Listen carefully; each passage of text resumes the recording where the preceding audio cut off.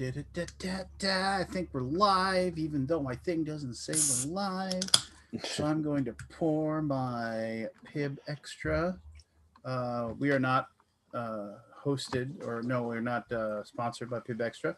But if the masterminds at Pib Extra would like to sponsor us, I am happy to you know sell our souls for. I'm sure 20 viewers would just love to buy Pib. Pib Extra is it's better than life. It is. I'm a little upset because, like I said, I can't find Pib Zero anywhere. So I treat myself with an actual sugared soda every once in a while, but I probably shouldn't drink it. Yeah, But I mean, I do have my Diet Dr. Shasta. If the fine folks at Diet Dr. Shasta would like to sponsor us, hold on. Too far away. If the fine folks at Diet Dr. Shasta would like to, but there you go. Whoa. So, but Pib Zero, man, if I can find some Pib Zero, I can't find it anymore. It's just like it took forever for the Diet Dr. Shasta to come back into the world. So, Yeah, I don't drink soda much myself either. Once in a while, Mountain Dew or you got that Sprite. You've got that disgusting tea that you're always drinking. Yeah, I drink a lot of iced tea, a lot of water. So I do like a good Arnold Palmer. I think we've had this discussion before. Yeah, I do too. Yeah, I do like a good Arnold Palmer.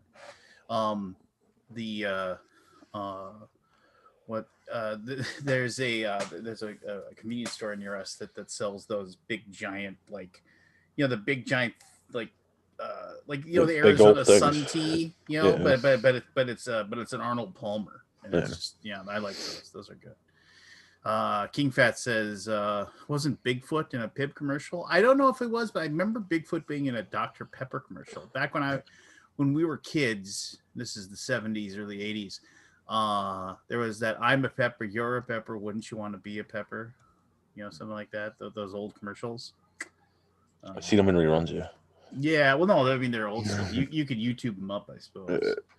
Which means, here's the crazy thing. So, like, if you go and like you find like those YouTube channels that are just all old commercials, from our youth, it's like that means people didn't have those digitally. Obviously, they had those on old videotapes, and so somebody was just like, you know what, I'm gonna take all these old, like, recorded, and I'm gonna put them on the intranet, and then go for it. I've never understood that, but anywho, people are nostalgic for the jingles. Yeah, there's that. I mean, how many from the 50s do you know that you've never seen? Because your mom or something. Well, I mean, those are like, I remember, like, have you ever seen any like where Jim Henson got his start was using his Muppets for commercials back in the day, and they were like super violent, like Muppets killing each other, like shooting each other and stuff like that. It was crazy. He was finding his voice. Yeah.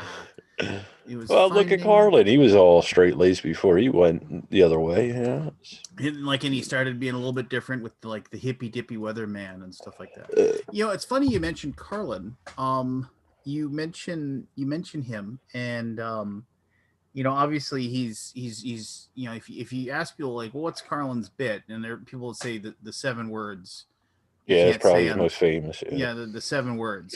Like, and I was listening to a podcast or something with Norm Macdonald, and Norm was just talking about the crafting of jokes and like how jokes are, and he said he admired Carlin's ability to write. He said he wasn't like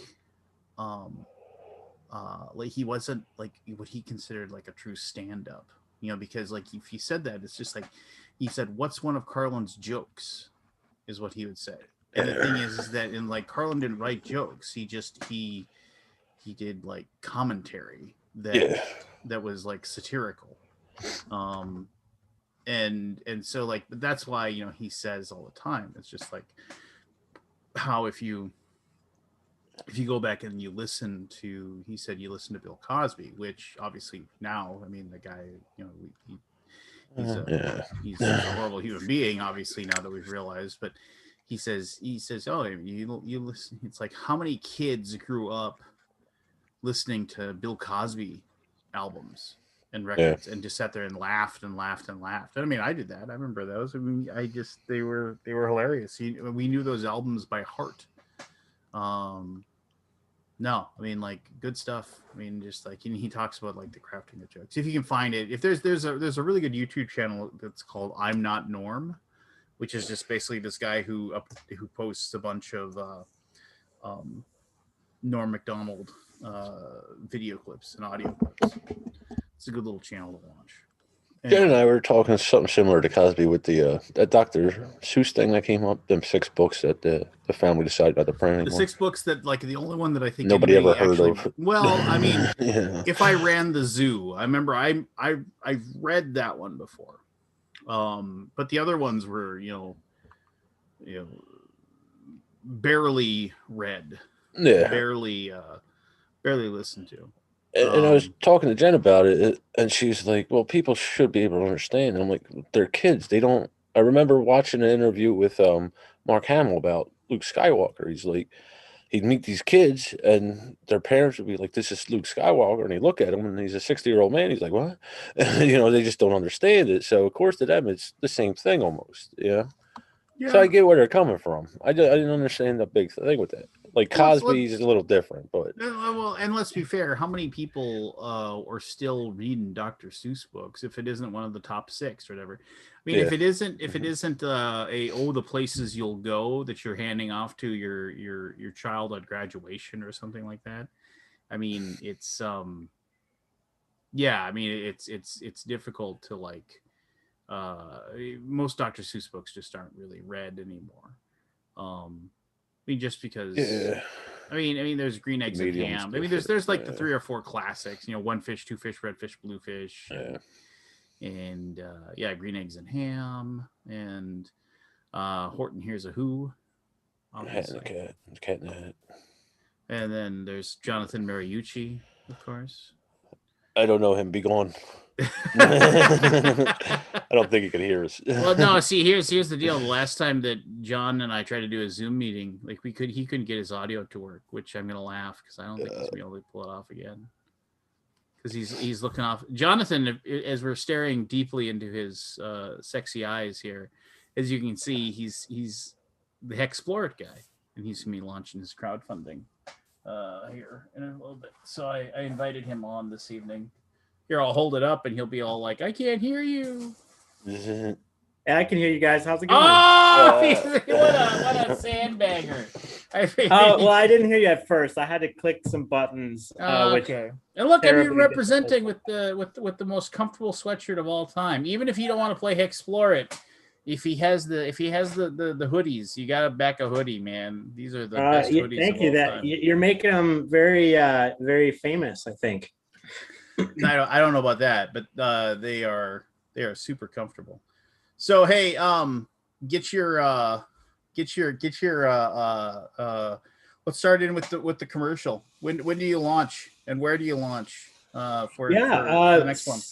So hey, first of all, hey, thanks for having me on tonight. That's pretty cool. I don't know, any Wednesday you want on, brother, you can be on. But careful anyway. What you say, it's still early. Yeah. Yeah. So we're launching volume 4 on GameFound April 7th, actually a day after my birthday, so it's going to be an interesting one. And 9 a.m. So first of all, I hope Scott comes on because he wants to talk to you. Scott Alden. He's a huge Hexplorit guy. He's a huge fan. He's busy with his other thing right now. He should be on though. Yeah, he should be on soon. Anyway, by the way, this is Barry, our medicinal user. Hey, man. So just get that out of the way. That's the. But anyway, no. Hexplorit is, in my opinion, like, there's lots of games now. It seems like there seems to be this wonderful, like, moment now where people are like, oh, it's like we need a true open sandbox board game, right? So there were games like Western Legends that kind of scratched the surface of and then people are talking about how wonderfully sandboxy that was. There's been other games that are more like Seventh Continent was kind of that way. Obviously, a game that I have professed my great love for, of Sleeping Gods, is very much a kind of the same way. But what people don't realize is that, I mean, the first Explore It was, what was that, 5 years ago? Yeah, I think it was. I'm terrible with time nowadays because I'm always like working on things. But yeah, I think it was about five years. I just want to say wonderful blinds in the background. Hey, I think, and the yeah, we've got a really wonderful look here in my office. So no. Oh, King Fat says I'm like Letterman. Thank you very much. I grew up watching David Letterman. I loved watching him on NBC. But anyway, no. So yeah, Explore It was like, I mean, and it was truly sandboxy. I mean, like it really was very much the, like, you know, like, hey, go wherever you want and figure out what happens kind of thing. Whereas like I would say games like Western Legends, or there's too much narration, there's too much,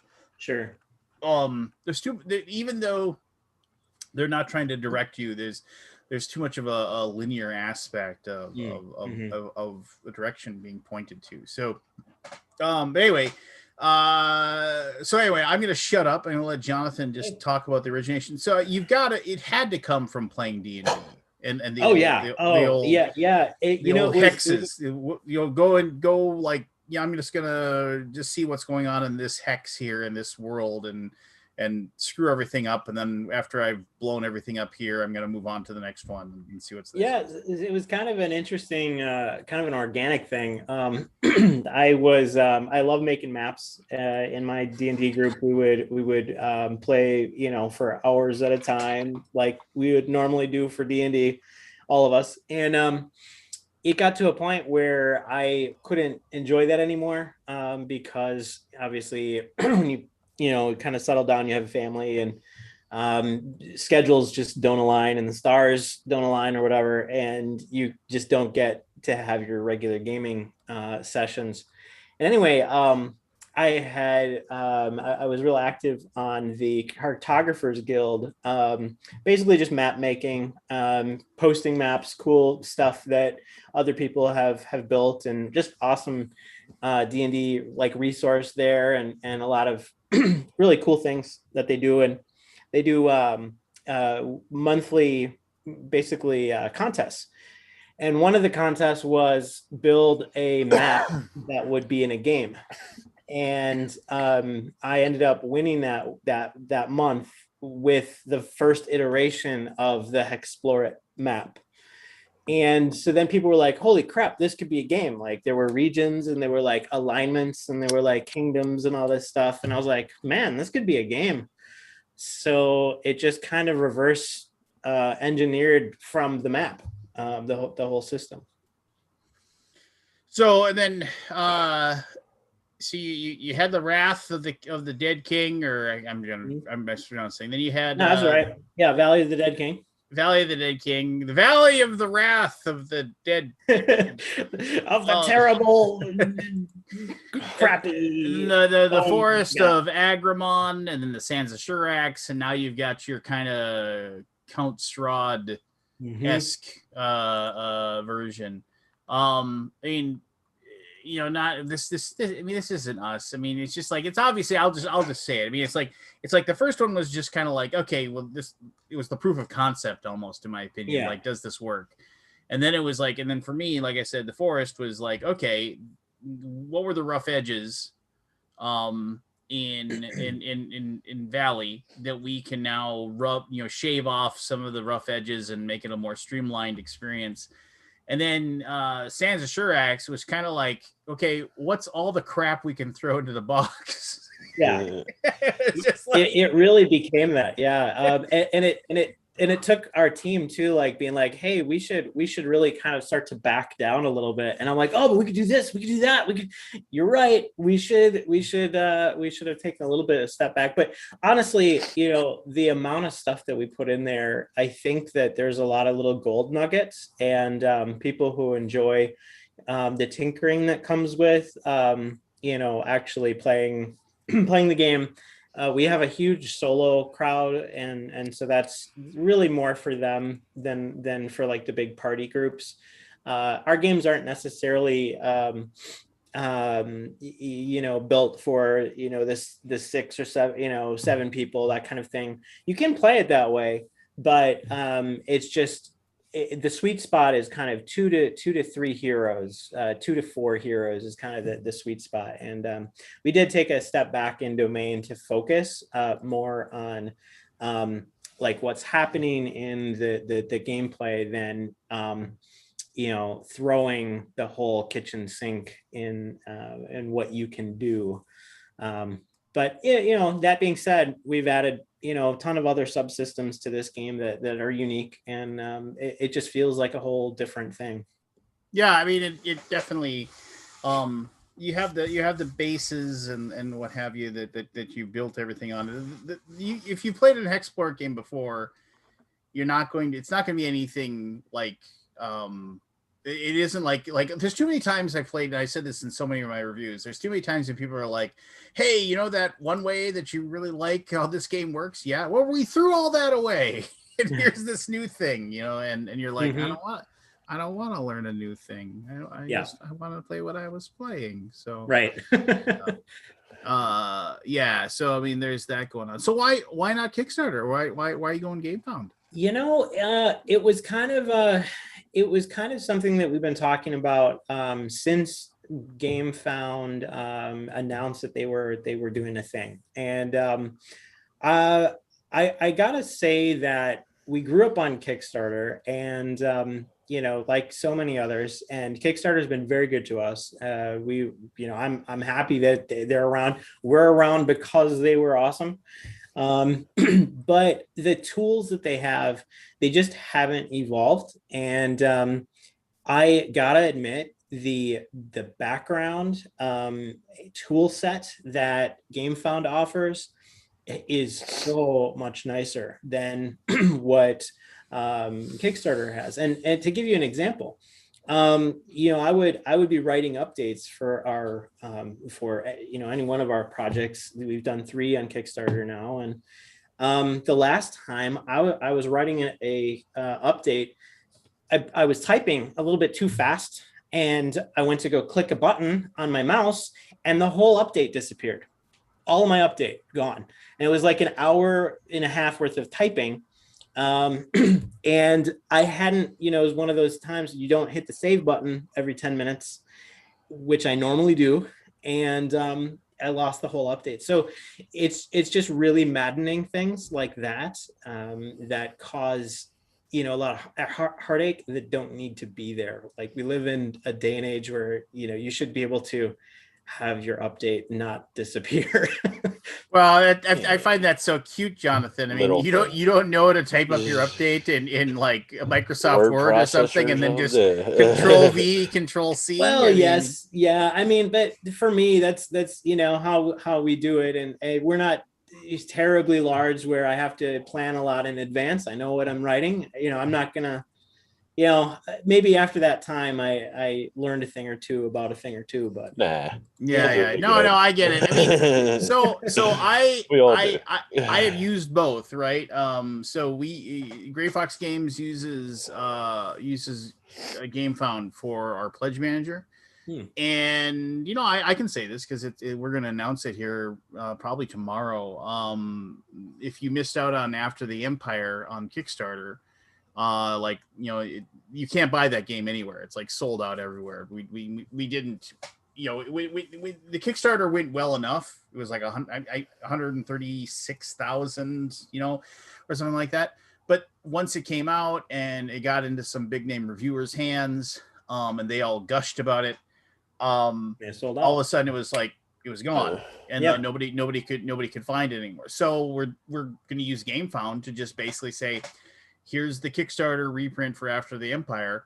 If you didn't get it, you can order one now and then if you have a retail copy, you can buy the upgrade kit and you can upgrade everything. We're just going to do that. We're going to launch that later in April, like the second or third week of April. We're going to launch that. So And like I said, so there's definitely some stuff in GameFound that I really, really like.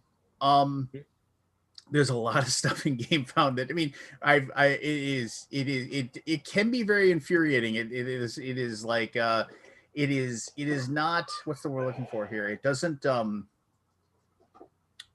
Kickstarter doesn't give you a lot of bells and whistles to monkey with. Sure. A lot of it is too many options. Is a lot of it is behind the scenes, whatever. And so like in their quest to give you kind of a dumbed down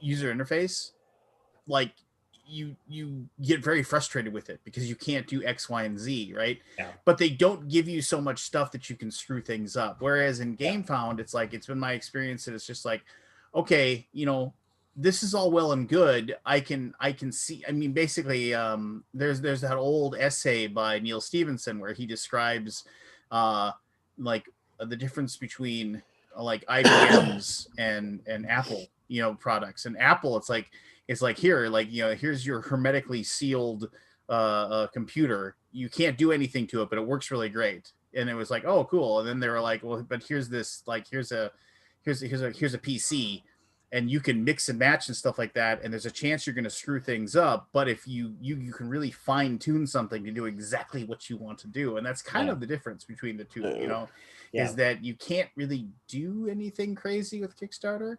But they kind of seal you away from doing anything that's going to majorly screw up what you're doing. Yeah, I mean, there's definitely a safety net there for sure. I mean, it's tried and true. Yeah, I mean, I've definitely smashed my head against the wall, like trying to figure out how to, like, you know, handle like the shipping prices and stuff like that in GameFound. I mean, it's like, oh, okay, now do you have your shipping rule? Yes. Okay, do you have your shipping rule modifier? Yes. Okay. Did you have your shipping rule modifier for that region? What? No. What? I didn't do that right. You know, I don't know about you, but I must have hit that button to, like, you know, it's like, okay, shipping calculator. And then I would go and check, okay, did I screw up the shipping for this piece if somebody orders this? Did I screw up the shipping for this thing if I screwed up that? And you have to go back in. But once you get it all set up and it's ready to go, it's beautiful. It's fantastic. It's just that there's that process of getting everything set up perfectly. Yeah. And then there's always the worry that somebody else is going to go in there and, like, you know, what does this do? Right. I just want to change my Windows wallpaper. So Gray Fox is what, the second or third bigger board game company using it? I mean, who knows? I mean, it was like, obviously, you know, Awaken Realms, you know, but and then Lucky Duck used it, and then Portal Games just used it for Robinson Crusoe reprint. You know, so I mean, there's definitely some big sticks out there that were using it, and it's good. I mean, it's just like, but I think that the plan, I mean, is like April 20th is probably where they're going to launch that. But anyway, enough about my whatever stuff. You're going to launch next week, right? I'm like, or no, the 7th. Yeah. So like, it's a week from today, basically. Yeah, next week today. So we'll see. We're excited. You know, it's been maddening. So just to give you a little bit of backstory, it's been maddening because I've been trying to work through some shipping issues with our fulfillment center from our last campaign, Santa Chiracs. They mistakenly shorted a number of our hero chests to the EU. And so we had given the go ahead to have a certain number shipped, and they shorted by like 400. So they didn't get there. And we're still struggling because of all of the issues with COVID during, you know, Christmas time, right around the end of December, beginning of January, there were a bunch of delays. And so we would have had all of these in backers' hands by now had they not messed up our numbers. And it's just maddening because, like, that bugs the crap out of me that we haven't, like, there are people that are still waiting on their product that, you know, we said would be there by, you know, the first couple of weeks of January, and we're still here 3 months later. So thankfully they're shipping now, and they started shipping like a week and a half ago, but that doesn't mean everyone has them. And so it's still, I'm the type of person that makes me feel uncomfortable that we didn't get those out yet. Are you talking about the Sands? Yeah. Yeah, I don't have a copy either. I'm just saying. You know? Yeah, I didn't even back it. Yeah. So I'm just saying I don't have one either. Well, you know a guy. You know a guy. So I gotta get on that, I guess. But no, I mean it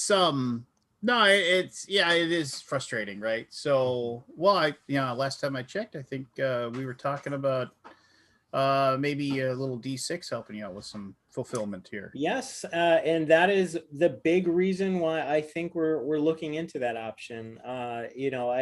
The main thing for me is customer service. I come from a long background of making sure people are happy. Like, that's all we want to do, right? You know, that's the goal. Make people have a great time with the system, enjoy the system, play with it, explore. And you can't do that if you are disgruntled about other things, like not being treated fairly by, how it arrives. If you're waiting for 3 months, guess what? You don't want to play the game anymore. So it's just stuff like that. We want to take care of our backers, and I think we're looking into that D6 change. So yeah, it is difficult. It's difficult for it's tough, right? I mean, like we just with all the container issues and stuff like that. If I can just go off on some things that are like maddening for me, is that we just finally 3 40-foot containers that have been filled with games since late November, like just finally got on ships like last week for us. And it was just like, and so we would, be one of those things where it's like we would be talking to our freight forwarder, and like, yeah, so, and that was like them saying, okay, we found you a spot. And it was like, oh, you got bumped. Oh, we found you a spot. Oh, you got bumped. It was just over and over again. It was just because you had these, you had bigger fish that, would show up and basically, even though so people understand, it's like the way to get on a carrier ship is you have to have a freight forwarder, and that freight forwarder has to basically have a contractor, basically say, hey, I need to find spots for this stuff. And then these freight companies, these ships, basically, well, the freight companies who own these ships, they'd say, okay, well, your spots are for this, and this, but there's almost no way you can, like, until you get that thing on the ship, there's absolutely no way for them to stop it, because they're basically, merchant marine. So they're just like, so if somebody like Sanyo shows up and say, I have 175, and can I just have your entire ship, and I'm willing to pay whatever you want. And they're like, yeah, fine. It's easier for us. It's like, we're going to make a ton of money, and we only have to go one spot then. And so load them up. And then they turn around and they tell all these, like, basically piecemeal companies that have, like, oh, there's 2 here and 1 here and 5 here and stuff like that. Well, I mean, if you were a businessman, and it was like, and in a lot of cases, like, would you just logistically, even for them, it's just easier, it's just like, and you're dealing with $1 billion company. So instead of like, okay, did we make sure we got all of this money from all of these different places? And I feel like a lot of it's like finding Legos in a gigantic Lego bin, and you're just looking for like the one size, and you're like, God, like, can I just find the one Lego I need to like get this ship going? I just need a green. Yeah, I need a green 2-piece. Okay, a green 2x1. That's all I need. A green 2x1. If I can just, and it's always about you, Lance. Yeah, but then you get these people, you get backers who are saying these crazy, oh, you just don't want to pay it. It's just like, well, first of all, one, you're right. In a lot of cases, like finding a spot in a boat, it was like, instead of being, I'm not going to say how much, but instead of it being X to get a container from China to San Diego, instead of it being X, it is 5 times X. Yeah. And it's just like, and you're like, no, we're not going to pay that. You know, if you're like, well, you know, it's like, well, you know, because, why don't we want to pay it? Because like in a lot of cases, you know, that means that company can't publish another game that year. Yeah. You know, because okay, well, since I spent all this money you shipping this stuff over, I can't publish these other games. Like, you know, and it's just like, you know, so you have to wait, because you're not gonna pay, you know, 30 grand to send 5 things, you know, across the, you know, 5 containers across the ocean. And so, you know, and the thing is that those, and they're able to charge that amount because there were larger companies that were willing to do it. There were larger companies that were like, yeah, fine, whatever the price is, we'll just pay it, you know, and we'll just do it. And just, you know, so, and then they're like, oh, well, maybe your freight forwarder is lying to you. It's like, why would they lie to us?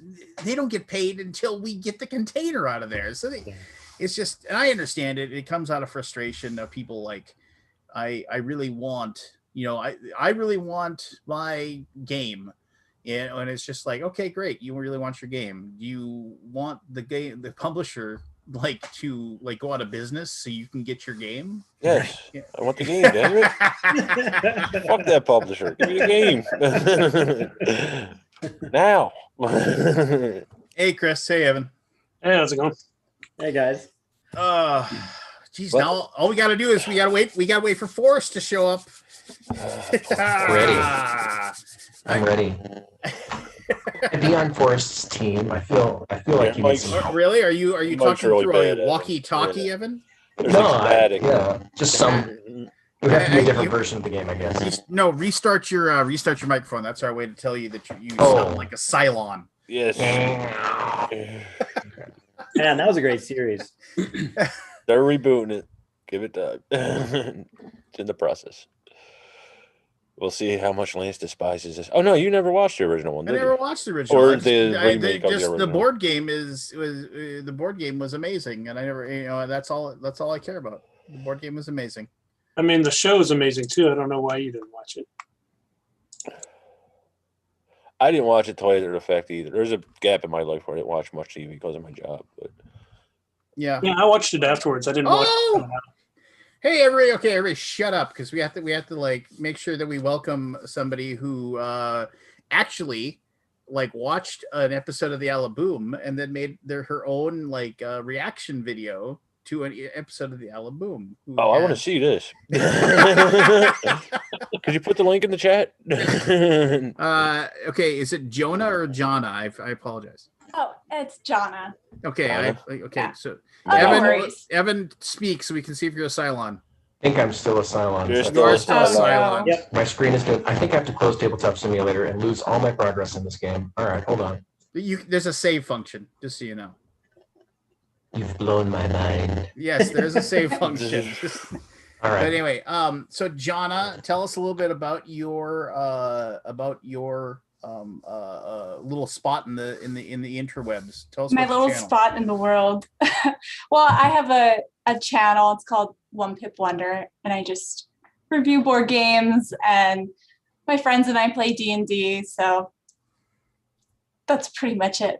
Well, yeah. So I mean, okay, not to you know, fine. I'll do your promotion. So if you, Okay. I'm bad at promoting myself. all right. So I hear you. I'm there too. So One Pip Wonder, like Jonna reached out to me and just said, hey, by the way, I did a video. I saw you guys were, so apparently she's one of the lurkers. She must have watched the Alaboom either after the fact or live. I am a lurker. Oh, the Yeah. lurkers. So which is fine, which is awesome.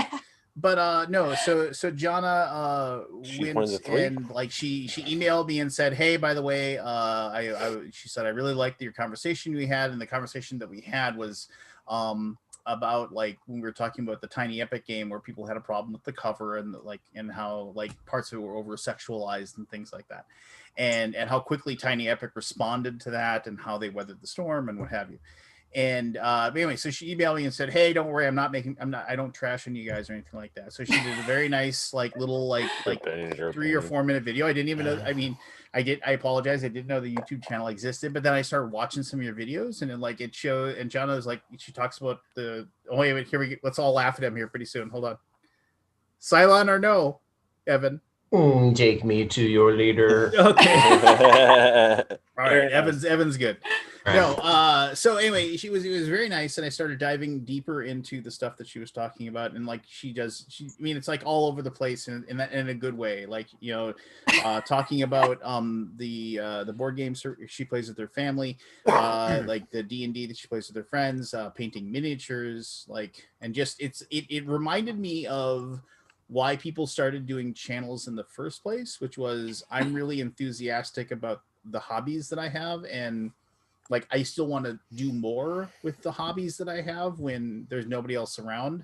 So this is another outlet to talk about my hobby. Whereas you can kind of see, and this isn't necessarily a bad thing, but you can kind of see it. There's a lot of channels out there where people are like, this is now my second job, and this is my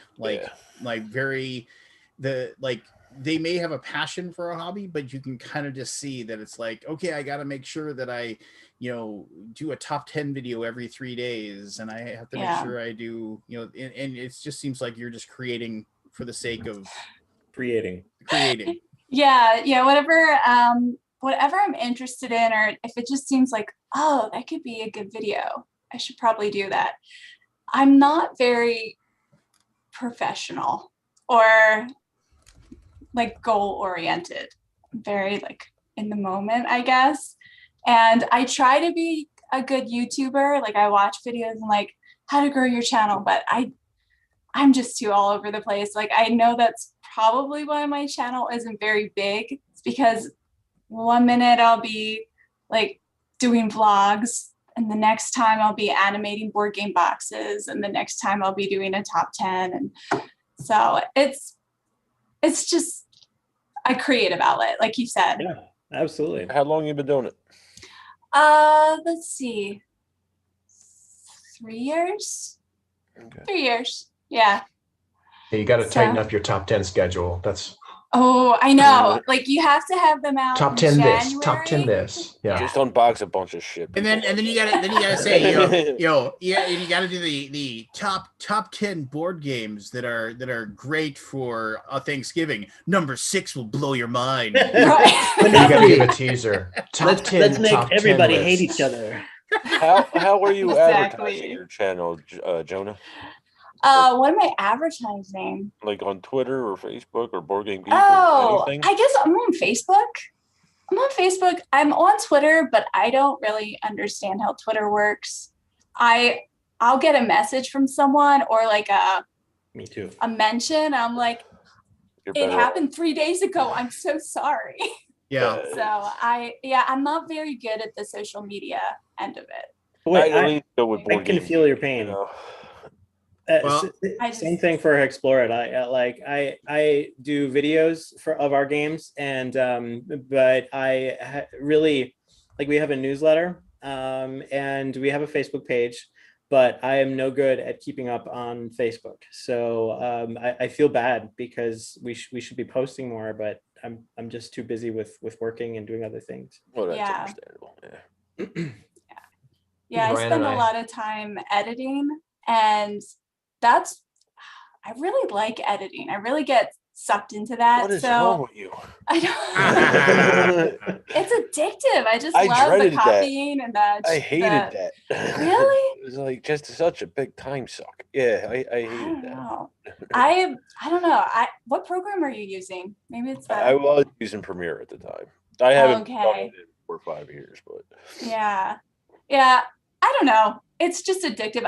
I'm a Photoshop photographer too, so I am addicted to Photoshop as well. It's kind of that same satisfaction of like putting something together and ending up with a big like piece at the end. I don't know. I just I really get that. enjoy putting this story together.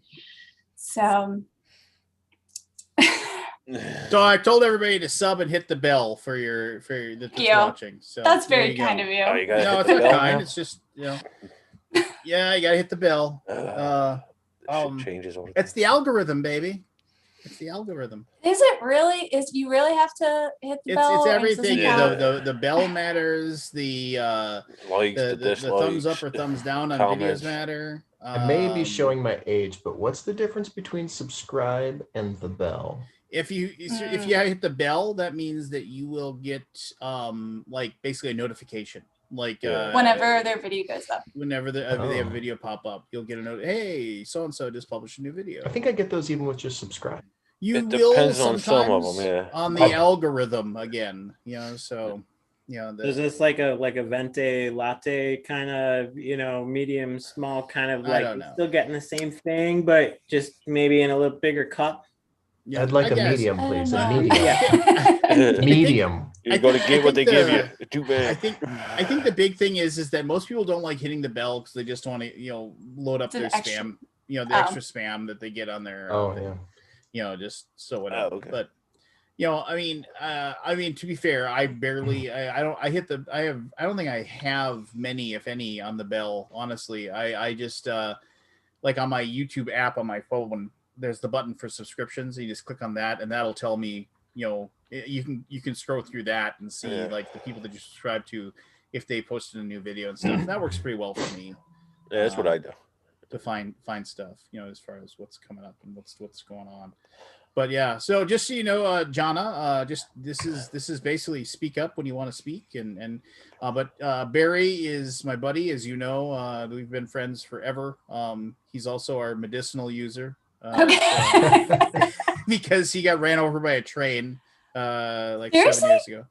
I didn't get run over. I got hit. It's a long story. It's not a big deal. No, the story is this: he was dancing on the railroad tracks and he got ran over. So a little bit too much moonshine one evening. Oh Lord! No.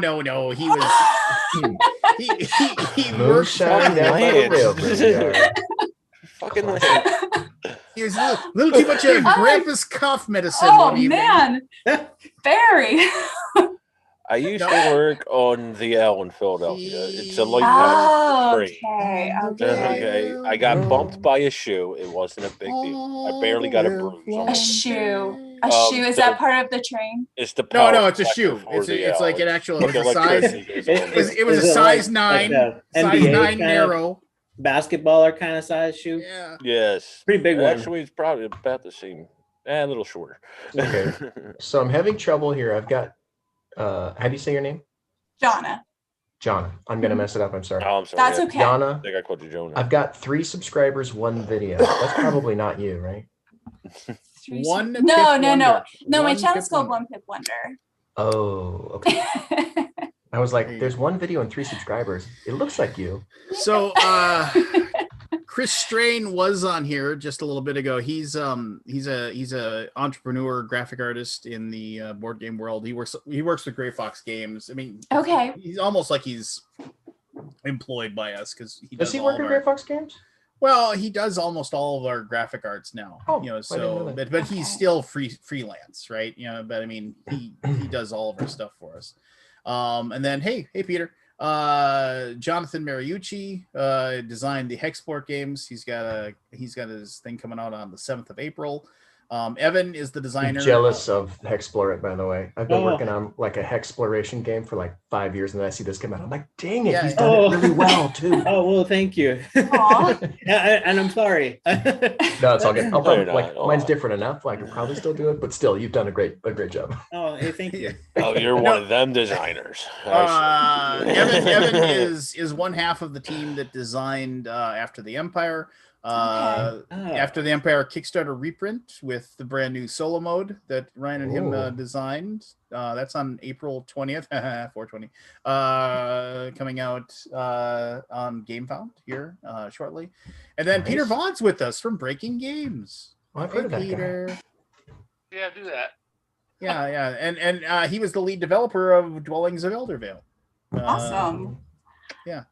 Wow. So, but now he's got his own thing going on though. He's like some sort of cardboard alchemist or something. Nice. So. This is the new company, yeah. Hey Peter, what's going on, man? Hey, not much. We're just playing the new Among Us map with my son. Oh, that came out? It came out today, the airship. Oh my gosh! Oh, I gotta tell my son. Hold on a second. I gotta yell for him. Caleb! I know, it's a big deal. Oh, the animation. Caleb! Here, watch this. wait. Watch this react. Wait. Watch this reaction. You gotta Come here. My buddy Peter just told me the new Among Us map launched today. Ooh, What? I tried. Oh, you tried it already? Yeah, It's like old news. Oh, no. Yeah, old Man, man. I already got I my thought YouTube there'd be video more up. excitement over here. I already beat the game. All right, well, That's right. Battleground. I've been playing for 10 hours. I don't know Yeah. I woke Well, up. that and wasn't plugged in. nearly the excitement that I was expecting. I was, well, They're always surprising, We'll aren't have to they? play sometime, Lance. So yeah. I mean, I'm not very good at it. I mean, I'm good at lying about it, we but know. now whenever like we play 4-player games, just our family. We just play, so we don't have anybody else. So we don't have to deal with any idiot stuff going on. And then, but I mean, it's like 9 times out of 10, it's like, okay, you play with 4 people, the game's over pretty quick anyway, but we just play for fun. And it's just like, so it's like you play until somebody gets killed, and then it's like wanton accusations that just don't stop. And if I'm like the person that's still alive when they get down to 3, I get ejected 9 times out of 10. So it's almost impossible for me to win if I am the if I am the saboteur, if you will. So yeah, I don't know. it reminds me of like when you play poker, and if you're not playing for money, and no one, you can't push anyone out of a pot. No, you can't. I'll just call you because what's there to lose? If I lose, I just grab a stack of chips out of the bucket and I throw them on my table anyway. So what does it matter? Yeah, I don't know. Anyway, well, I apologize. I thought he'd be more jazzed, but I guess not. Lance, your son, his name is kind of like mine. I have a Calum in my family. So Calum? I've never heard that before. Yeah, that's cool. Calum. I more reference. He's more known as C-Lab in our house than anything else. So C-Lab. Yeah, like they see after the C-Lab 2021 on Adult Swim. Yeah, my son and I watch all those old Adult Swim things and laugh our butts off. I probably expose him as a 9-year-old kid to, like, we watch Rick and Morty, and like I'm like, oh, this is kind of uncomfortable this moment, but it flies over his head. Oh yeah, it's glorious though. I mean, you know. So you think, Blade? So you? Well, no, I'm probably destroying him. Yeah. Then crushing his soul. 9-year-olds are smart, man. Yeah. Oh, I got sat told. down back when After the Empire was like a 1 point heavier game before we kind of thinned it down a little bit. Yeah. Like you're play testing at this like family night thing, and like this 9-year-old kid just came in, was like, "What are the rules?" Okay, cool, and then just started teaching it to everybody. Nice. Like absolutely correctly. And he's like, "No, you don't want to make that move because if you put him over here, then it goes like this." Like, all right, he's got it, man. Listen to him. No, 9-year-olds are amazing. Oh, my wife told me this joke. She said, where do men get water? Oh, well, actually. So it's like, oh, well, actually. Yeah. Is that a mom joke? I guess so. I don't know. You know, my daughter has been texting me from school every now and again in her study hall. She'll be like, "Hey, Dad, I got a dad joke for you," and I'm like, "Oh, drum roll, here it comes!" Because she's got the best dad jokes ever. So it's pretty great. The one my daughter told me a dad joke, and I immediately put it in my holster of dad jokes. She, just like, it's like, what do we want? Low flying aeroplanes. When do we want them? Meow.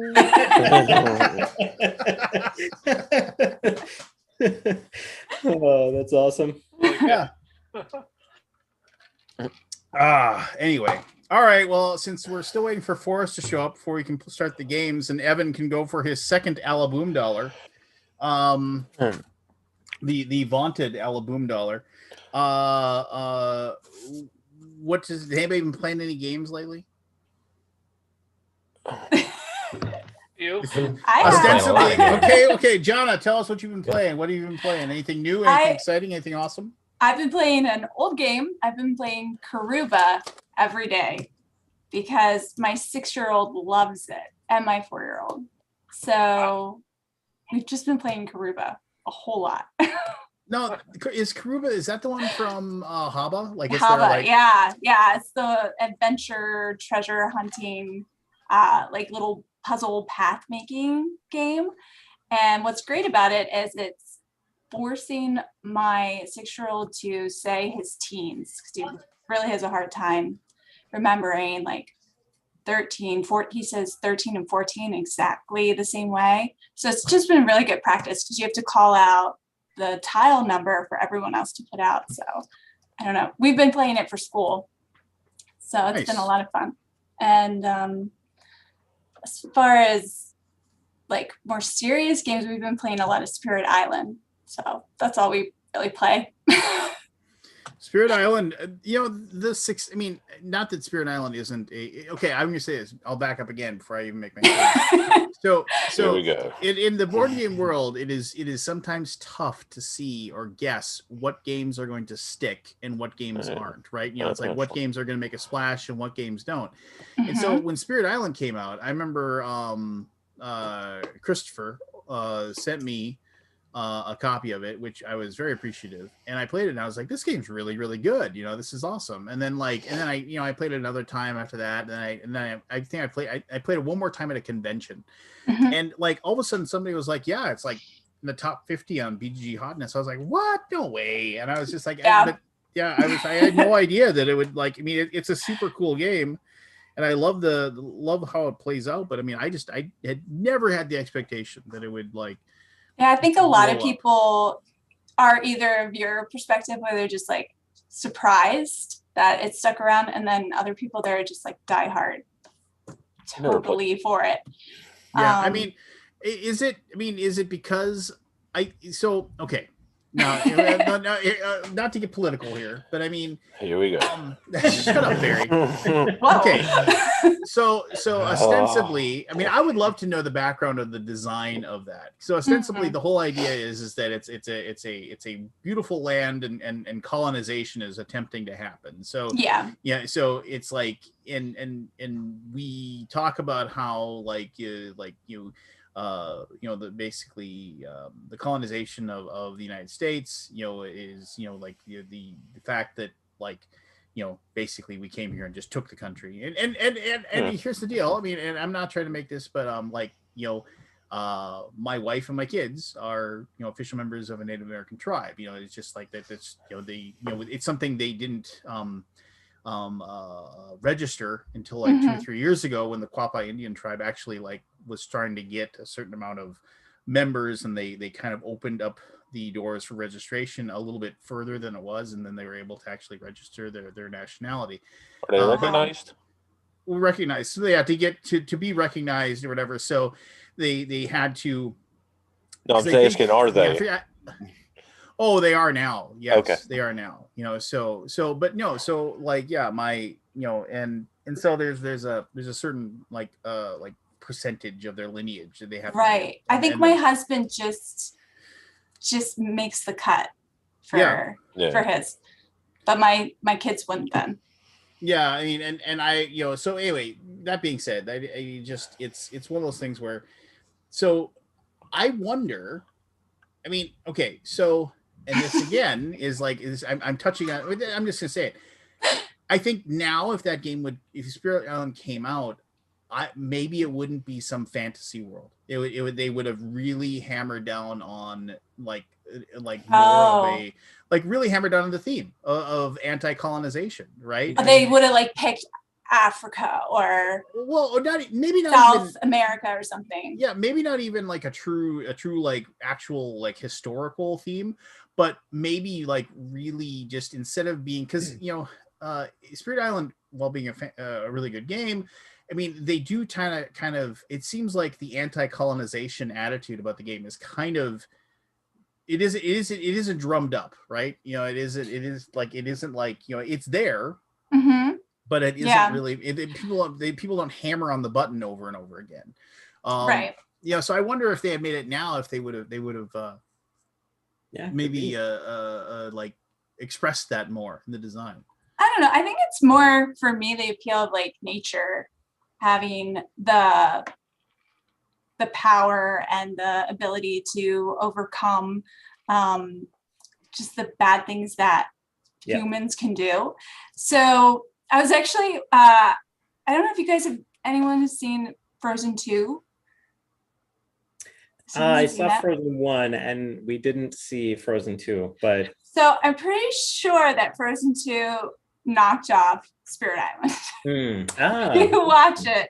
It's uncanny how much they look like the spirits from Spirit Island. And then I was researching, I was like, what if someone at Disney actually played Spirit Island? Was like, this would be great. I mean, you have to watch it. I actually thought about doing a review or a video about it and like comparing the two, but I don't know. Probably no one. That'd be really neat to see. But it's not like Disney ripped off people before. I would watch it. Right. I'm just saying. But I was basically Frozen was a ripoff, wasn't it? I don't know. I didn't look into that. I believe it was. I wouldn't be surprised, but I did research where the inspiration came for the Frozen 2, and they said that it was like going back into the Icelandic mythology. And I was wondering if that had something to do with the Spirit Island inspiration. Like I was trying to track down their inspiration for it, but I didn't find anything that went deeper into it, but I did think it was kind of fascinating. I feel like that would make a really good Sherlock Holmes episode.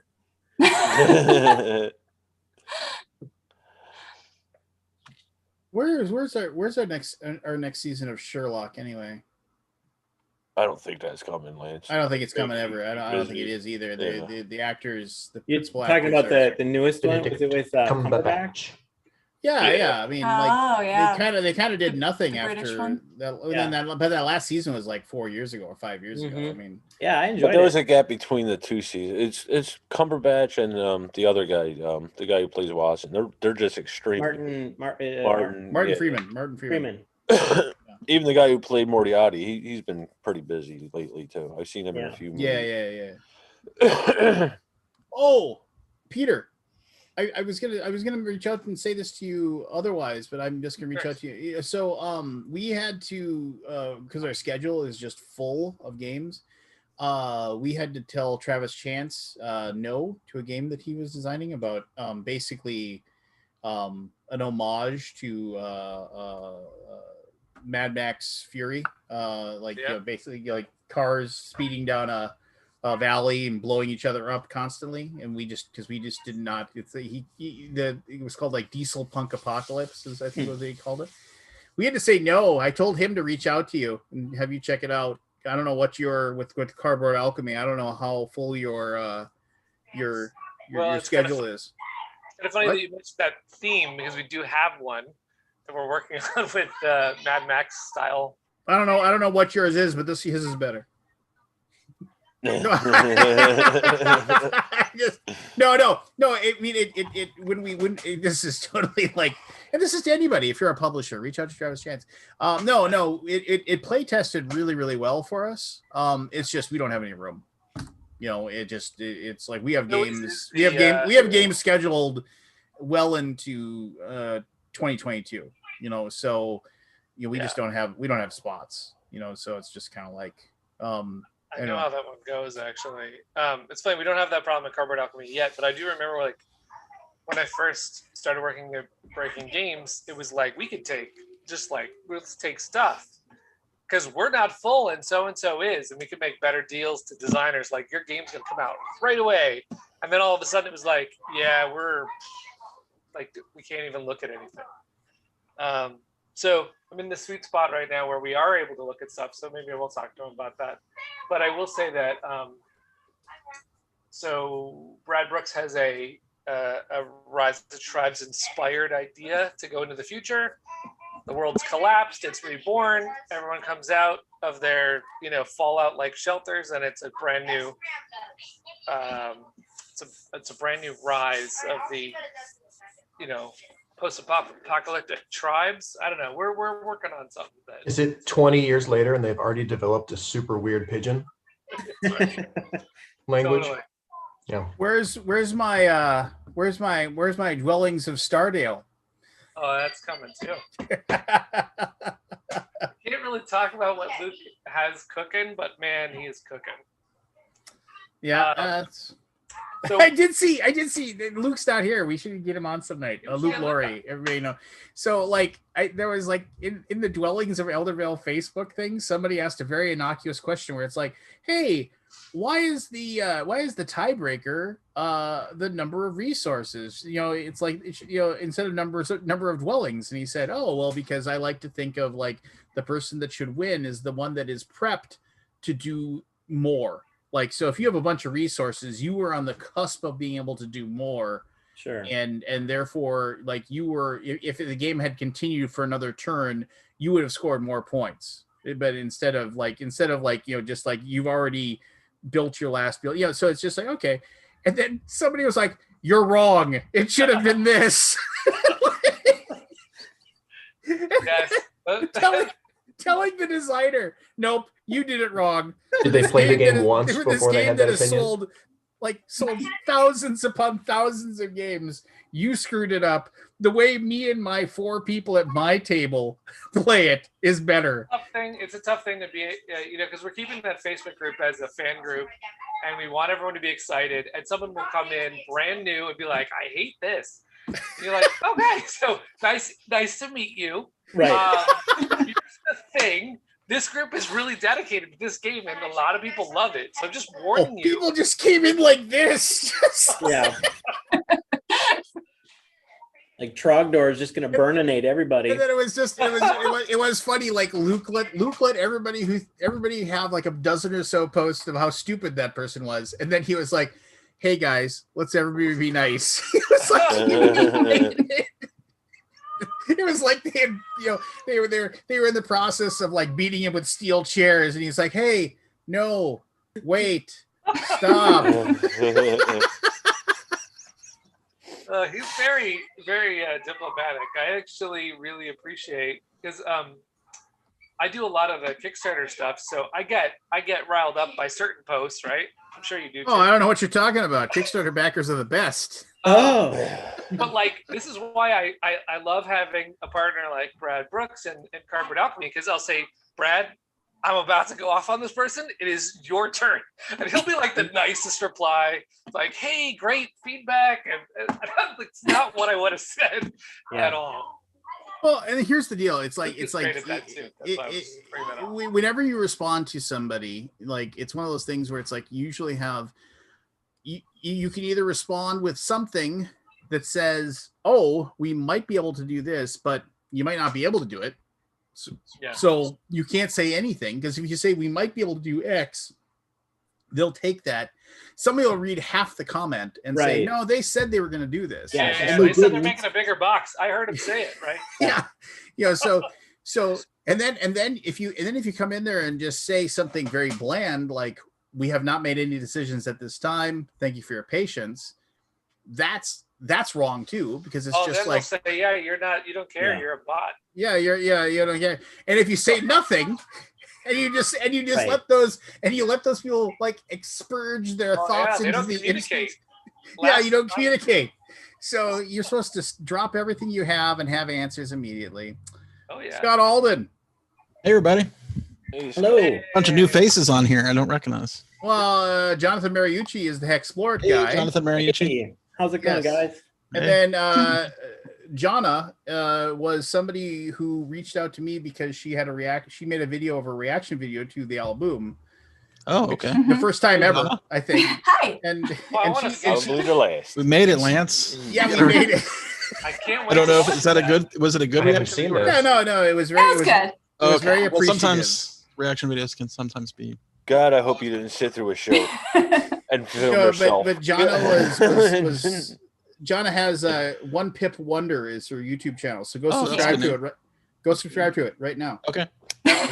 No, I try to subscribe to everybody. I want to see what's going on. Oh, thanks. I just did. It's a little hard to kind of see all. I mean, there's so many people now. There's a lot of YouTubers. You gotta share the word. And so, just I mean, obviously, Jonna, this is Scott Alden. I don't know. I know who Scott is.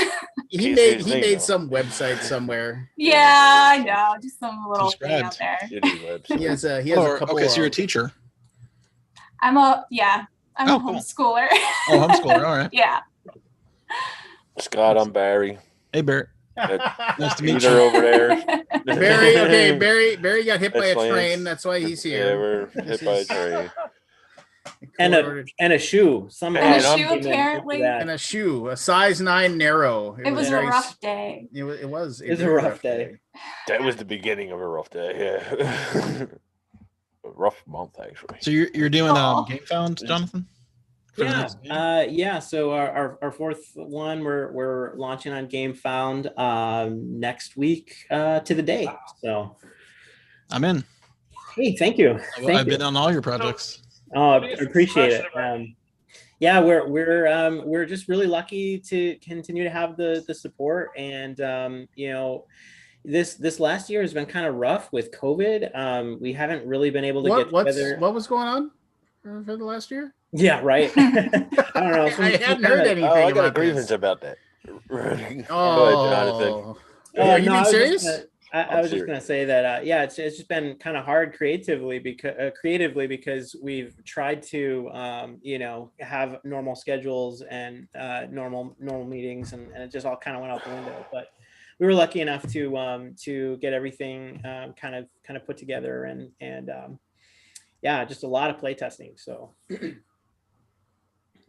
well, that's awesome. What, Jonna, was your reaction video about the yuck and yum stuff?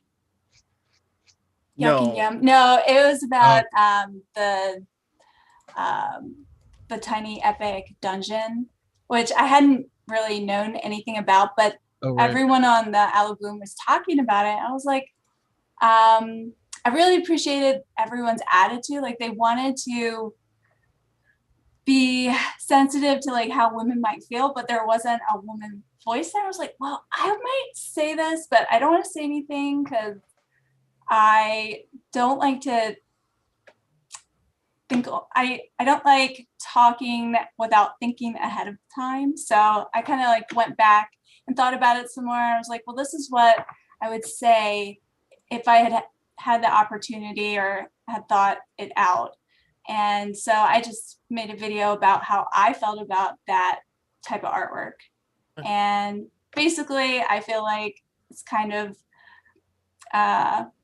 it's not terribly offensive. It's just kind of the way a lot of people sell board games using sexualized people. And so it seems a little old school and boring and not really like, it's not really targeted for my taste personally, and that's fine. It doesn't have to, but that's how I feel about it. And then I just made the point that maybe that's why there aren't that many women that are interested in board games if this is kind of the attitude. This is fine. It pushes you away because I'm like, Right. So so I just shared that. Okay. No, it was really well thought out. Yeah, Go ahead. I mentioned Lance by name, so I was like, I really should probably just email him and let him know that I did that. So that's why I reached out. So I was like, by the way, blame like everybody else and move on. Don't think about it. So Jonna, overall, how do you think the board game industry is handling women? How do I put this? The inviting of women in general.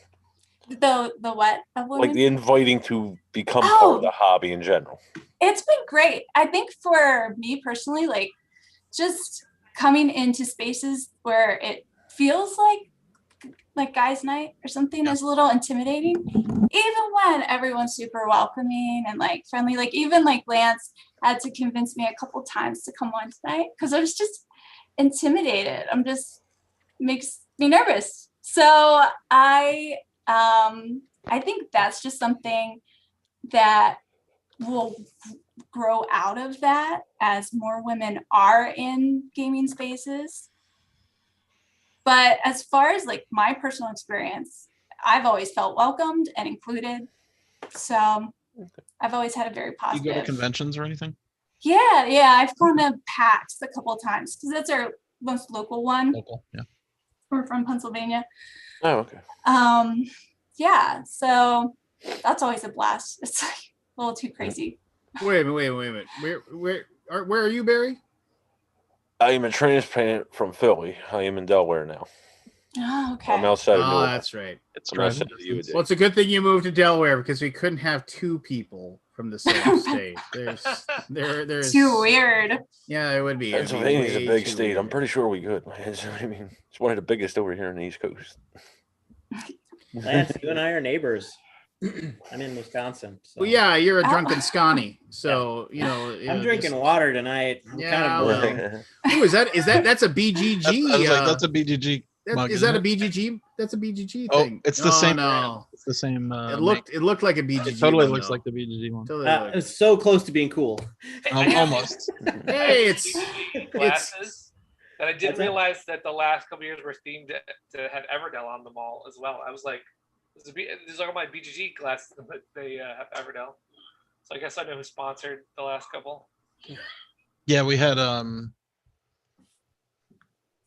Everdell and what was we had one other one too. I can't Yeah. remember the. But Hey, I like Alex. the first one. How's it going? How's it going? Alex. I was We gonna gained say on out, that so we last lose. And topic- you are putting out too much content. I have to tell I you. know. I'm Having too behind. much fun. I'm having too much fun with Too it. much fun. Yeah. I was gonna- Jonah, nice to see you. Yeah, How's it you going? too. It's Jonna. Good. Jonna. It's Jonna. Jonna. Yeah. That's okay, I mispronounced I'm everything. really close enough. So Jonna, by the way, on that topic, I think it's a really good thing that you spoke up because until people do that, I mean, that's one of the reasons why Elizabeth's calling it out on Twitter as well was really important. Yeah. I used to go to PAX, and a couple years ago, we made a game called Sparkle Kitty, and Sparkle Kitty was different than any other game I had seen because I'd gone to PAX and I'd seen games where people bash each other over the head. And so not just from an art perspective, but just from a what kind of gameplay perspective do we want to see out there. That particular game was all about, first of all, showing diversity. It was also about a different kind of play that wasn't necessarily like just let's make another minis game, bashing or whatever. And it's such a huge thing, you know what I mean? Like a couple years later, we signed Trellis, which I feel like, you know, Teal Fristo was doing themes similar to Elizabeth, like, hey, let's explore a game about flowers because it doesn't have to be that every game is the same Right. thing, right? Yeah. So I think that it's good to look at. It was good that they got called out on it. It was one of those things where it's pervasive everywhere. So it seemed like to a lot of people, it's like this is an innocuous case. But yeah. But it's probably good to talk about, like, do we need it to be this? You know? Right. And I think that's what I wanted to share is like, why is it accepted? Like, no one cares. And I think it's okay. Yeah, that I like you said, like I'm glad I said something too. Like normally I don't like to speak out on hot topics sort of things because I want to put videos out. Like I don't want to like incite battles or whatever.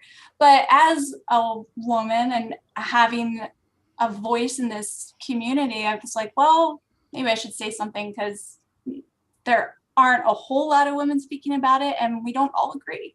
So that's normal. No, I mean, there's something to be said there. It's just I don't know. It's tough that you know.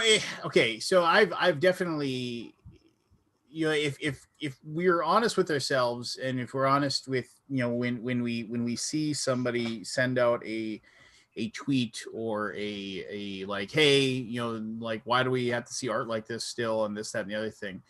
I can remember having conversations about that, and I'm ashamed to admit it. Like, I mean, just even relatively recently, where I'm like, well, isn't this just making a big deal about nothing? You know, just like, you know, and it's just like, and then you kind of realize is like, for me, it was like, you know, watching my daughter no longer being like a 7 or 8 year old kid, and now she's 13, and it's just kind of like, she's going to school and she's kind of finding her own look and the way she wants to present herself to people. And then, where I've like kind of just said, it's like if you want to dress up like whatever, you can dress up like whatever. I don't care. It's just, just recognize the fact that if you're going to be like, she's she's a skateboarder now. So, I mean, like she goes out and practice, and so she's, wearing skateboarder clothes and, she's got that's awesome. And so she doesn't look like the other kids in her school, so it's like, you're going to stand out. And if you're okay with standing out, that's fine. Mm-hmm. It's just, you're going to, and she's like, yeah, I'm cool with that. And I was like, all right, cool. And it's just kind of like, but I'm like, I shouldn't have to have that conversation, right? Where I have to say, hey, hold on, don't be yourself, just whatever you do. That's indicative of the society in which we live. Like that, it's so hard to try and fight the machine that is like advertising, right? I mean, this is kind of a deeper conversation about like, the entertainment industry and movies, and it just spans the gamut. It's like it's gonna take people like you to come forward and to like raise and to have the conversations. As the conversations are being had and talked about, then hopefully things can start to change in a better way. Mm-hmm.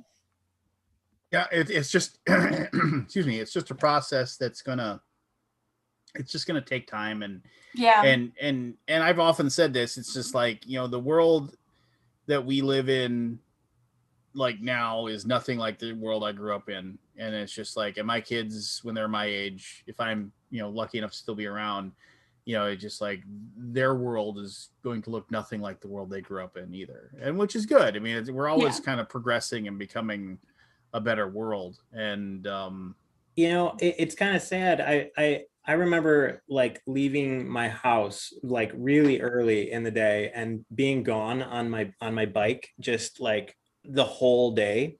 And I can't even imagine letting my kids do that now. And maybe I'm being overprotective and whatnot, but like, it's just a different world. Maybe it hasn't, changed a ton, but maybe we just see it, different facets of it. But yeah, I can't think that it would have been cool for my, 12, 13-year-old to like be gone all day on a bike and not have a cell phone, not be able to call it.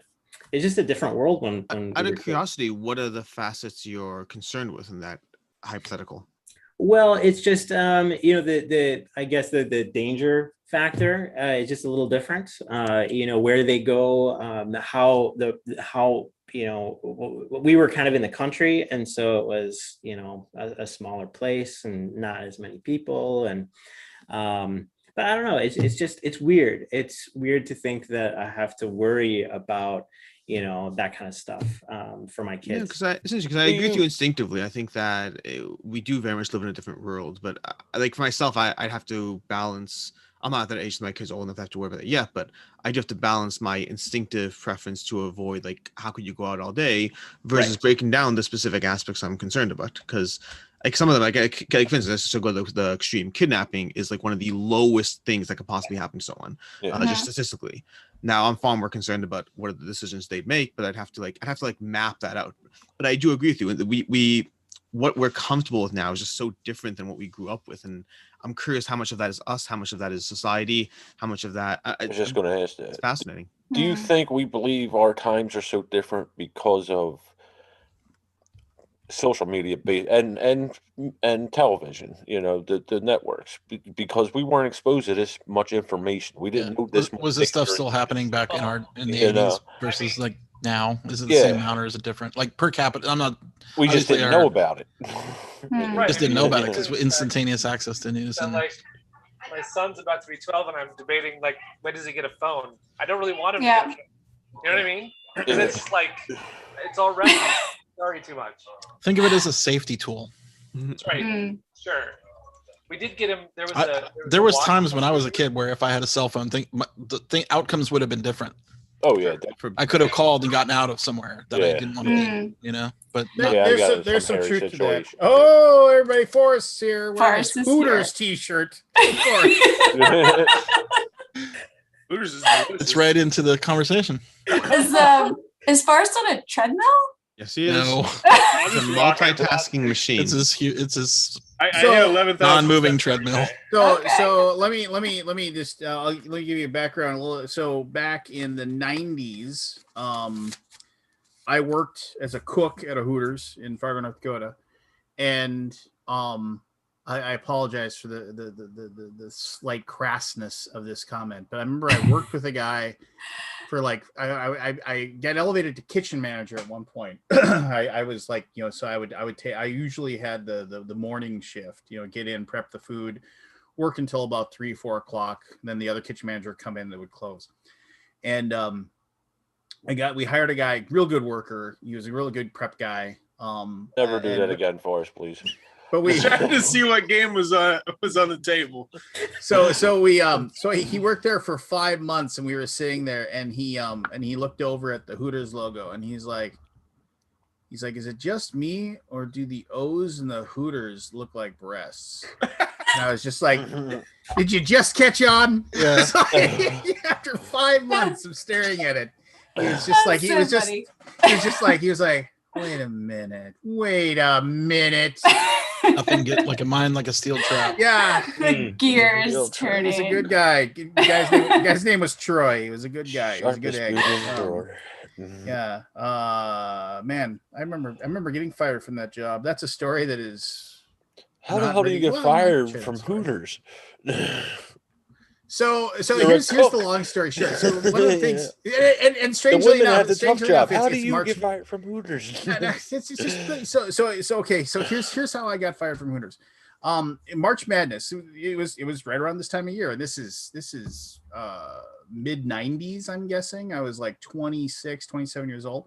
What I would do almost every single time when I worked, I get done around between 3 and 4, and then I would make myself like a chicken sandwich because it was the only thing worth eating there.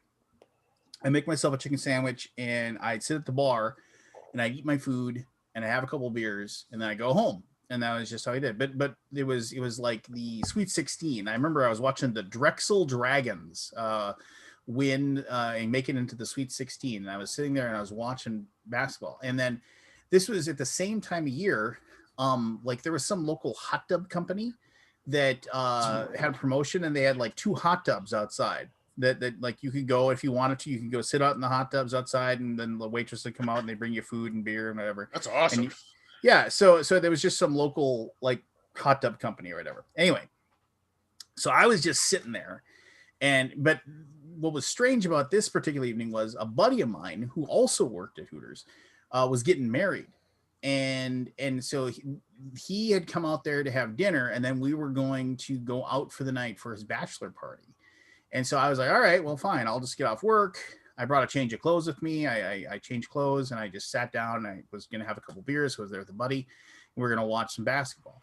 So they were like, well, we're going to head out, and we're going to get in like, and also my boss, like my boss was there, not the owner, but my boss, like, he was like, oh, hey, let's go jump in the hot tub. And I was like, I didn't bring a swimming trunk. I'm not going to go jump in the hot tub. I'll just sit out here, and I'm going to drink and have some beers because they were free because I worked there. And I'm just going to watch basketball. And so we're sitting there and we're watching this game. It's a really good basketball game. I still remember that game. It was fantastic. Like this, 14 seed made it to the Sweet 16. And all of a sudden there was this big commotion. And all of a sudden, like, they had invited some other like of the waitresses that worked there. They invited them to come and be in the hot tub with them. And all of a sudden, like, one of the girls comes running in, and she's got a pair of swimming trunks in her hands, meaning that like she pants one of the guys out, and she comes running to the restaurant. We're like, what the heck's going on? And so I haha, laugh, whatever. Don't really think anything of it. And I'm just sitting there waiting. And then like a little bit later, here comes my buddy who's getting married, and he's got like a bikini bottom in his hands. And he comes running through the restaurant laughing, ha ha ha. And I was like, okay, this is ridiculous. What's going on? And so I was like, so then eventually what happened is that I didn't think anything of it. Everything went, everybody got dressed or whatever. They went and then we went out that night, had the bachelor party, whatever. The next morning I come in to do prep work. And I walk in, and as I pull in, my boss, whose name was Steve, his car's there. His car was never there. But also there was another car in the parking lot that I didn't recognize. And then the owner's car was there too. And I was like, what's going on? So I just walked into the kitchen and I started making my stuff and doing whatever. And I got about an hour into work, and everybody came out of like this meeting or this office or whatever. And the owner came up and he goes, Lance, you're fired. I was like, what? I was like, literally like, what are you talking about? And I was just like, and he said, you were drinking at the place after your shift was over, you're fired. And I was just like, why? And it was like, and it turns out that the third guy, he was like some guy from corporate who was just coming through town and was sitting in the Hooters. Same thing. He was going to just drink some beers and watch March Madness basketball. And then everybody got fired. Everybody that had anything to do with that evening that was even doing something slightly wrong. And then like, it was like, and my boss was like, and the owner was like, as the kitchen manager, you should have said something. It was like, I wasn't even working. He's like, that's why you're fired. You were drinking beer at the bar and you're not allowed to do that, which is something everybody did. Everybody when they got done working. I was about to say, like, I worked at Ruby Tuesday. It's like the bar was like the hangout place for half the employees after work. But apparently there was some whatever, like stipulation or whatever, that like you couldn't drink after your shift. You could come in. The universal rules. I think that's called a rule, Lance. Rule. I worked at an Irish pub, and it was like after your shift, you got a couple drinks for free at the bar. It's like that's what you did. It was just I didn't know and nobody else knew, but I was fired. And then, but because I got fired, I was able to be an independent contractor and work for Hooters. My boss, the owner, I got to work for him at Sturgis. No, I got to go to Sturgis because he had they set up a giant tent at Sturgis, and I got to go to Sturgis and work during a biker rally. Sturgis, South Dakota biker rally. I got to go to that, and then I got to basically make a couple grand working as a kitchen manager for him there. And I got to meet, because our big tent was right next to the where they had WCW Hog Wild, and so I met like all the wrestlers, and I got to like sit down and talk to Hulk Hogan for like a half an hour. And he was like the coolest guy ever. So before I found out that he's kind of a piece of crap, but at that time he was still or personally or both. Yeah, at that time. No, he was really cool. He was totally he let me take all these pictures with him. I still have them somewhere. Anytime anybody would take a picture, he'd always take his beer and he'd put it aside, and people said, it's like, he's like, well, I'm not going to give Miller Lite some free publicity. And he's like, and then he said, and also I don't need some little kids seeing me drinking beer and thinking it's cool, and just like, I was like, that's kind of cool, even though he was a bad guy. And I said, can you put me in a headlock for a picture? And he said, oh, I know, brother, you'd never do anything, but my lawyer won't let me do those things anymore, because a week later you send me a saying your neck hurts. Neck brace. Yeah, he sent me a picture with you in a neck brace, and you got this picture of me and you having you in a headlock. I was like, huh. He was huge. Didn't they knock out Richard Belzer back in the 80s? Yeah. Remember that show? They really knocked him out. Like, he hit his head and started bleeding. Yeah. He cracked his head open. Yeah. He always said Richard Belzer calls his house in France the house that Hulk Hogan built, because like basically the money that he got from the lawsuit or whatever. Wow. I was wondering if anything had come of that. Yeah, no. But yeah, no, super nice guy. Maybe because I was white. Anyway, yes, I went there because he's a racist piece of crap. But anyway, and he's a terrible wrestling behind the scenes person too.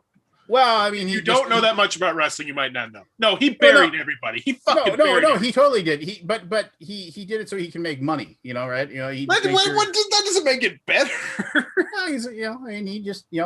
I guess if you had to do X and make less money, or Y and make more money, he just went Y, which I guess most people would do probably. Yeah. Anyway, hey Forrest, how you been, man? I have been absolutely spectacular this week. That is awesome. I didn't know if I was talking about it. I got 2 emails actually today that were both like really awesome, and they make me feel good about the direction my channel's going. So this one guy who works at Purina, like he's a marketing guy for Purina, bought one of my Kickstarter critique videos, loved it, and he's like, "Yeah, I'm gonna start sharing this with a bunch of other people who are doing that." And I got 2 more orders like 2 days later, and then I've been broadening my channel to cover like tech and just general things like that. And now I've got a company that's doing a Nintendo Switch accessory that's coming to Kickstarter who are like, "Hey, we'd love you to do something for it." And I was like, holy shit, that because if I can get into the tech sector, I can start selling those things and actually bringing in more money for my household. Whereas with board games, I mean, shipping those things is annoying. Tech is where the money's at, man. If you can become a tech reviewer.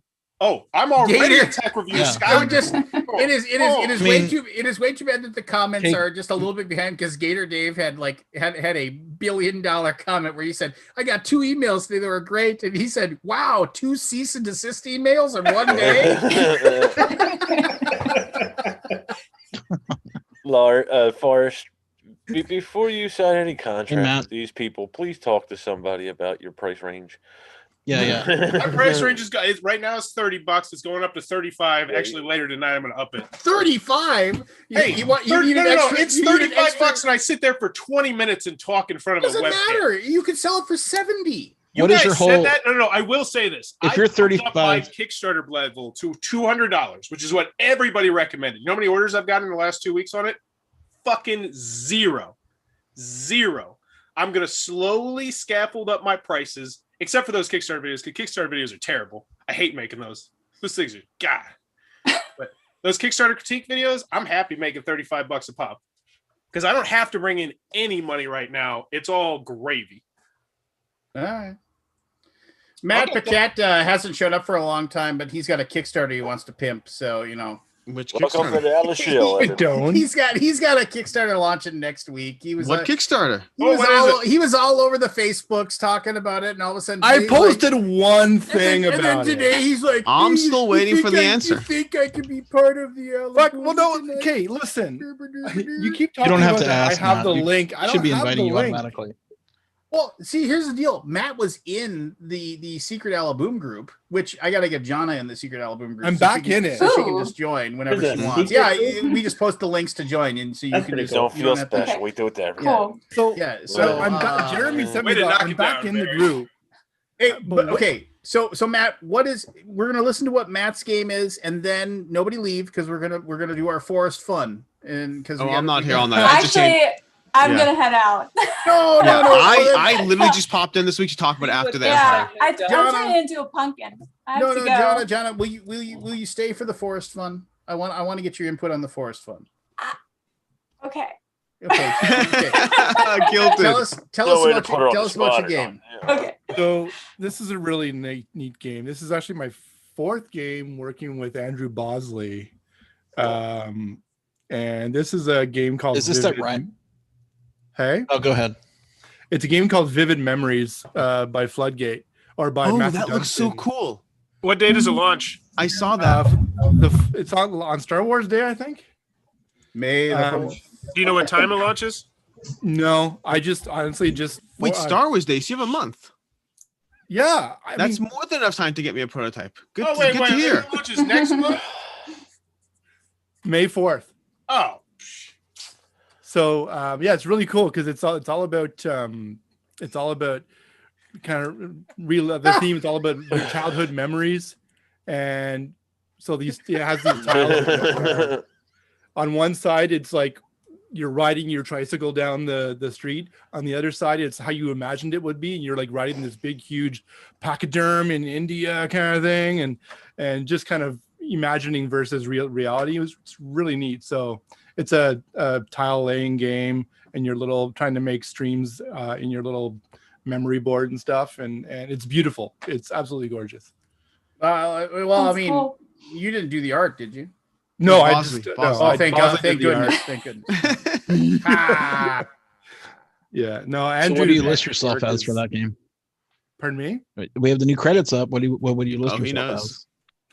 I changed all my credits to graphic designer, and the only bummer about that, and I'll take it anyways, is that it knocks me off the front page.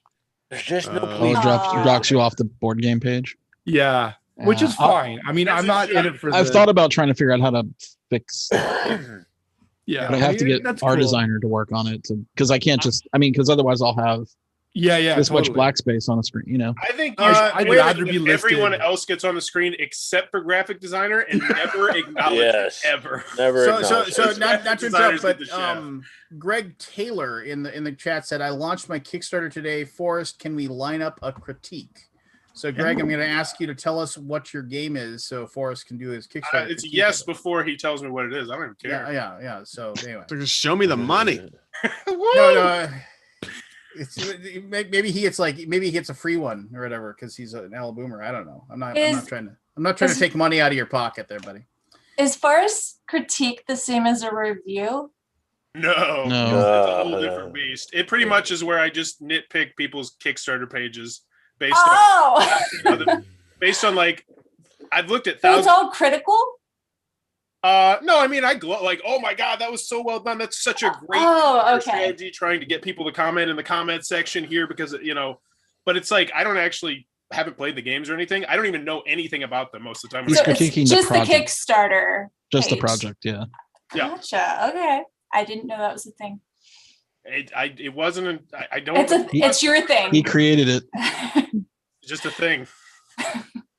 Idea. Before Evan disappears again, I just want to say After the Empire is amazingly fun, and there better be expansions and stuff coming because I want more stuff out. Thanks, man. So solo mode, the solo mode expansion will be part of the the upcoming crowdfunder on April 20th. It's going to be on GameFound for just the reprint of the Kickstarter version. So what? Moving to GameFound there, Lance? Oh, I like how we already said this. You did? Okay, but you keep. Okay, never mind. All right, do the thing. So Jonathan, do the thing. Do the trivia thing. Oh yeah, if you do the trivia thing now, I can stick around for it too. No. So here we go. We have Forrest facts, which is the number, and then we have Stump Forrest. Like or Forrest Stump. Forrest Stump. Forrest Stump. Better. Oh. All right. So for those of you who don't know, I have 10 questions, and this is these are going to be percentages. So the number is going to be between like obviously 1 and 100 or 0 and 100 technically. 0 and 100. And I'm going to ask Forrest a question. He's going to give me the percentage of the answer, and then where are you, Evan? Are you in like some sort of school lunch program or something, or what is this? Coffee shop. This is my coffee shop. Oh, okay. Aww. Oh, I forgot about that. How's that going?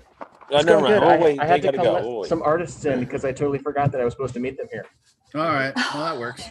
But anyway, so these are percentage questions, and then everybody else has to guess higher or lower. Keep your answers to yourself. We'll see who ends up and as far as like that goes. This is more for fun. I don't really think we have any like kind of a contest with this. This is just to see if I can these are just Forrest facts, and Forrest vanished, of course, so now I can't do Forrest facts. It is going to be just the one where he thinks he needs to leave the room. Oh no, you don't have to leave the room for this. Leave the room. I'm more than happy to leave the room for about 30 minutes. No. Forrest Stump is when you have to leave the room. Okay. This so is the first one. Forrest. So Forrest. I won't give the answer until until we get to the end here. So everybody get like a piece of paper or a notepad on your computer or something, higher or lower than what Forrest guessed, or if you think he got it dead on. So here we go. First question is Forrest. And this is the worldwide.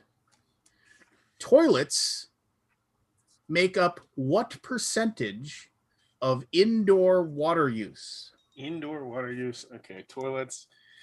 What are you thinking about? 2 gallons up top, maybe? Maybe no, it's about 3-4 gallons up top. Percentage. I'm gonna go with indoor water use. I'm gonna go with 38%. 38% is what he went with. All right. Question number 2. What percentage of the world's plant life is found in the ocean? 72. 72%. It's deep. It's so deep. It is deep. I literally just finished Aquaman. They talk a lot about how much plant life there is there. Yeah. What percentage? And once again, this is worldwide. Who did we lose? Oh no, we lost Jonna. She's like, I'm done. Well, hopefully that plant life question was the line. You crossed the line, Lance. Well, Jonna, come back if you can hear me. What percentage of people worldwide have an extra rib? Wow. Okay. 2. You're making it easy for him, Forrest. Yeah. Look, I'm a chiropractor, and this is definitely one of my board's questions. So hopefully I get it right. Okay. You should have said that after you got it right, because now it's just potentially embarrassing. Yeah, it is. All right, number 4. What percentage of men don't wash their hands dear Lord. after going to the bathroom? Oh dear Lord. God. This is worldwide? No. This is U.S. I'm sorry. This is US. in the United States. That's different. U.S. What percentage of men? This is this is taken by like basically like I have no faith. There's I'm no going high in this one. there's no hidden cameras or anything like that. It is Honor it system. is Honor system. Asking what percentage of men said they don't wash their hands, and this is they occasionally may, but wash their hands 64%. 64%. Jonna, we lost you. Sorry. No, Yeah, you're like- okay. I don't know what happened. You're okay. So here, which question? What was the last question you heard, Jonna? So you can write down. I totally missed the first one. All right. Well, we'll go through the questions. So here, you have to say higher or lower than what he guessed. Okay. Toilets make up what percentage of indoor water use? Forrest said 38%. Terrible guess. So you can guess higher or lower than that. Higher.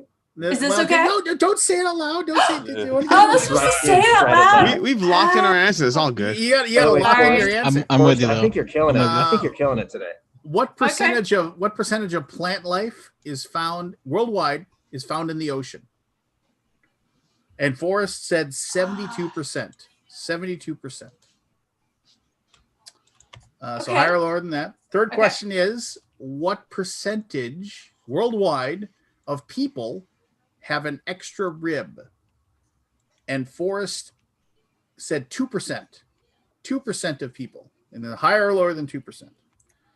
And if you think he got it spot on, which he never will, but if you think he got it spot on, you can guess that as well. Okay. And then Is it the going to most the recent decimal? question is, in the United States, and this is by honor system because they don't have hidden cameras or anything, what percentage of men admitted that they do not wash their hands every single time after going to the bathroom?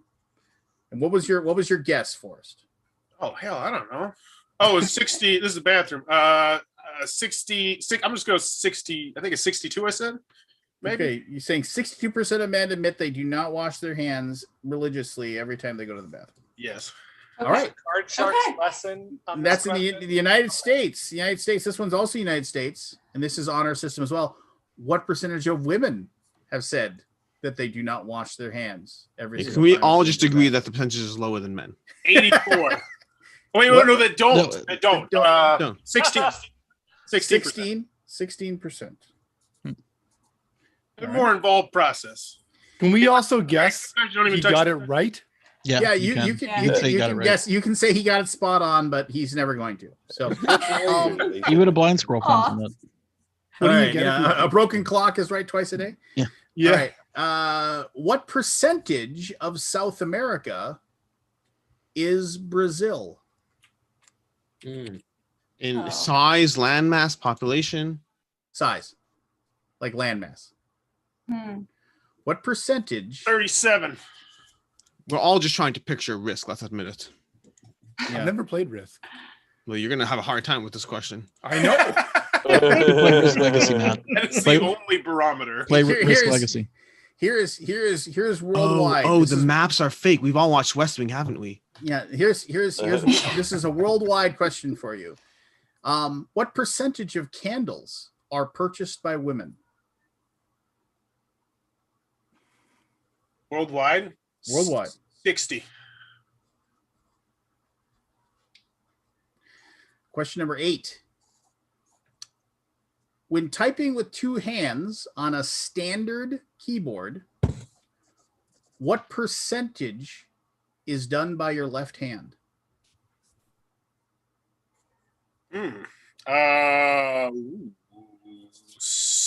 70%. Question number 9. Fun batch of questions, Lance. What? It's a fun batch of questions. Yeah, man. they're interesting. Thanks. I spent a good half hour on this. Except for the extra rib one. I'm not interested in that one. What percentage of a banana is water?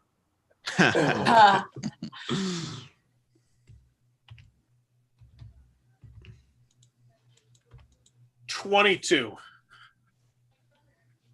One out of every 5 bites is pretty liquidy.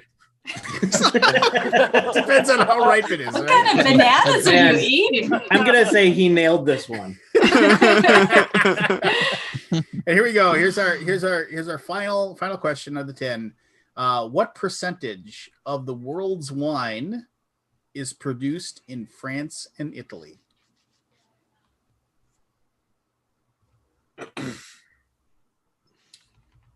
40%. No. 26%. All right. Question number 1 was toilets make up what percentage of indoor water use? Terrible. Forrest, you guessed 38%. Way higher. Higher. It is 35%. What? Close. 35%. Oh, I wasn't factoring in the sinks, I That guess. was pretty close. You're man. closer than I was. 28. There you go. That's awesome. Nice. So, okay. Question number 2 was what percentage of plant life is found in the ocean? Forrest guessed 72%. 85% of the world's plant life is found in the ocean. 85% is found there. All right, so we're gonna ask Evan the answer to this question first. So, what percentage of what percentage of people have an extra rib worldwide? Evan, what percentage is it? I'm hoping the national board isn't listening because I don't remember. But I went with 7%. 7%. What? All right. Damn. So you I said think 2%. Forrest is spot on. What the information I had was 8%, Evan. Wow. 8%. So nice. So there you go. 8% of people have an extra rib.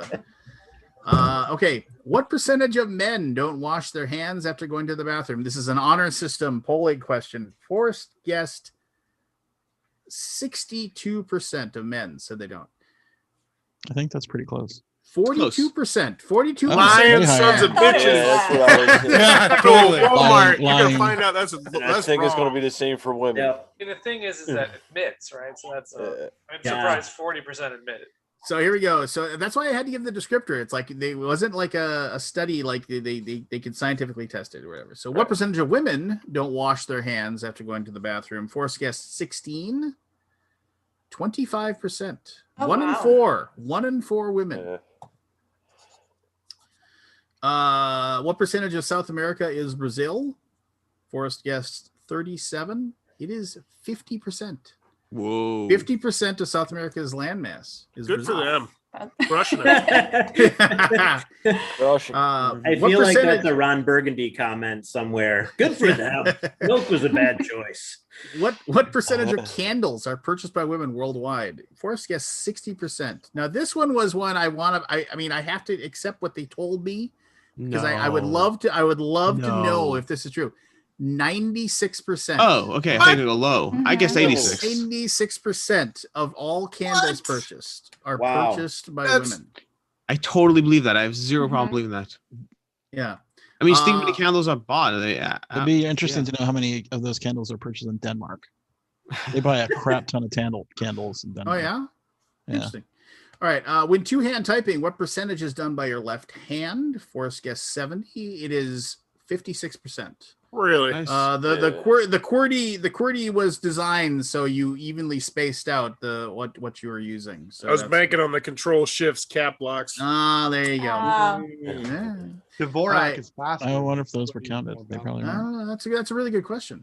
What percentage of a banana is water? You guessed 22%. 1 out of 5 bites. Nailed it. 1 out of 5 bites is pretty liquidy. 75% of a banana is Oh wow. 75%. No. Now this is the one where I am so upset with you, Forrest. I am so upset with you. What percentage of the world's wine is produced in France and Italy?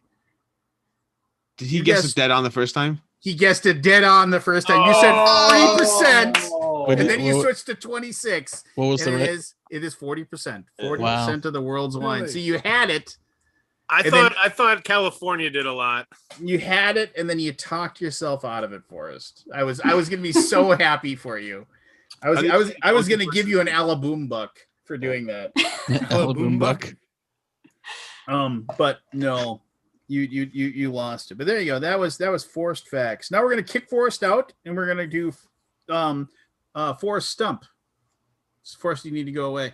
Oh, I'll have. Or you need to mute your audio, and then, that's John, it. after this, you can. But you got to play this. Hey, what was the name of that game? What was the name of that game? I'm gonna do it tomorrow on the thing. Mike. Oh, I didn't see it. I wasn't paying attention. Okay.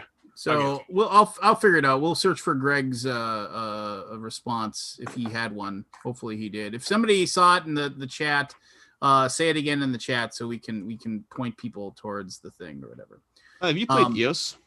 Oh, should I not distract? We can finish the game. Yeah. Okay. So here we go. This is Forrest Stump, and we are going to. I just came up with that name, and I'm really proud of it.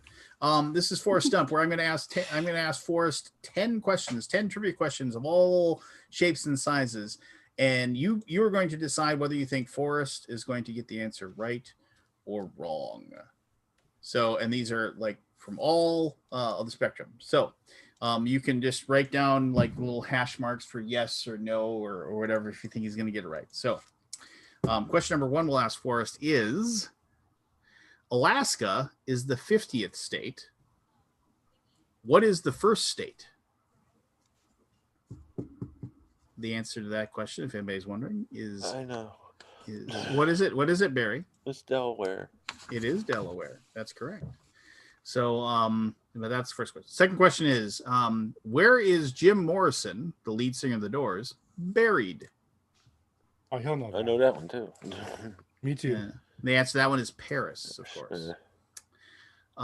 What is the only mammal that has no vocal cords? The answer to that is the giraffe. The giraffe has no vocal cords. This is a tricky question here. What is the world's biggest island? The answer to that one is Greenland, but he might go Australia, but Australia is a continent. So there you go. Yeah, that's what'll get him. Yeah. In Peter Pan, what did the crocodile swallow? That was, of course, the clock. Mm-hmm. What is the largest planet in our solar system? That is Jupiter. Number 7 was, which actress was killed in the opening scene of Scream? That's Drew Barrymore. Really? Yeah. Yeah. Like a little long 5 time minutes. since I've seen that. Yep. How many hearts does an octopus have? 3. Octopuses have 3 hearts. These are hard questions. They are. Yeah. I've only got him for 2 so far. Who is Thor's father? Let's go. I'll give him that. Odin. Yeah, I'll give him that one. Odin. And then, what is the smallest ocean on Earth? And that would, of course, be the Arctic Ocean. The Arctic Ocean. So I'll give him that one too.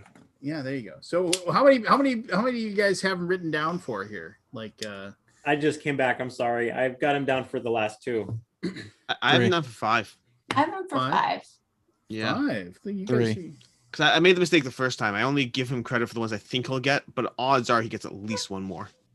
Yeah. Forrest, where are you? Yeah, I got him for 4. It's pretty Come good. on back. Come on back, Forrest. He can't see or hear you. Yeah, I know, but I'm waving at him, so maybe he'll catch on here. So professional. All right, are you there? Can you hear us, Forrest? Can you hear us, Forrest?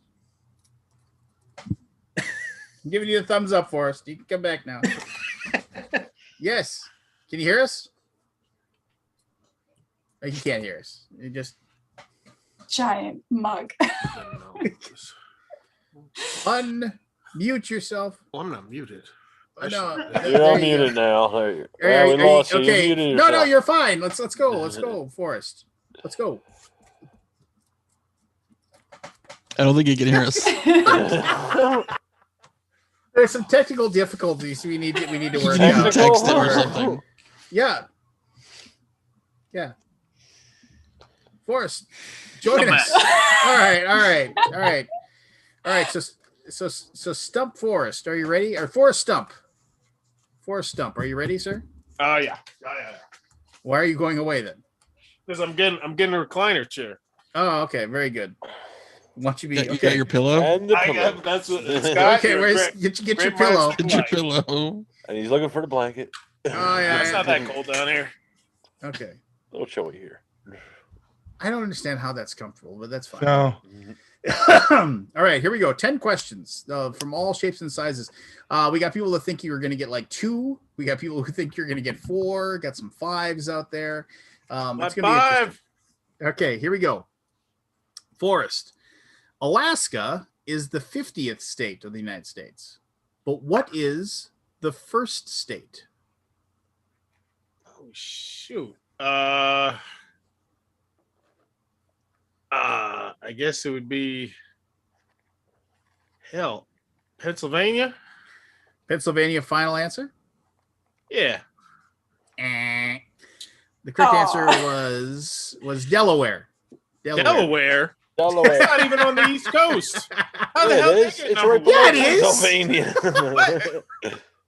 Is Delaware on the Pretty East sure Coast? it's on the East Coast. Yes. Delaware? It was one part of Pennsylvania. No, it's like right north of California, right? Wait, how did they pick Delaware? Like, why did they get it? They were the first one to sign the Constitution state. Oh, that's some bullshit. They beat Pennsylvania and New York and all that by a couple weeks or something. I was gonna say, how the hell did they get number one? Because I know we didn't break ground in Delaware. All right, so here's question number 2. You said music is music. That's what you told me the other day. I do love music. All right, so Jim Morrison, the lead singer of the Doors. Yes. Where is he buried? Oh my god! What? In a coffin. He's right. Actually, no. Technically, might be He's correct. I'll take a stab and I'll go. So what was it from the '60s? Probably progressive West Coast, maybe. I'll go with Los Angeles. I don't know. Final answer? Yeah. Paris, France. Paris, France. Oh, I forget. I always forget people are from outside of America. I thought it was just us. That's where he died, Forrest. Oh, is that where he died? That's where Yeah. He's American. His Why the hell would they bury him in Paris? Why wouldn't they want to take him back? Like to his hometown. He died in France, and then they planted him there. I was gonna say I didn't think planted him. Yeah. So. All right. That's a hard. Forrest. What is the only mammal that has no vocal cords?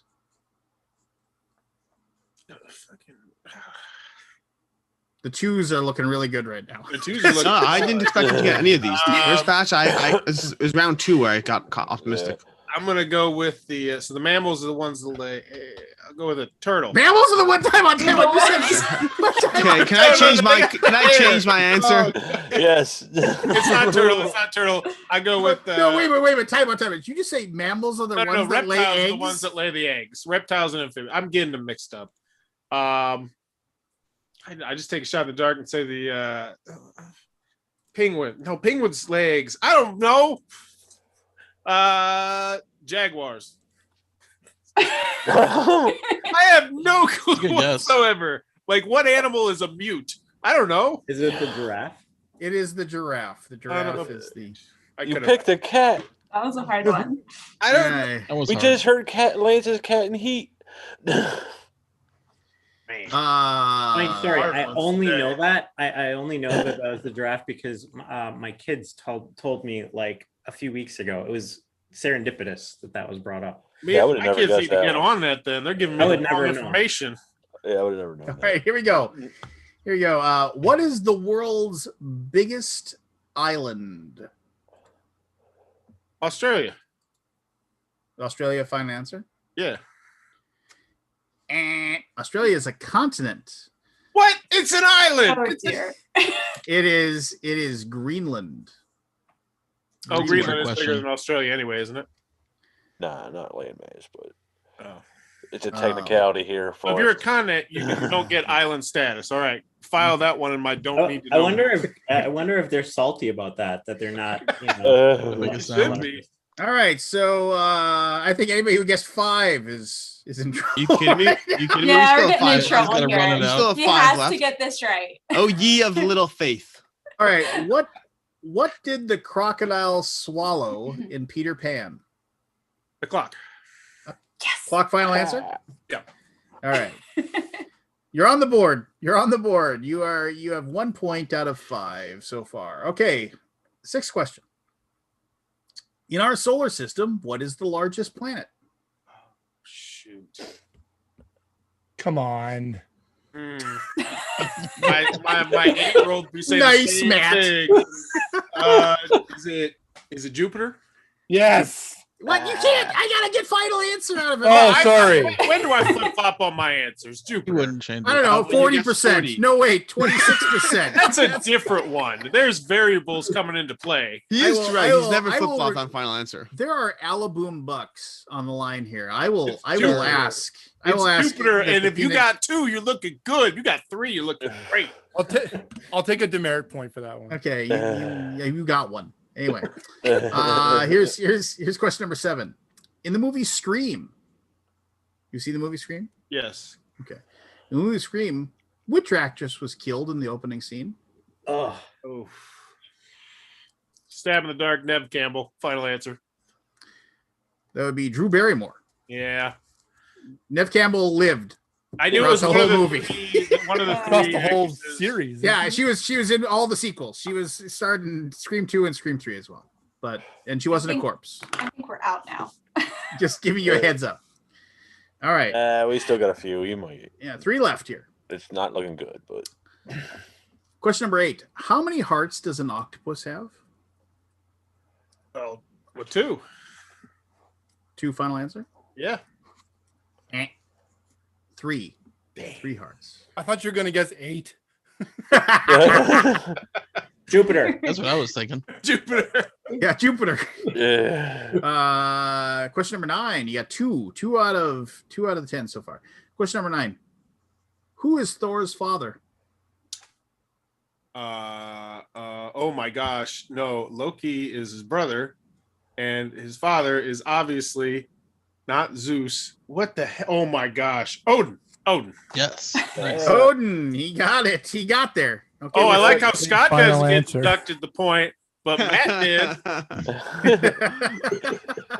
I feel like that's when you're talking to your kids and you're saying all the names but the right one. You're like, I know this, I know your name. Then you say the dog's name. Yeah. Here, There you Peter. go. Anthony Hopkins.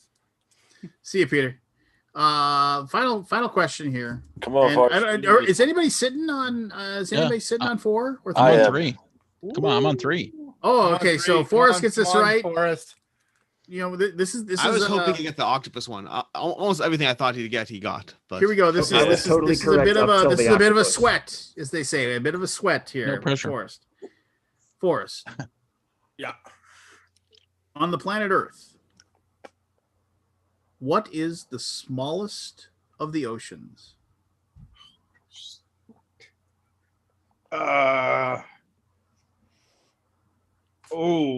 This is the stab in the dark here. I got no clue. We're gonna go with India's big, so it's got a big land mass, which means the ocean's gonna be small. Indian Ocean. All Final day. answer. Yep. Eh. Dang. So yes, we end up with 3. It is, of course, the Arctic Ocean. The Arctic Ocean is the smallest ocean. I was gonna say the Indian Ocean as well until you said it. Did anybody get this one? So there you go. There you go. We got On the 3. nose. Who had 3? So Scott Alden gets Scott and Jonathan. Here's the deal, Forrest. I only put you down for yes for the one that I knew. So those were hard. Yeah. I only knew Those ones seem difficult. I don't So mind. Scott joins Evan in the. You guys have Alaboom bucks. totally worthless. How are you gonna spend them? I don't know. I'm Going to Disney. Cash it with Make a Lance. wish list. I don't know. I mean, I gotta come up with a way for them to be cashed in, and then like maybe it'll just be as simple as like, oh hey, I'll get you an ice cream at Origins or something, or a boom buck is worth $100 on BGG. Didn't you? Maybe I offered, but Lance turned me down. Well, I don't want to hit you like my rich uncle. Have you? I don't want to have me running the game and say, hey, Scott's got you. He's gonna give you. Hold on. Gift card. You should just attach it to some blockchain. Yeah. Got the ship you ship from Essen, then to your house personally. But you feel that's exactly it. I've already. I remember that year. That's never happened. I've already expended the rich uncle's money, so I need to go find another rich uncle or something like that. I don't know. Maybe we'll figure out something. Right, Jonna, nice thank you so much. Yeah, thanks for having me on. Good to meet you. Yeah, and please, like I said, I'll get you in the secret group and just I'll pester you, and you can show up more often. I think it'd be good to have your voice and stuff. See, it wasn't so bad. Thanks so much. No, it was a ton of fun. I just feel very what is it? I'm not professional enough to. There's no professional. What's the professional part of anything? Show. No. So this Wednesday night show has been in place for 6 years, and all of a sudden, there's all these other board game Wednesday night shows, and they're just trying to horn in our action. So yeah, I know, obviously they don't think they think very little of us. So. Yeah. Well, I really appreciate you having me on. So thanks. Anytime you want to be on, you're more than welcome. But have a good night, Jonna. All right. Bye. Good night. Bye-bye. Guys, I'm going to be taking off here too. Thanks for inviting me onto the show. You'll come back next week for the launch, right? Sure. Yeah. I don't want to wear out my welcome or anything, but too late. You guys are awesome. But please, I got invited and I haven't stopped coming. I'm wearing out my welcome like there's no tomorrow. Yeah. Awesome. Well, thanks again, guys. Have a good evening. Nice to meet you, Jonathan. Yeah, you too. Take care. Lance, I do have to head off shortly, but have you played EOS Island of Angels? Yes. How is it? How do you like it? I need to play the most recent, I've been part of I'm not trying to make, but I've been doing a lot of the play testing and giving development feedback for the last month. So I have to, yeah. So I need to play the newest rule set, which I guess is, it's. I really like the skeleton of the game is really good as far as the asymmetrical. Basically, each group of your sailor group or whatever, your factions is very much different from the others, and they have their strengths and their weaknesses. And then you have the ship is its own thing as well. So, and those are interchangeable. And so I like that aspect of it a great deal. The theme's cool, there's these angels that have been turned to stone that are on this island that is being protected by demons, and you have to basically get to these angels and awaken them. And then when you awaken the angels actually become part of your crew, and so then you level up your crew that way. And you can level up your crew, and there's all these different things that you can do. You can level up your ship, and so the game progresses how you want it to, but there's and it has an aspect of the game actually ends when the players push the game towards the end, which is I like that, where it's and it starts it's the stone that starts rolling faster and faster and faster. So you can just battle demons and you can go that route. You can try to awaken angels. You can go that route. You can just explore. You can go that route. The art obviously is beautiful. Art's incredible. From King Raccoon. It has it's one of those things where it's I've enjoyed my plays. I mean, I can just say that, but I can't really, from what I understand, they removed a large chunk of the game out, and I need to play it now without that chunk in it. And even as of today, they're still tweaking things. I haven't played it yet. I was supposed to have a playthrough with them today, but we didn't get communicated on the fact that they changed the clock last night, or whatever it was this week. So I thought it was at 12, and I showed up at 12, and it apparently started at 11. But I just hung out and watched them play a bit, and it looked very interesting. Look, the game, the artwork obviously is amazing from the beginning, but the game just looked like it has all the things I liked. Lots of upgrading, lots of asymmetry, lots of powers, abilities, doing all that. But I was just curious to speak to someone who played it. Yeah, no, I've obviously enjoyed my plays. I want to play the newest version, I guess, which I'm excited about. So you're talking about EOS, right? Yeah, EOS Island of Angels. Yeah, it looks really cool. Yeah. So yeah, and that one is they pushed off the Kickstarter. Yeah, they pushed the Kickstarter back because of the fact that they Felix is kind of a mad scientist of a designer. So like when he got he was just kind of like, wait, I can do this. And so then now we need to, I should say, I need to play the game and then give my feedback and then let him like go crazy on it. And for that matter, not so much me, so much as Josh, our main developer. Are you getting your developer credit here, Lance? Absolutely not. I won't, and I don't deserve one. So, but I do think, and I've, not to trash on my old company that I worked for, but I still remember the moment where we were sitting there talking about games that we were thinking about publishing at a table, and we were at like Origins or something like that, and I started suggesting that a game that TMG was thinking about publishing, and I suggested that game needs a lot of work, and then I was looked at like I had like both the developer at the company, who I still think did a good job, and the owner of the company both looked down at the table, and they were just like, yeah, it's like, we'll handle the game development, you do your thing. And I was just like, all right, well, I have played like 1,200 games, so I do know what a game is, if a game is good or not. And then they published the game, and the game sold 7 fucking copies, and the company went further into fucking bankruptcy. So, all because they didn't listen to you, Lance. What the fuck was wrong with them? What game you say? What game? Jungly Law. Copies. That would be. Oh yeah. 7 copies. Wow. What was it? Jungly Law. That game was a hot pile of bullshit, is what that game was. How do you spell that? SHIT. That's why it sold 7 copies. Yeah. So yeah, there you go. There's 155 owners on PGG, Lance. What?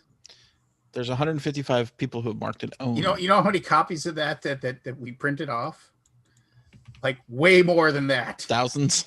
I got my one, and Lance, don't think I forgot about it. It's still on my shelf of shame, and I will get that review up ASAP. I will not get rid of that game until I get a video up for it. One day I will. But that was one of those games where I played it once, and I was like, God damn it, I don't ever want to get this back to the table again, but I need to make a video. Yeah, no, Jungly Law 5.3. Let's see here.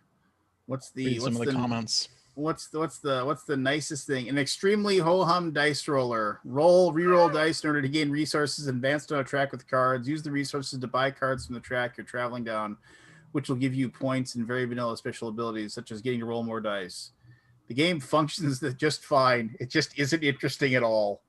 Yep, that's about right. Yeah, just like, far too long for what it is. 30-minute playtime, far too long for what it is. There's always, I miss my classroom because I used to always just get the most blunt opinions from the kids. And when we first started playing games together, like, they'll be like, oh, this is great, because they want to play more with me. But then after they realized that I played games like every single day with them, they would start, like, I could tell which games just sucked. Like, it was just like, none of these kids want to play this again. Like, you got 3 9-year-olds who don't want to play a game again. That tells you all you need to know about this family game. And Jungly Law was one of those games where I asked, do you guys want to play it again? They're like, no. They're like, okay, cool. Yep. No. And see, that's one of those things too, where it was very infuriating to me. And admittedly, I didn't run the company, and it wasn't my job to, like, whatever, it was just kind of like, and it wasn't, but it was like one of those things where it's like, yeah, you just, and then I found out later that it was like the artist that we were employing at that time said the game was amazing and we should publish it immediately. Oh, so they took that person's opinion, but the guy who's played, like, the same artist who, when like a game came out, I can't remember the name of the game that he had done the graphic design of. And I'm not trying to be vague for being mean or anything like that, but they were just like we went and they were like, yeah, hey, I want you guys to play this game because I did the graphic design for it. And like we went and we played it as a group, the TMG people, we played it as a group, and people were talking, well, what do you guys think about it? And I was just like, well, here's what's wrong with this game, and it was already published. And I was just like, and I said, this is like, this isn't powerful enough. This feels like it's half cooked. And he got like mad at me. He didn't even design the game. He just did the art for it. He's like, yeah, I've already heard you don't like it. Why don't you shut up? And I was just like, okay, well, whatever. Just like, and then the other people at the table were saying, yeah, this really isn't that good. And then he got all pissy and put the game picking my ball and going home. Yeah, and basically it was like, yeah, I mean, the art's great. The art looks fantastic. Good job. Too bad it's saddled with a pile of shit, but whatever. I don't know. I long for the day that, I don't know when it'll be. I don't think it ever will be, because I think I'll probably be working in board gaming for a long, long time. And hopefully I will be. But I long for the day where I can be brutally honest about games, just because I just don't think it's my place to say a game is bad when I'm taking money out. I mean, if you're running the company, you should be brutally honest. I mean, what are you going to have to lose? I mean, you can lose the company. But for me, like doing a review of a game, I don't think as a reviewer, for me to say anything like no. Like, I mean, I don't think it's right for me to say anything that's going to take money out of another person's pocket, because we're all trying to publish games and all trying to make a living. Why you have to say something like that? I'm trying to leave.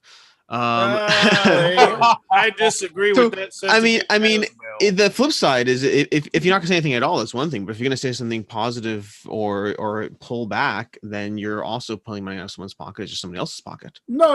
Like I've said, I will only say a game is amazing if I think it's absolutely amazing. That's why I did a review of Sleeping Gods, which I think is right now the best game I've played all year. Sure. And it still is. I mean, I'm fine with selective reviews. I mean, I'm fine with I will only review games I like. I'm just not fine with reviews that refuse. Well, here's the problem, Alex, is that if a game doesn't, I mean, like I have played Pandemic 3 times in my life. I hated every single minute I spent playing that game. Sure. I thought it was the most uninteresting, boring thing I've ever played, and I think there's all these kinds of problems with it. I am in the extreme minority. But the thing is that if I feel that way about another game and I do a video and I say, yeah, this is why this game fucking sucks, don't buy it. It's like that. What if I'm wrong? I mean, there's other people out there that are going to enjoy it. You've played 1,200 games. So the question is, do you, in your own opinion, do you think you can tell the difference between games you don't enjoy versus games that are bad? I would say yes to a point, but there's also people for every game out there that I think is garbage. There's somebody who played Zhongli Law and just thought it was absolutely amazing. Sure. Had a blast. I don't think you have to cater your lack of opinion to that. But I agree with your first sentence. I agree with you yes to a point. I think I'm always going to be wrong sometimes. There's one specific game I remember that I thought was bad and other people liked it. A large amount of people liked it. And I was the exception. But I would say most of the time I recognize when a game is well designed. Like Pipeline, for instance. Pipeline, I think, is an excellent game. I have zero interest in it. I don't want to play Pipeline. I don't find it interesting. But I think it's amazingly designed and I think people will enjoy that puzzle. And when I did my review of Pipeline, I made that clear. I was like, I never want to play this game again. I also think it might well be for you. Here are the reasons I didn't like it, and here are the reasons why I think it's a good game. But see, you have the luxury of saying that because you don't work in publishing. But here's the deal. But here's the problem, Alex, is that you have enough of a following for you to say, like, oh, I think this game's really good, but I never want to play it again. You've made somebody decide they're not going to buy it by what 100%. 100%. And that's his goal. That's not my goal. My goal is to wait.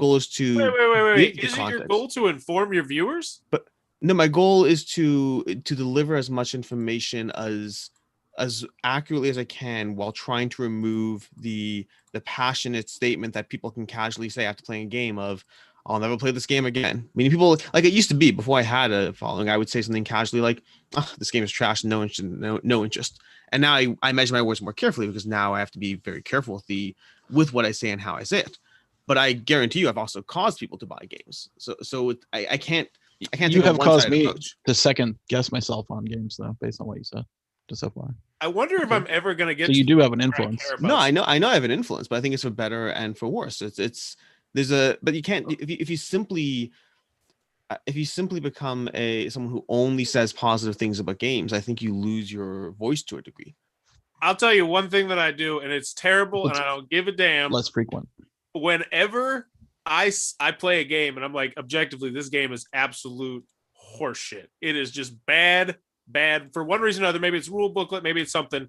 I'll go look for a couple reviews, and 99% of the time, they're like, yeah, this game is not good for X, Y, and Z. But there's always that one. There's always that one that's like, this game is great. I love this game. And I immediately disregard them as a reviewer forever. And that's terrible that I do that.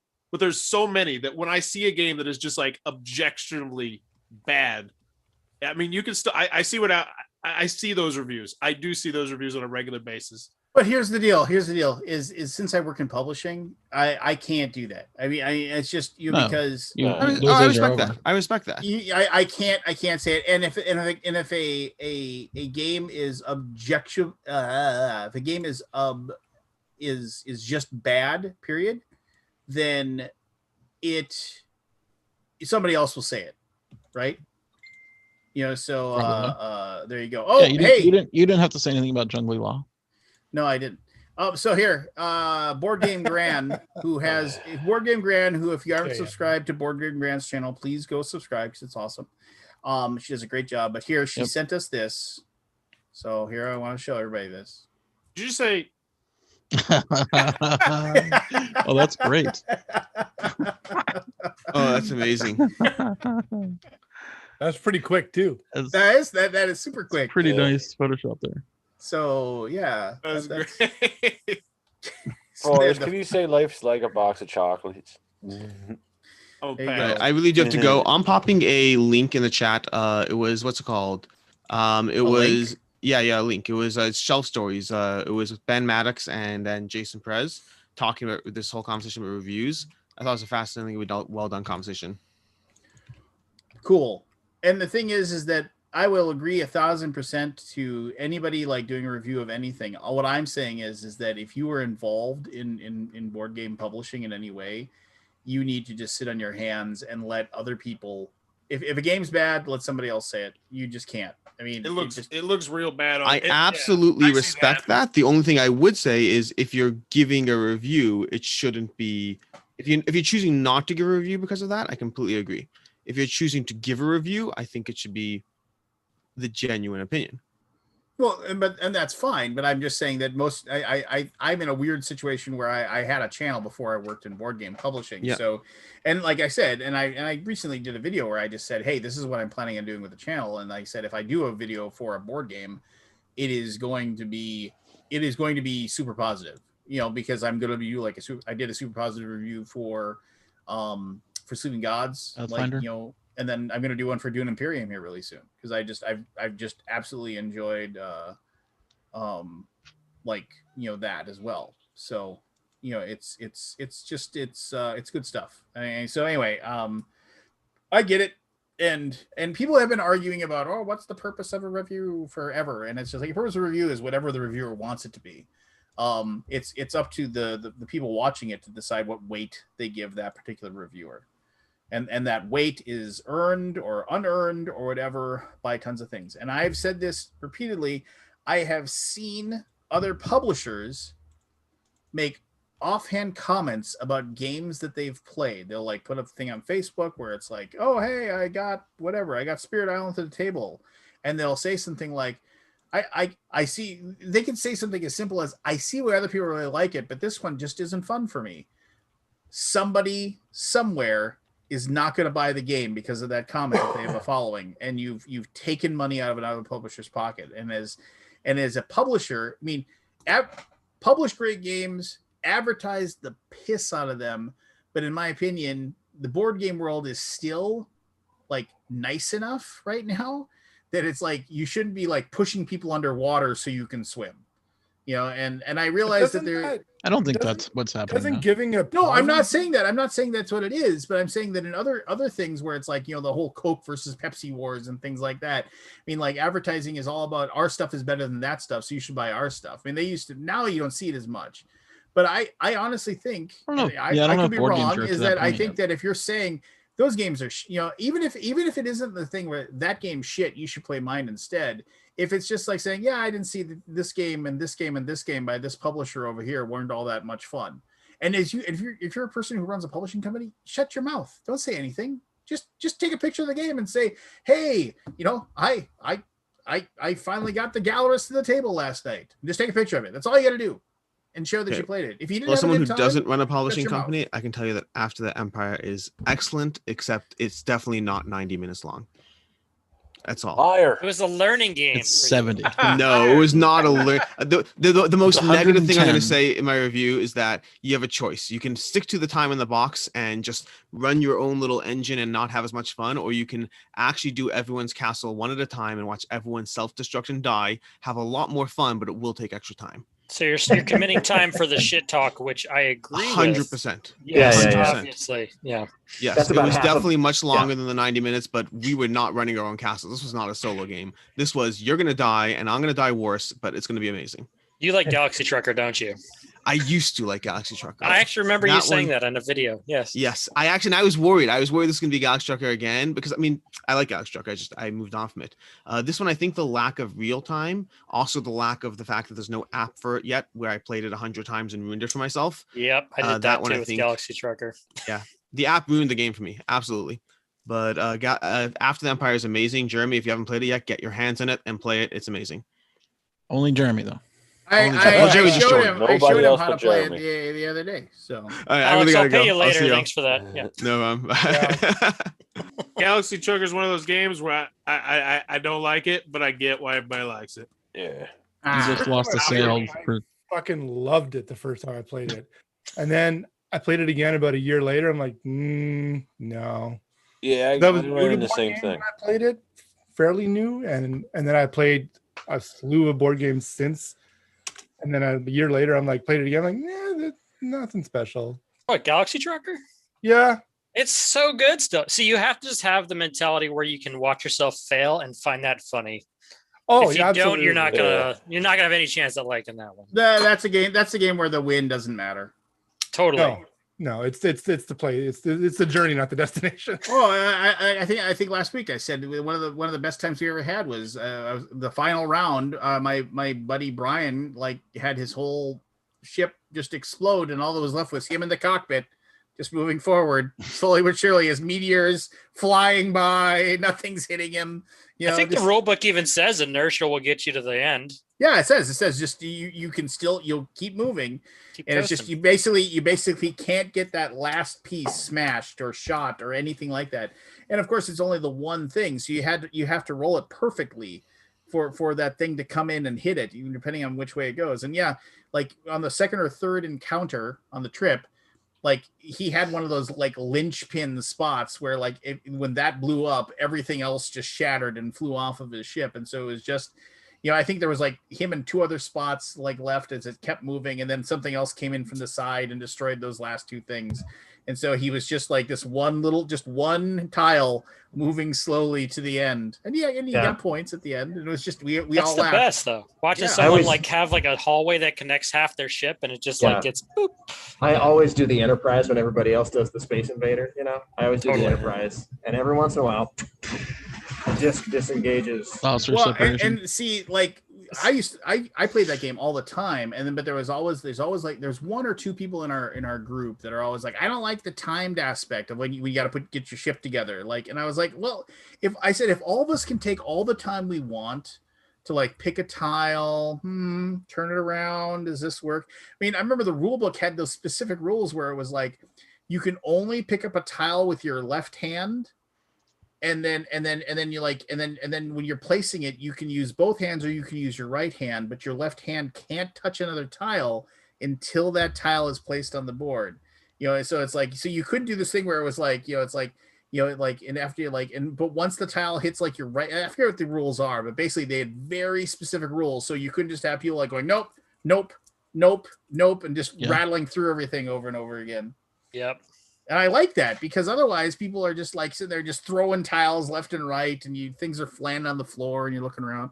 I've yet to find anyone who wants to play all the Galaxy Trucker expansions with me. I own them all, and there's weird fourth dimensional wrapping and all sorts of weird stuff, and no one's wanted to play it since those all came out, which is too bad. Yeah, I remember when they had the extra things where they had the TIE fighter board that you had to make the ship like the TIE fighter and stuff like that, and And there's cool stuff. Jeremy, are you awake? You seem like you're out of it. Yeah, I'm editing and I'm tired. Yeah, did you finally get some rest the last time I talked to you? No? This is your 6th straight day of being awake? Well, I was up for a day and a half when I talked to you. I think I was up for a day and a half. So, yeah, man, really having a hard time with sleeping and stuff like that. So, are you just feeling sick or what's going on? Meds, man. I keep changing my meds. So I'm all over the place. Yeah, these cocktails ain't working. Well, you know, after Barry got hit by that train, they kept changing his meds on him too. That's so yeah, I'm all over the place.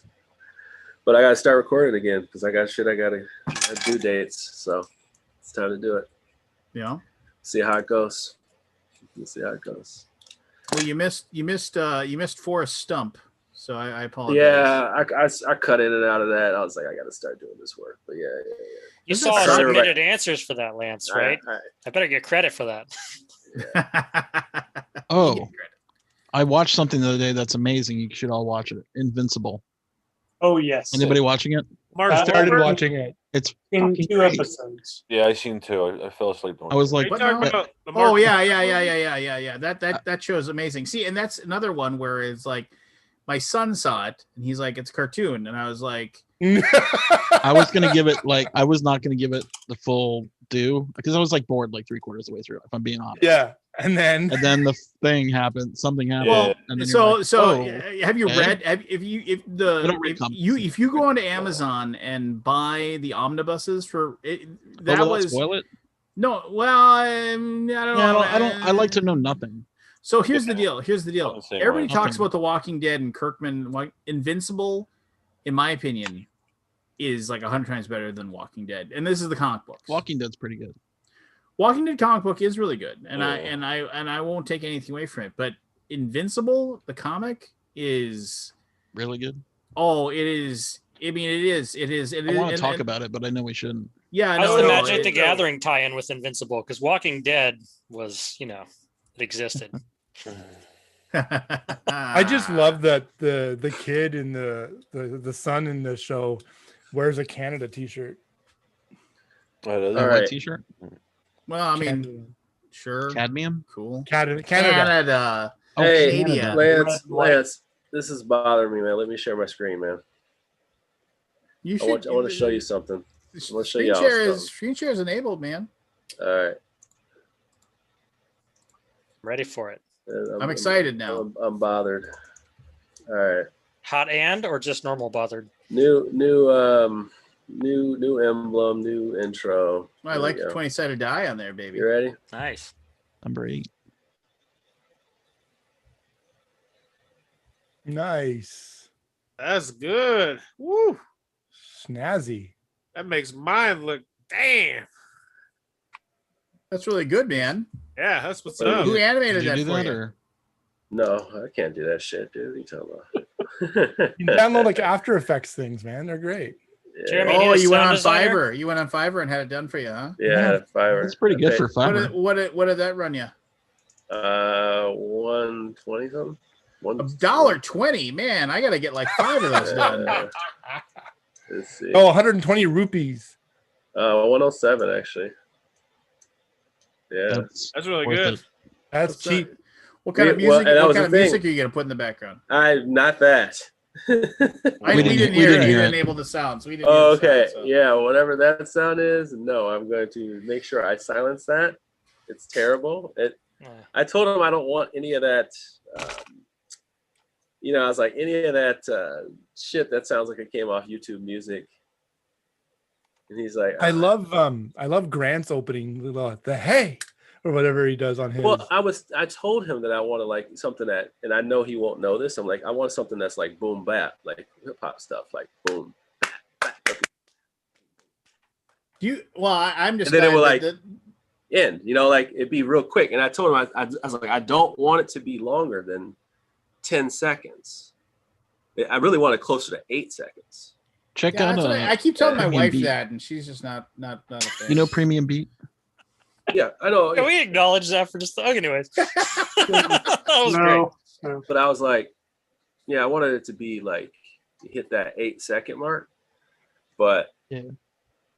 It's like what when you do these animations. You just need to have a unless nerd, it's like a click nerd rock band living nearby you, like I did, and I just said, "Hey, make me a 12-second opening." And they Are you They gonna still get don't know what they're saying in that intro. Well, that's fine. Listen. It's like he's undead. He's a Viking. He's undead Viking. He thinks he's awesome. That's all. Is that what it says? Yeah. He's undead. Yeah. He's a Viking. He's undead Viking. He thinks You should have he's just awesome. never. He by thinks the way, he's awesome. He by the thinks way, he's awesome. By the way, you Because should have never told him that, Ollie. Yeah, Should have never told him that. So I worked with the guy, and he had this at US Bank, and he had this like this little, and I think he still does. He has this like the kind of like nerd rock band that they they get together and they jam. And then he's like, "Hey, you want me to make you some theme music?" And I was like, "It can't be longer than 15 seconds." He's like, "That's fine." And I said, what should the lyrics be? And I was like, I don't know. He's undead Viking. He thinks he's awesome. They're like, yeah, okay, we'll do that. And then I always thought it said he thinks it's awesome. no, he thinks he's well, now awesome. I know. Yeah, now I have a different It's opinion of very it. it's self it's a little conceited. It's self-deprecating right away from the very beginning. Are you gonna get him to do like a shorter bumper for you too? What do you mean, like a shorter bumper? Like something you can use between scenes that you can just kind of do a really quick flash.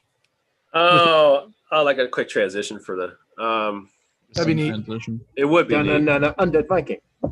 Yeah, because it. Yeah, you can use that one. I can Like use it for like just ratings. the cup and the explosion of the meeples and stuff. That'd be neat. That was it. I just recorded it, you guys. Yeah, it's perfect. Did you tell Jeremy, him I'm to going put to the throw number it out 8 there on the also. D20? I did professional sound design for 14 years for a living. If you want some, take a crack at it. I can help you. Yeah, like I was telling them, I said, well, I don't want you to get too crazy with it because as soon as you start requesting more, they start asking for more money. So I was like, all right, cool, but it's worth it. I mean, it's not like a big deal. But I was like, I said, I can have a different one where it's like you shake the bowl and then whatever pops up is the type of game that it would be, right? Oh, so that's cool. That's cool. Ching, ching, ching, ching, ching, ching, ching, ching. And then it pops up, and then it makes the noise, and then whatever pops out of the bowl is the type of game it is. So I'd say, hey, this is a card game. And I'd say, hey, this is a card game for, blah, blah, blah. And while I'm saying that, bowl comes up, shakes out, and then the cards come out. 3 cards come out instead. Mm-hmm.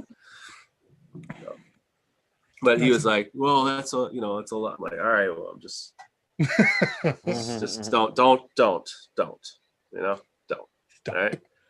No, just stop where you are. Let me see how your animated thing looks. I gave him an extension to today, so it's serviceable for right now. There's evolution, right?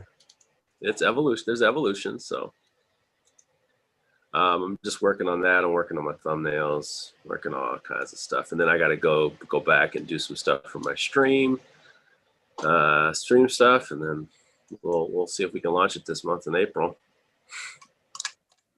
If you want better sound design, let me know, man. Yeah, I definitely want better sound design. You should hear this bullshit that I have. Send it to me separate. You got me on Facebook. I'm like, come on. I told him smooth, like mellow beats. This shit. It's like pick regular. It's like some Microsoft Edge fucking music editor set of music. I'm surprised they're an all-in-one, right? Like normally they don't do it all. What the music and the animation? No, they don't. That's the thing. It's like you also have to realize that certain people have their limits. Other people just get it, and then other people just don't. Like they just do the animation part. Because I thought I sought him out because of his animation part, and I was like, well, do you do the logo? He's like, well, I'll do the logo. I was like, well, I have a logo already. It just needs like some pep, to it, like a little, because those hands are kind of synonymous with a lot of religious things, which I was not thinking of it that way. Mm-hmm. I was thinking of it more like Tronish, like you're holding something or whatever, and like And I was like, of course, jambalaya, like a bowl of, stuff, like a lot of flavors, lots of stuff in there. So with flavors, board games, lots of different things in the board game, And I was like, well, what happens as you move forward? Like, what does it look like? And I was like, it should look like somebody holding a bowl, not like these mitts that are holding a bowl. So, Yeah, it should like it was coming out of the kitchen or something. Yeah, so I was Like out like, of I the want it to stove. be right. So I wanted it to be a little bit more like, hey, I'm grasping this ball. I think it looks good. Yeah, so I thought it looked good.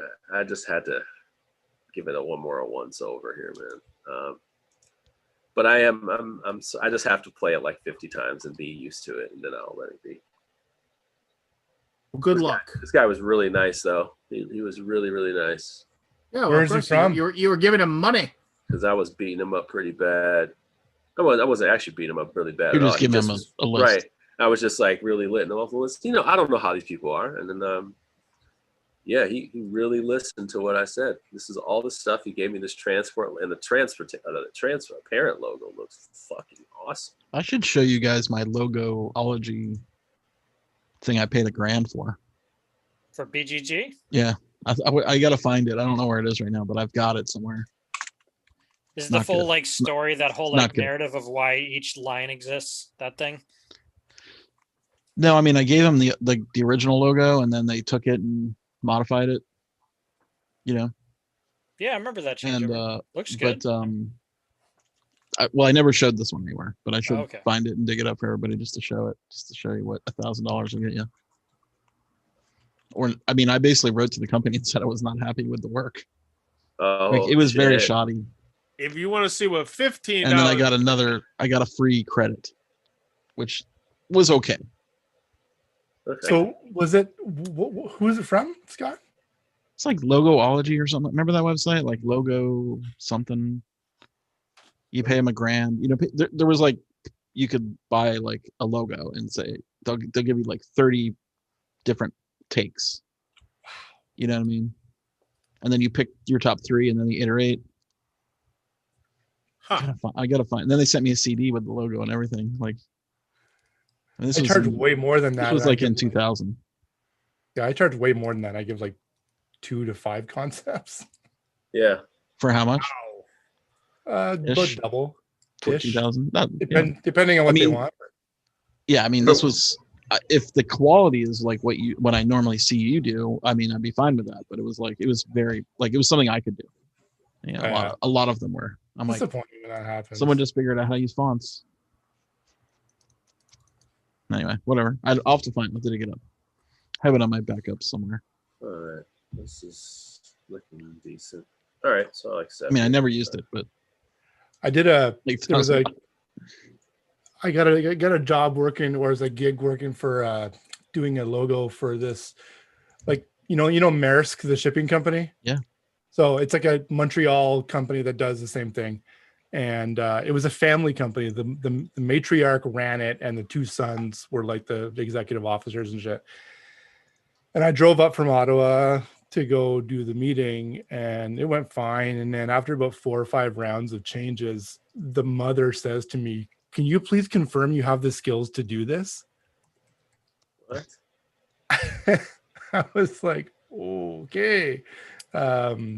And then we ended up just parting ways. Yeah. And then I saw what they ended up going with somebody else for, and what they ended up with. It was just so bad. Yeah, there's a couple products right now that I'm just like, man, I feel so bad. I feel so bad. There's some games that really could use some good graphic design that are coming to Kickstarter really soon. You know how people are, man. They're just going to be like, ugh. Yeah. I mean, it really sucks to see that.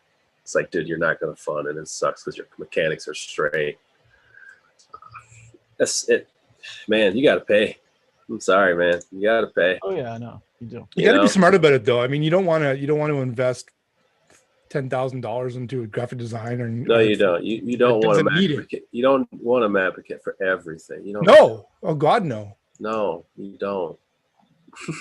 Most of the time, you don't. Otherwise, you have to ask your mom for loans. You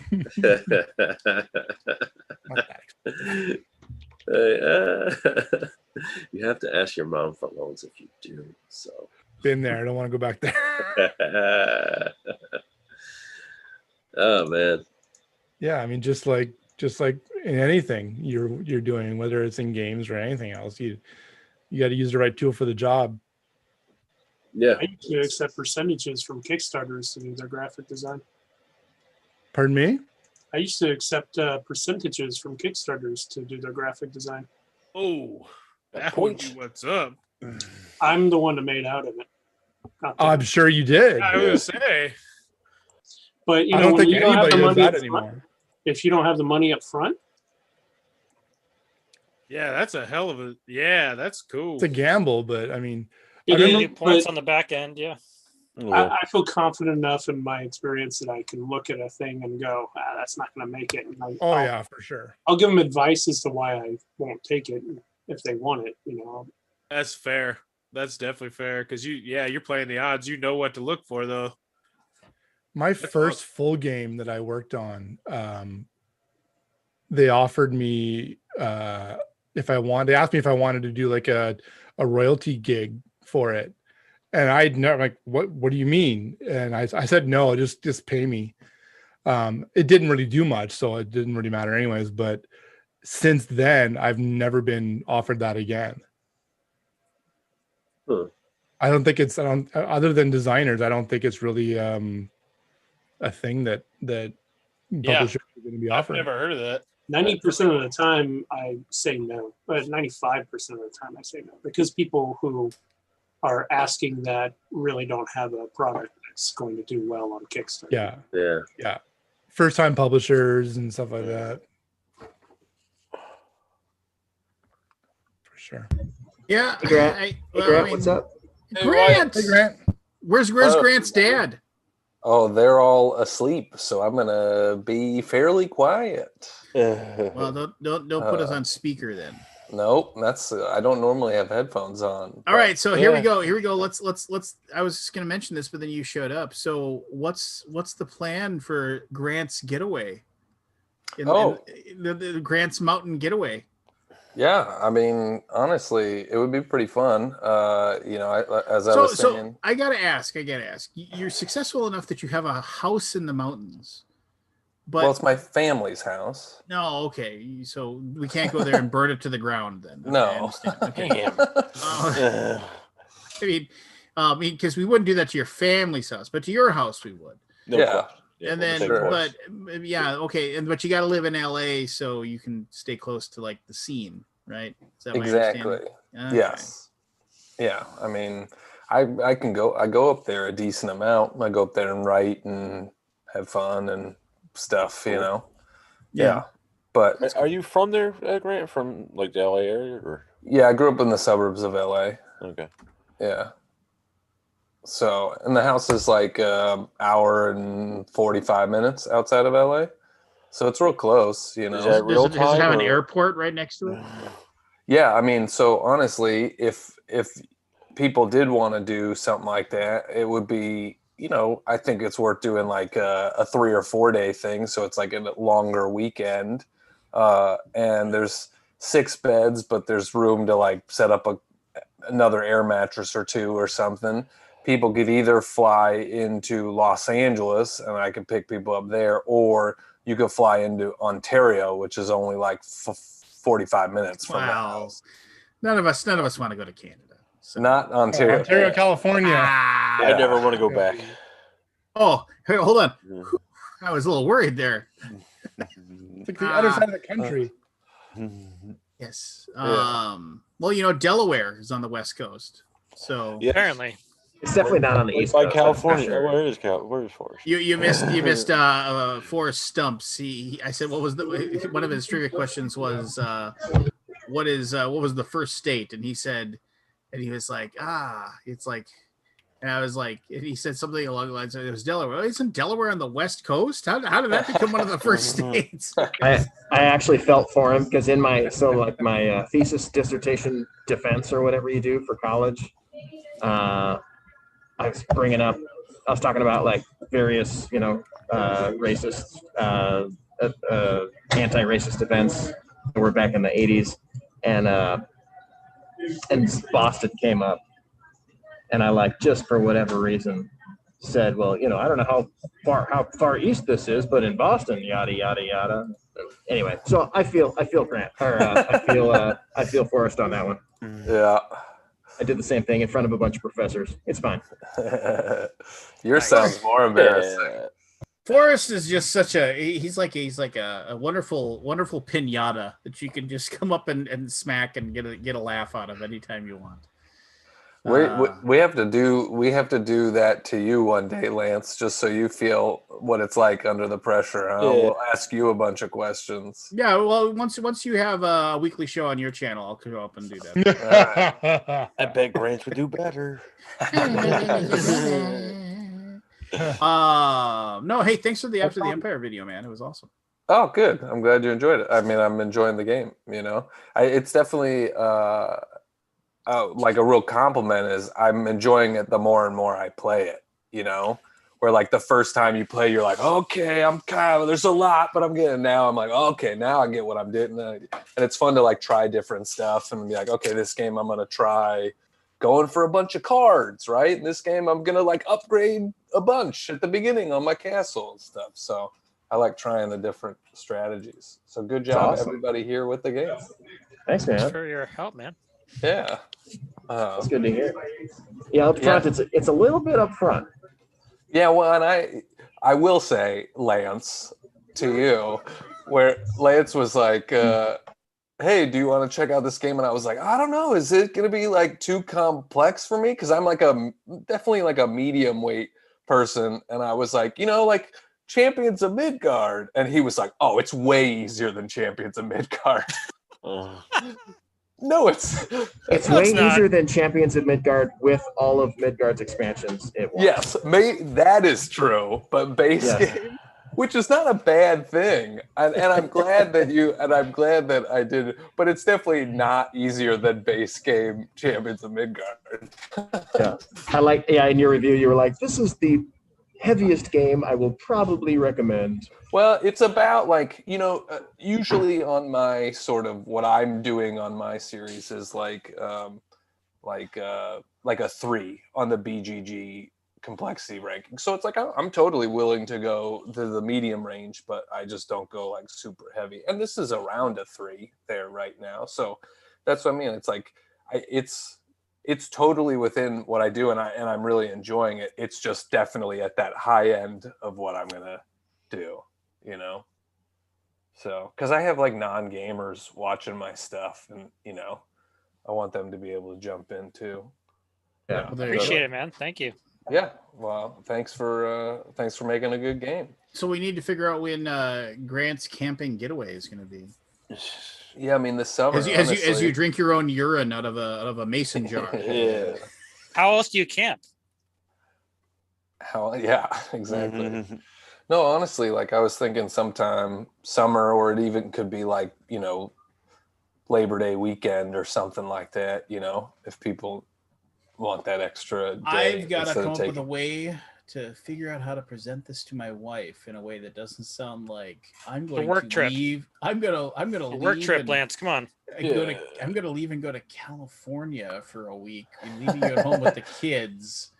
But you know, don't worry, honey. I'm just going to be hanging out, drinking beer, playing board games with my buddies. It isn't like it's going to be any fun. Oh, we're cross promoting. If we do it, we're all cross promoting. This is like we're not going to shoot some videos. Totally, this is business. Yeah, Lance, just drive through Portland and say that we're really sticklers, and we have to hand you the expansion in person, and that's the only way for Gray Fox to get it. Yeah. Well, and I figured, like honestly, if it's like if we had, you know, 5 to 8 people or something like that, then, you know, we can totally play various 6 or 7 player games, but we can also, you know, we got a table upstairs, and then we can put a card table. We have a big area in the master bedroom. You put a table there, have 2 different game stations going, you know, be pretty fun too. Nice. That sounds like a blast. Yeah. What are you doing in Illinois visiting your dad? Just saying hi? Yeah, you know. I mean, if it's something personal, I don't. No, it's not. No, okay.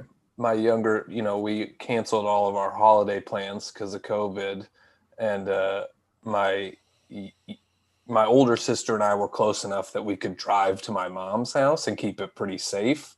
But it meant that my younger sister had Christmas by herself and stuff, so she was just itching for some family time, and you know, we got vaccinated and that sort of stuff, so we decided to fly out to my dad's in southern Illinois for like week. So both my sisters are here and my dad. Cool.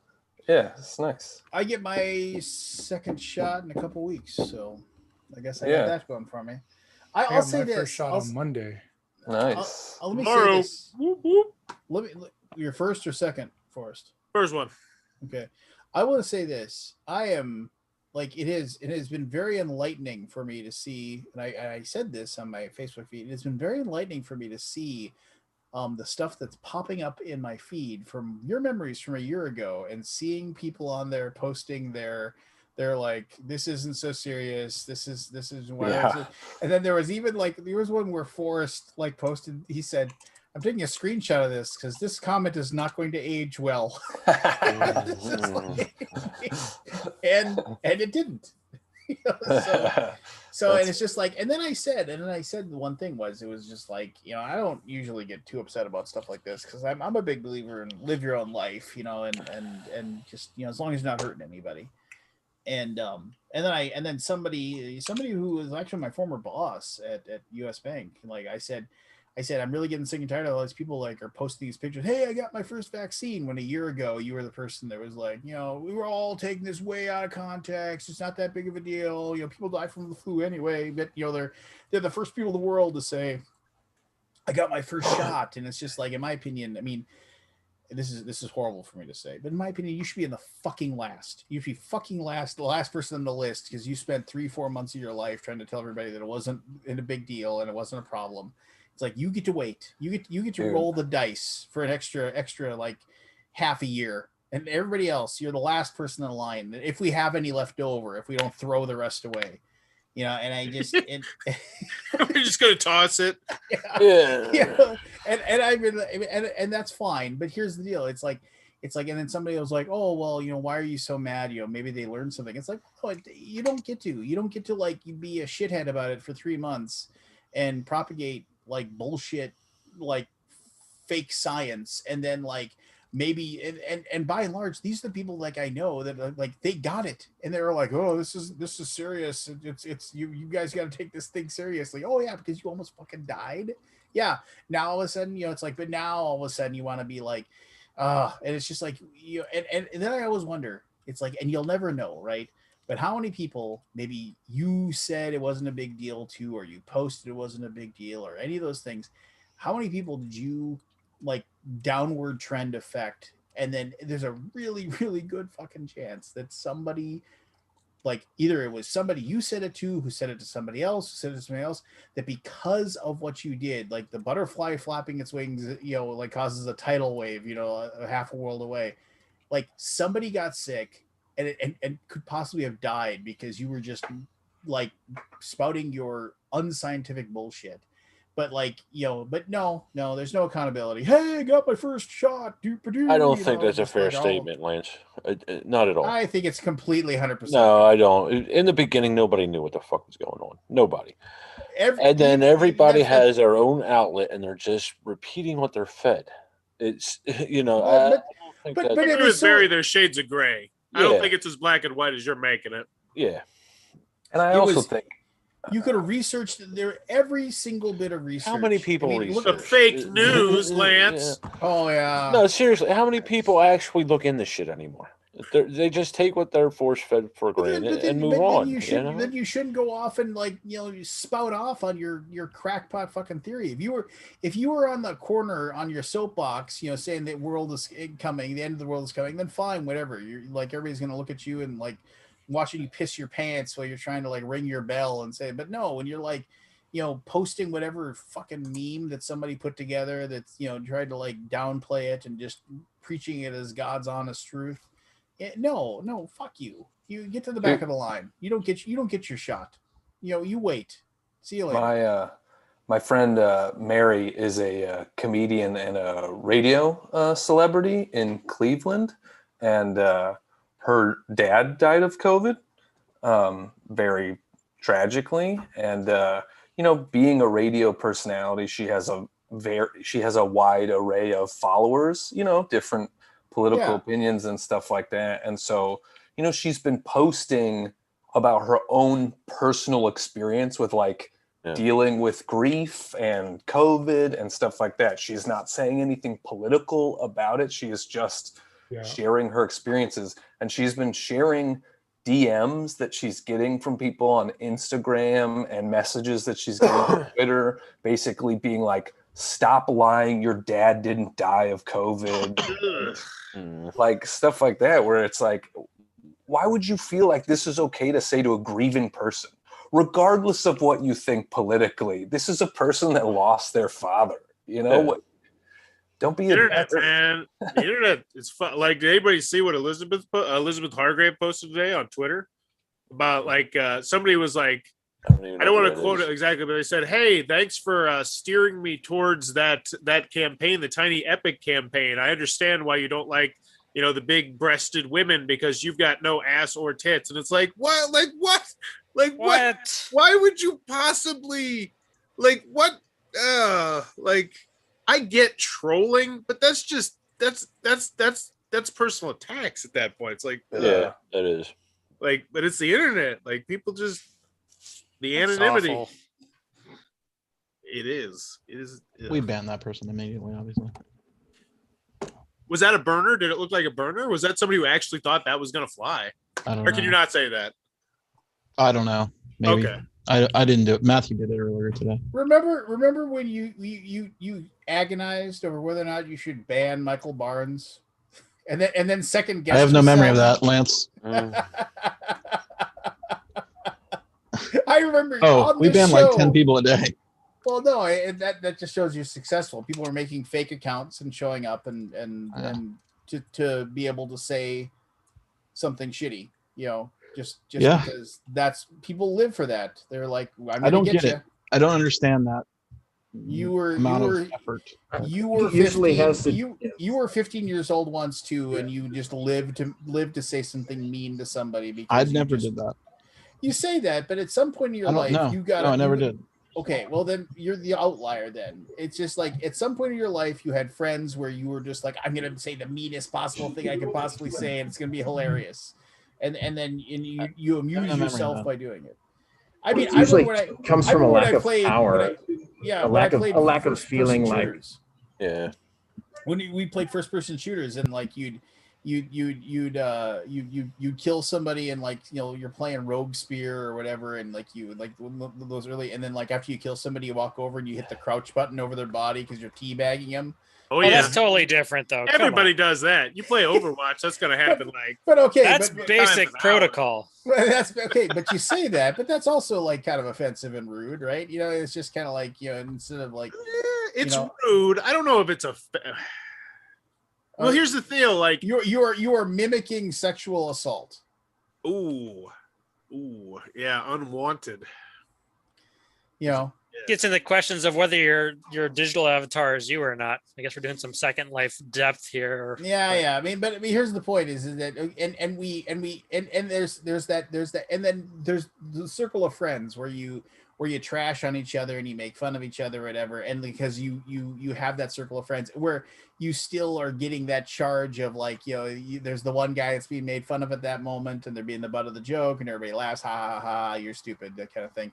And then, but the thing is that charge, that happiness, that euphoria you feel out of that moment is a very safe euphoria, because it is a person that you love and you respect, and normally, and they know it's just a joke and the thing, but like if you like that outlet grows and grows and grows to the point of like, oh, I'm just going to like just why does somebody want to say that? Well, first of all, that person's a misanthrope, right?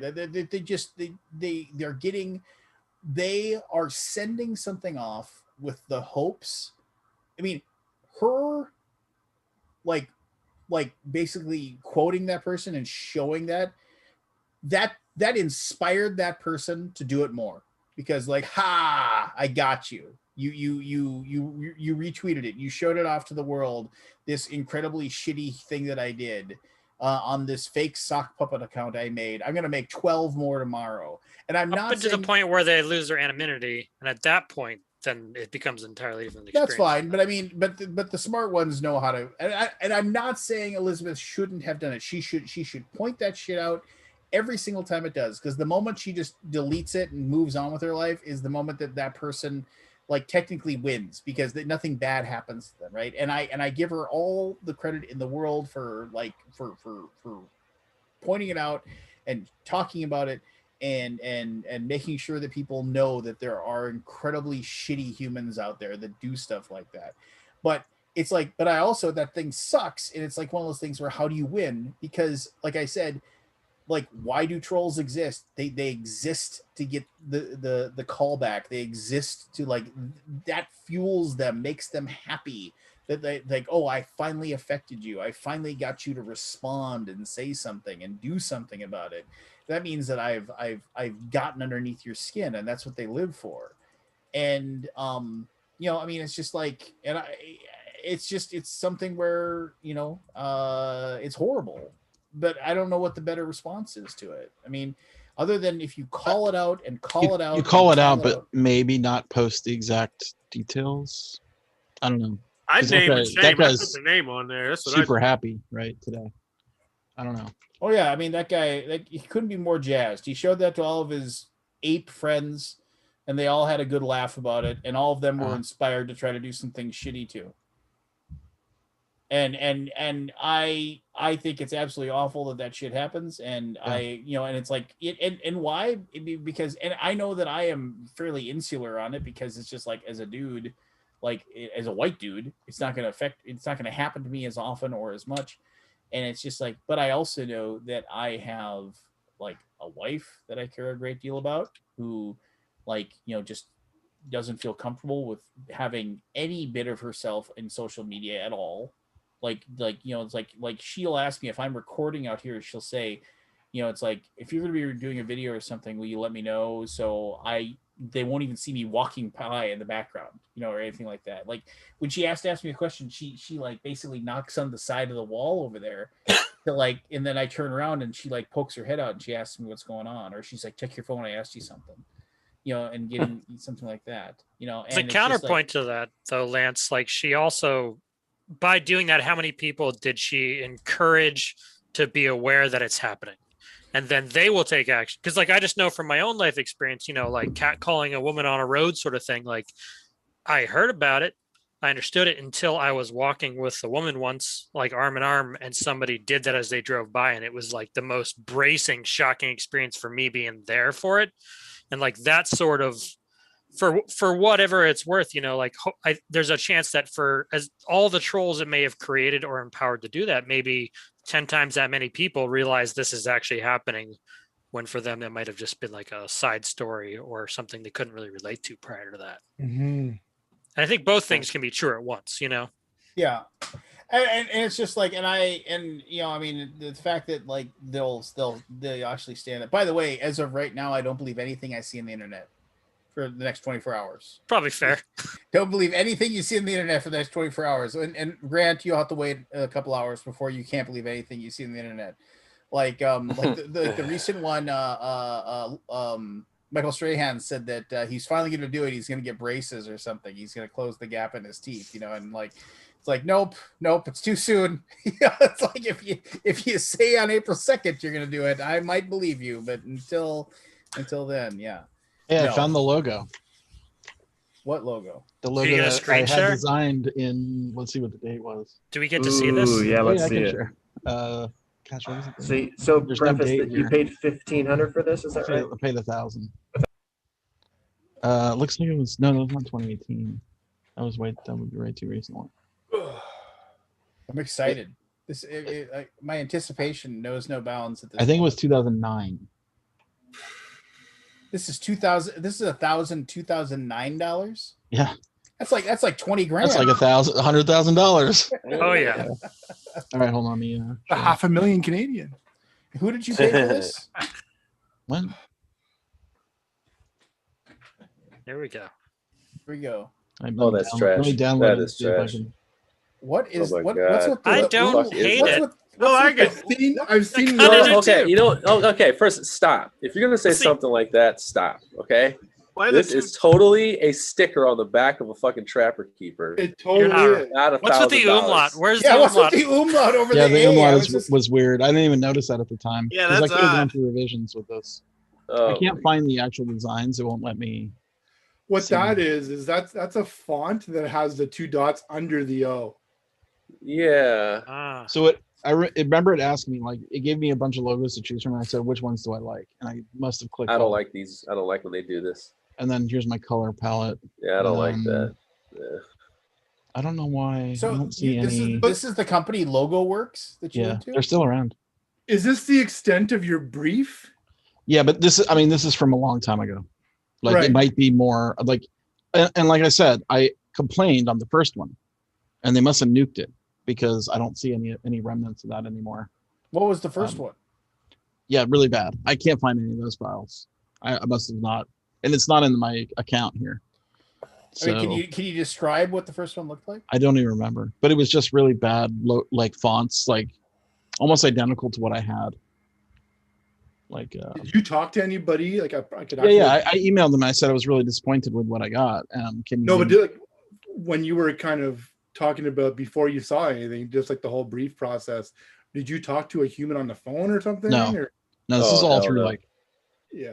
It's all through like I showed them my current logo. It's hard. Which That's is why you hard. can see how this guy came about. I mean, I never talked to the guy I had, but like, they have like in Fiverr, and this is a system that I like a lot.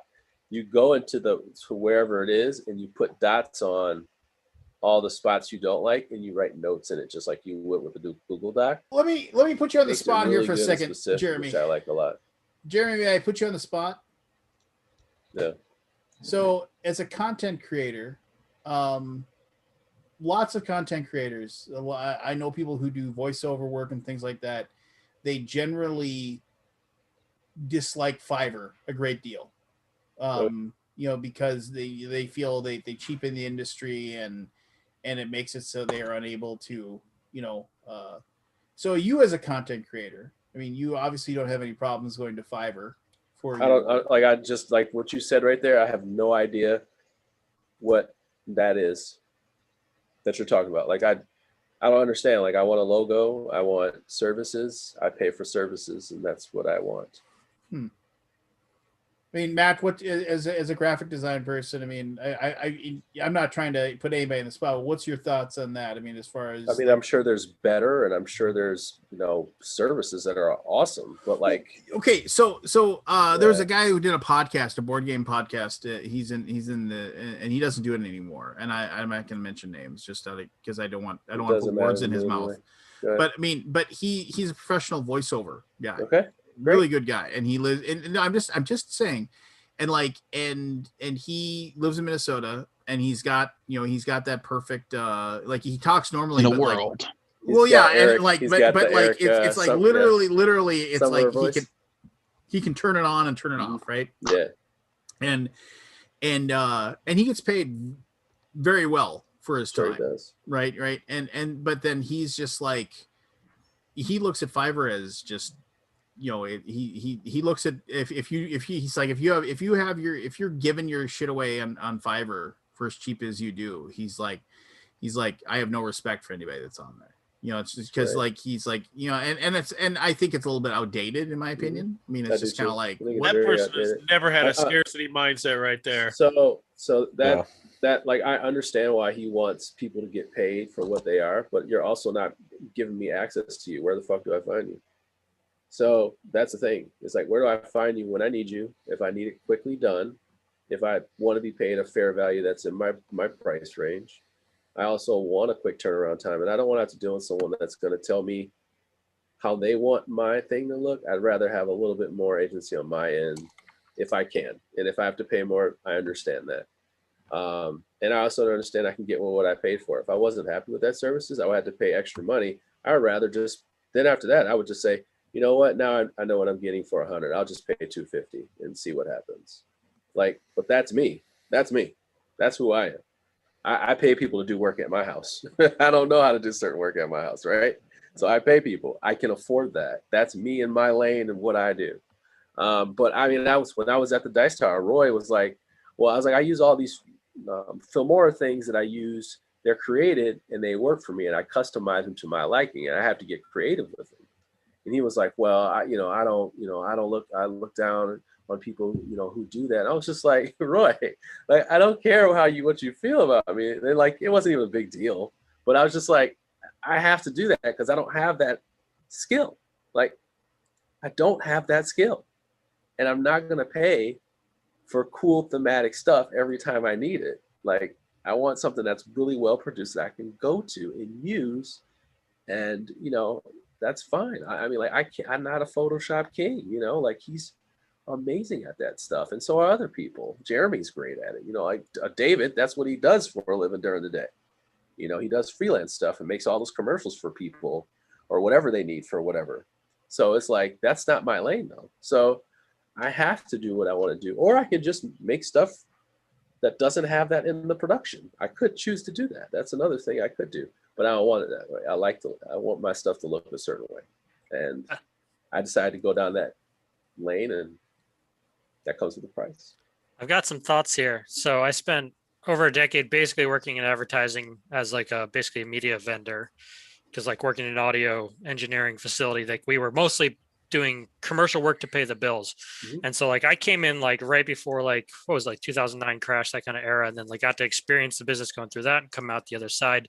And what really came out the other side, there's like a democratization of technology going on in the media realm, which explains a lot of also how you see so many people using and media to become reviewers, to do YouTube channels, all that stuff. And like I came in right at the tail end of when you had to have either a professional education or do like a spend a long like internship, journeymanship, like all that stuff. And like the tools were hard. Yeah. The tools are not as hard now. And so like a lot of those people who spent those years earning that, getting educations, doing work, like they have to pay for that. Like if you talk to an audio suite, those rooms ours cost like $60,000 a room just for the gear. Yeah. And it's like, like those things are at a different level where you can get paid by, like, we used to work for like Nike and Pepsi. We had like Wyden and Kennedy, all that stuff going on. And it's like, there is a point now where that doesn't make sense anymore. And like you see those industries moving away, and Fiverr showed up, and it's kind of like 123 Voice for the voiceover stuff, another place that did that. And it's like, there is a loss of quality, but the cost versus quality is not as big a gap. Like you're getting better quality than you're paying for on Fiverr, to be honest. Yep. And like, if those people can make a living, then it's awesome. But like, because I would even say, just, I'm sorry, I cut you off. I'm just thinking, no, that's about there are also people who literally have the same skill level you do, and they're turning and burning these things that are so easy and cheap for them like crazy, and probably making more money than they did. Like my buddy Brandon, like he was doing free work for Bud Light, like Bud, and he was making all these sick designs, and they were just tossing them all. They were crazy. Like, man, all the Bud Light Bud ideas he had, Coors ideas he had, like he showed me all this stuff. I was like, this is insane. He's like, nope, they just want a regular ass bottle, which faded out design in the background. So he actually moved on, and now he's doing his own stuff, and he's got murals all over the city and all kinds of shit. But like I could get him to do anything on the drop of a dime back then, but I wasn't creating content back then. Now I have to pay him a couple $1,000s just to hang out and have him do shit now. But I should have told him he was a loser, so he wouldn't have quit. He would have quit.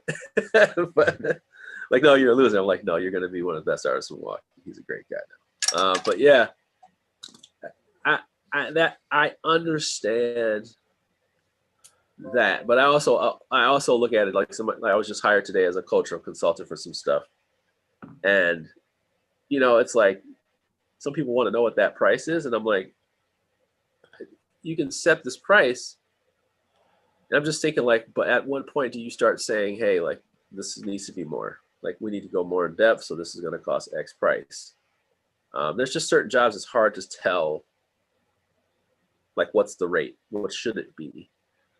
What should it be? Based on one of the toughest freelancer muscles to flex is like cost versus time estimates. And people then, when you say estimate, they assume that's the price. That's the price. Yeah. That's what I'm saying. So, and within the board game industry, it's a lot of, friendships and relationships that so they're kind of coming to me in a business sense of not like, me hanging out and being silly and saying, hey, what games would you take me or take a look at or whatever. But like this is like business. So I don't know. It's just I understand how people who are at a high professional level would not like something like Fiverr to exist. But at the same time, it's like me, when people say they ain't got no money, I'm like, hey, bro, I can go make $200 tonight, and I'm not gonna even sell no drugs. Like if you told me to wake up tomorrow, I need to make $250 tomorrow, I'll go make $250 tomorrow. I will get my ass up early. I will do a lot of cash jobs. I will not stop till I get my money. And I won't come home till I get my money. But that's just how I work. And for some people who have this level of skill that they do and they refuse to do simple tasks, I have no, like when you say like, I won't do this or whatever, that's fine. You just don't have $250 today.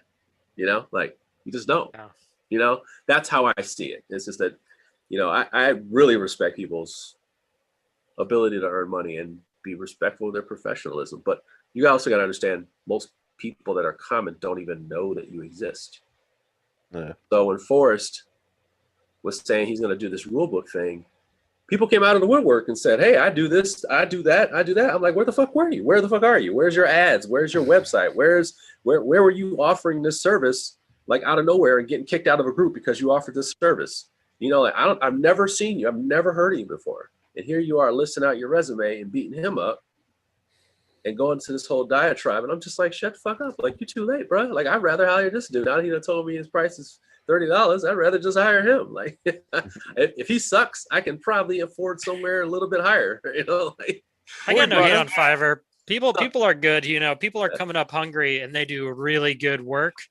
I mean, they may not have the depth or the breadth of knowledge or the ability to do a bunch of stuff, but like, that's not always necessary. And honestly, that was a deep conversation we had. We had like 5-1 rooms or designed to like mix perfectly for a theater. And you're like, yeah, but this is going to YouTube. Like, right. That's they what I'm need saying. this, like, that's what I'm saying. Know your audience. And it's like, it's also a development thing. You could get better at your skill and then I could want more from you based on that.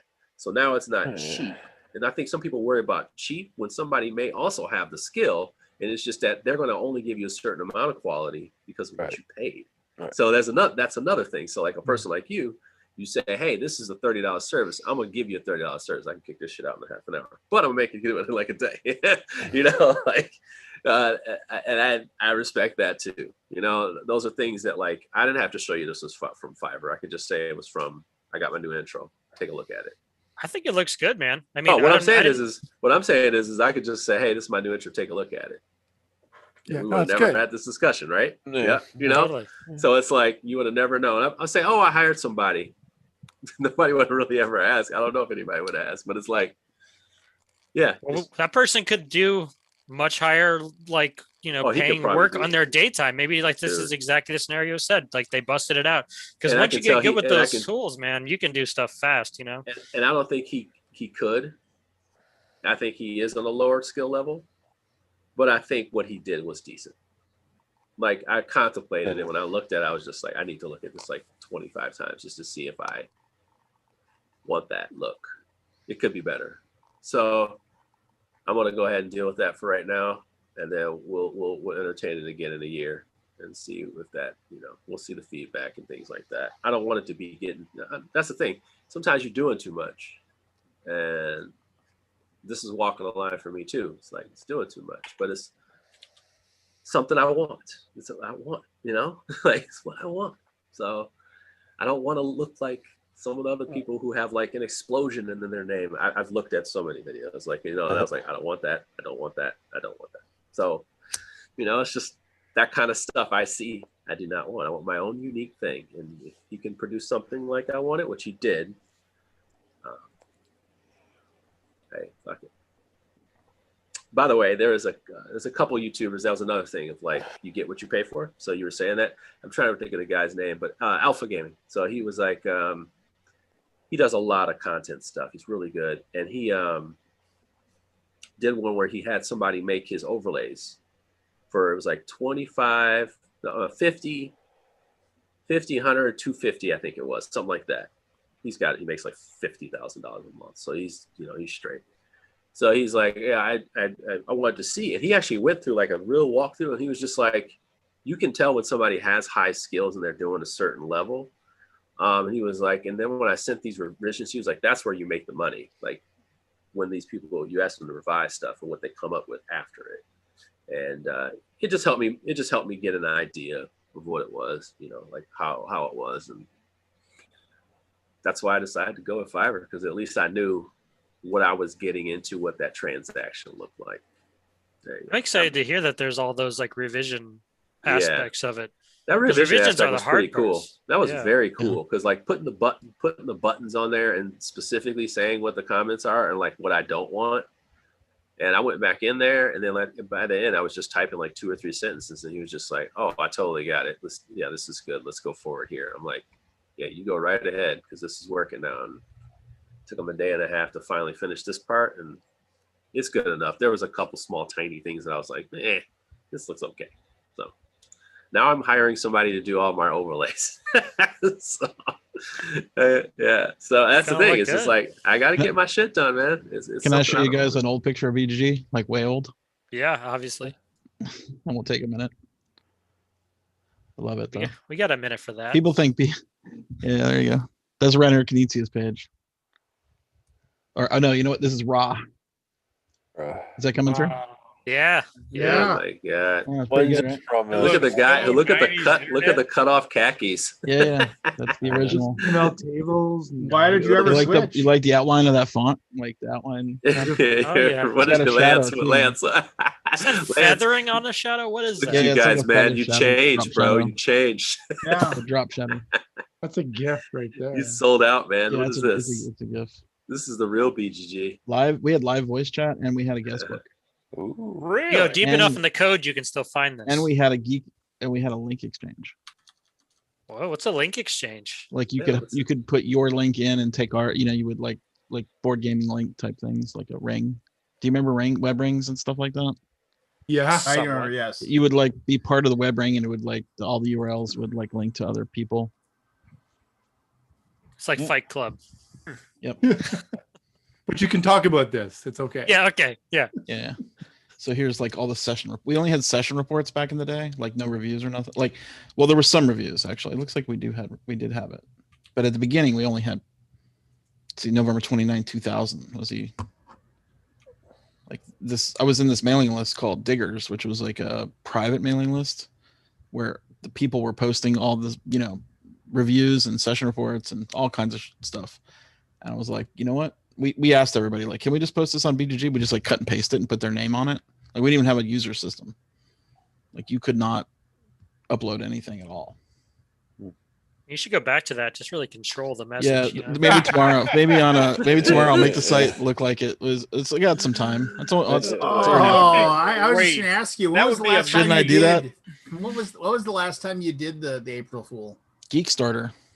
Yeah, that's right. A Kickstarter clone. I wrote like almost, I would say like 75% functional Kickstarter code. Nice. Except it didn't take any credit cards or nothing. It was just you could make projects and like people could back it and spend geek gold, right? And you would get all your money back. It was only like for show. Like you could just put geek gold and back projects and stuff. Did you see the GeoCities page they made for what was the Marvel movie? Captain Marvel? Yes, I remember that. Yeah, it was That great. was awesome. Was it because it was No, it wasn't 1984 thing. When was Captain Marvel set? That It was in the what- 80s. The 90s. Yeah, in the 80s. Yeah. 80s? Yeah, but it was like a GeoCities, like with the rainbow flashing. Well, all the colors. animals are really, really, really bad Lots animated. of flashing, lots of blinking. Yeah, the marquee text. Yeah, Was there the text under scroll. construction? Yeah, the under construction logo. It was, Hey Lance, that was I'm a thinking simpler about doing time. that thing, that raw stone thing. The which one? You remember that raw stone thing I talked to you about? With Yeah, Shiny? yeah. Yeah, I'm thinking about doing it. I talked to them today. Oh yeah. Yeah. So it seems like a good idea. I talked to a couple other publishers about it. And they were like, yeah. So I think I'm going to move forward with it and see how it goes for a couple months, and then Well, I think that that'll be cool, man. If it works. yeah, we'll see. Like I said, we'll see how it shakes out. I got some good responses. I got some bad ones. So Okay, I gotta ask, and if you don't want to talk about it, just say you don't want to talk about it. And I don't want anybody to think I'm trying to put him on the spot here. No. You're kind of just going off doing it solo now, right? You're doing your own No, thing? I'm not at all. No, not at all. Really? I'm just creating my own solo space stuff.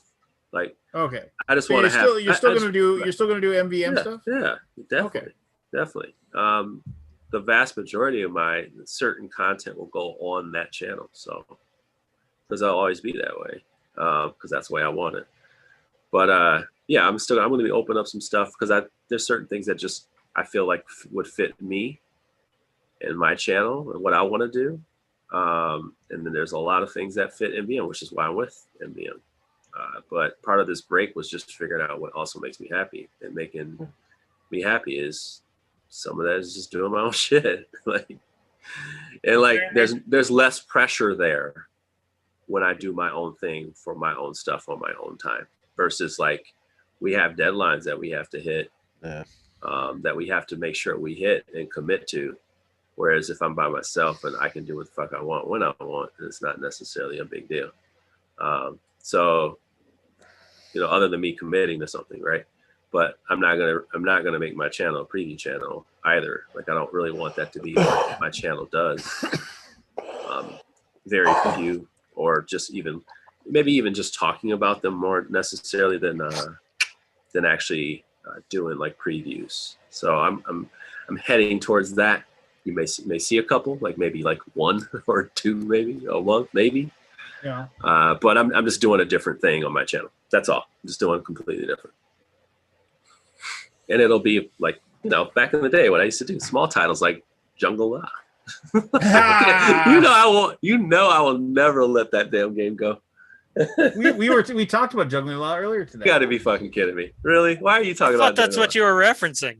Yeah, no, I say it all the too. time. No, I say that to him all the time with the Jungle Lot because it's a TMG thing. So yeah, and it was garbage. Yeah, it was garbage. But yeah, so I like to cover small titles like card games and shit like that. This just doesn't fit MVM channel. It just doesn't. It doesn't fit their audience. Children's games, family games, sometimes abstract. And every time I say that, they're like, that's not necessarily true. And I'm just like, I can't find one on your channel. So like, I can find maybe a handful, but I'm like, that's the thing. It's like, I want to do those types of things on my own. And some of those I may just kind of mix in back and forth. No, I mean, Man vs. Meeple deserves all the credit in the world for creating what they have created, right? And they definitely have a fabulous following. But if something just isn't in their wheelhouse, it just isn't in their wheelhouse. But that's the thing. They brought me in to open up that wheelhouse, and I necessarily haven't done that, So that's what I'm starting to create this content for this month, is to make sure that we know what's up. And, people know what my opinion is on things for the channel versus preview, where you got a lot of like, you're just kind of focusing on how this thing plays and, that kind of stuff. Like I want people to understand how like the critical stuff that I can be. One of the first games I have is a high score, but I'm really going to spend just as much time busting it up as I am going to explain how it's awesome. Because I just feel like you should be thorough either way. Whatever score it is, you're going to give something a high score, you got to defend it just as much as you would give something a low score. So I do apologize. I told everybody, nobody else knew, but Jeff Berggren was going to come on tonight, but he ended up having like a meeting or something, so he wasn't able to. But next week he swears. The guy who he swears, the guy who owns all the gaming goats, he's going to be on. What's a gaming goat? Oh, just save it. Just save it for next week. Bottle it up. Okay. No, Jeff Berggren he's got a retail chain of board game stores. Yes. Okay. Oh, You can settle for Evan and I for now as retail game store owners. Yeah, there you go. Yeah. Yeah, no, I mean he's just got a large chain and he's been fairly successful and he's the self-styled most hated man in board gaming. So he tells it. He says that. So what? I'm like, oh, really, dude? Oh no, that's it. No, trust me, that's it. Let him. No, I mean like just let it happen. It needs to be organic. I need it needs to be organic. If you're friends with him on the Facebook and you follow some of when he feels the need to say something, what does he say it? He just says it, and he says names specifically too. If there's a specific, he calls out people specifically for what he thinks are like bullshit practices and things like that. I like it. calls out publishers, retailers, online retailers versus distributors. Maybe he's know, just trying to be a marketing board people. gaming heel, like the bad guy of. I said he is the most punk rock of the people, and like he just doesn't give a shit. He's just like, I'm gonna be no, and I'm lucky enough to be friends with him. So I mean, he's got some viewpoints that I don't exactly agree with, but I think he says things that a lot of people wish they could say, but they can't. Do you really Whereas, feel like he says stuff that people really couldn't say, or you just think he just says things that are directly? He's just really saying what is on his mind, which is nothing wrong with that. It's just that like he doesn't care about the impact of what he's saying. He's in a like he doesn't care about the weight of his words. Is what I'm like I was saying earlier. Like I can't in good conscience like review a game poorly if like as a publisher. Right, because I don't want to hurt somebody else's business. But because Jeff is like, fairly ingratiated into the board game world, but he's a retailer. He doesn't publish games. He has a store. And he has a store that he's trying to sell games at.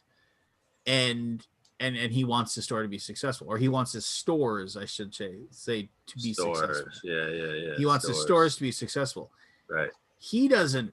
I mean, I don't want to speak for Jeff, but I mean, I'll just speak generally speaking as for board game retailers, and Evan and Ryan can correct me on this if they want to, because they probably know. But like it is my opinion that if you have a retail store, you don't care whose games are on your shelf as long as it isn't on your shelf for long. As long as somebody comes in and buys it, right? That's not strictly true. I'll say that can't be true. That's not Really? strictly true. Well, I mean, it's okay. kind of like in my coffee shop.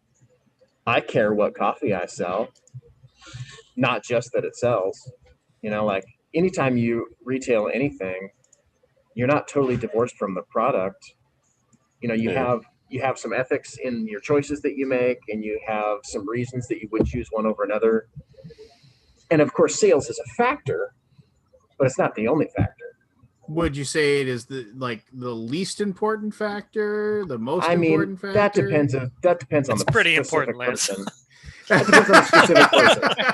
I mean, like let's say, and I don't want to bring any like moral like things. Like I'm not saying like the Nazis own this coffee brand, Nazi coffee. But every single customer that comes in my door says they're willing to pay $20 for one glass of it. I'm conflicted. I can't decide. I'm not saying something like that, but I mean, like,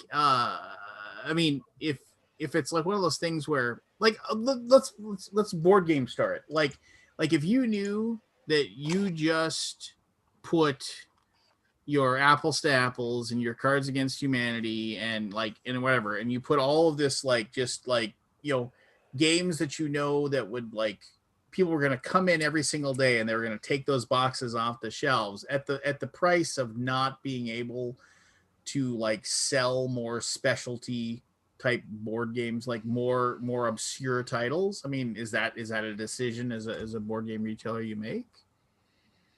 Well, yeah, I mean, would it's you say, you know what? I'm sorry, 25th Century Games, I can't carry your stuff because I need that shelf space for, whatever new like thing came down the pipeline for mass market, company A, because I know I'll sell that stuff. Like it's like just putting money on the shelf, like for me. And I'm not saying that's wrong or whatever. I mean, but I mean, there's a reason why, you don't walk into many stores and see a lot of GMT war games on the shelf. Right? I was just looking at a TMT game right now. I'm looking at one right now. Yeah. So like if you look at the retailer Facebook groups, they take principled positions all the time. Yes. About what they will and won't carry regardless of sales. All the time. Now that is a vocal minority, but it is a thing. To be fair, though, Evan, this perfect analogy is you stopped carrying bananas. And you'll know what I mean. When his game store, he was like, I'm gonna have. We tried this too. It was like, we're gonna have healthy food. We're gonna provide people. Like, nerd stores don't offer healthy food. That's stuff. You have to stop carrying it at a point. It does not work. Yeah. So, morals or not. But yes, I would say, like, so for example, Lance, like a stance I took for a long time was like, I did not want to carry Secret Hitler because I was just like, no, we don't need Hitler in the name of our games. Like, we just don't need that. I don't want to see Hitler on my shelf. Like, I just don't want that here. And then it was, years had passed, and you can only get so many requests every single week. Yeah. Before you go, At some fine, point, fine, okay. Put it in the store. Yeah, put it in the store. And then, like, you make zero markup because they don't sell direct to retailers. And it was just like, all right, well, but now we have it. I mean, I think that you're both right. I think Lance is right that, like, in the end, if the doors are not going to stay open unless you ... you're going to probably do it. But yeah. Well, it's like, and this is not nearly the argument that people made years ago. Like, the argument for the longest time was, the whole retailers hate Kickstarters thing, right? That was, and I gotta put a pin in something here in the back of my head, something that really pissed me off. But I mean, okay, just parking lane. How many people say it's parking lane? School bus. Yeah, no. So I mean, like all these people, like, for all these board game retailers, like, oh, Kickstarter is a bunch of bullshit. People are just buying those games direct, and we can't sell those games because all those people have bought those games already. Yet every single one of those retailers had copies of Scythe on their shelf, right? So we fucking hate Kickstarter. I'm never gonna have a Kickstarter game on my shelf. Oh, can I get Scythe? Yes. I will order all the Scythe as long as you're buying this $100 game. I will order all the Scythe I possibly can so I can move this product because I need the money. Like, they don't even know. The thing is, when they say that, they don't even know what games are on Kickstarter when it comes down to it. Like, there's so many Renegade games on Kickstarter, and they don't know that. Well, I just want to say like this. Spirit Island's at damn near everyone. It's a Kickstarter game, and it was one of the ones that took forever to come to deliver. So fairly recently, like in the last month or two, I don't even remember the name of the company or anything like that, but like somebody said, like, there was this big, and I don't know which board game Facebook group it was, but it was this big giant wall of gushing praise for like a publisher who was like saying, we don't do, we don't do group pledges. We just don't do them, which I don't know if they do or not, but I'll say right now, like, and there probably are a few publishers out there. Again, it's a money thing where, like, if you get contacted by a person, it's like, hey, can I put 4 people together and get a group pledge for this game? No, we're not going to do it. But when some group from like Indonesia contacts them and said, I've got 35 people that want a copy of this game. Can we work on a deal? They're like, yes, we'll work out a deal for 35 copies. It's like, I'm telling you right now, I can't speak for every single board game publisher out there. I can't speak for every single one of them. But if you have enough people guaranteed that are going to buy a copy of the game, most publishers, if you contact them, shoot them an email, they're going to work on working out a deal for you, just because, bottom line is, they're going to get a larger cut of the cash if they do a Kickstarter for you. But regardless, there's this big long post where it was like, they said, we don't do group pledges, but we do. I feel like Matt is still here, by the way. But it's like we do have retailer pledges. They're like, we do have a retail pledge. Why don't you contact your local game store and ask them if they would like to do the retail pledge, and then you can save on shipping that way. And everybody was like, oh, thank God, you guys are so smart. I'm like, what the fuck? We were doing that with TMG 5 years ago. Why? And Gray Fox is still there. Why is this like some like opening the pearly gates of heaven idea that's only, but no, 1,000 people just getting in line to just praise the greatness of this company that just had this epiphany of this idea, that I was just like, whatever. I probably care too much about shit like that. I probably do, but I always just, it's like, yeah, we've been doing that for like a half a decade. I just didn't, nobody felt the need that we had to go on some sort of like, Facebook chat to like, hey, let's just pat ourselves in the back here and show how awesome we are, just to everybody. But then again, I don't know. The tough thing with Kickstarter and retail is that like the retail pledge has made it better, right? The retail pledge didn't used to consistently exist as a thing, and it still doesn't consistently exist as a thing. What is challenging as a retailer, because there's so many games coming out, and as we all know, more games every single year, is you have to, as much or more than anyone else, decide which ones are worth carrying, right?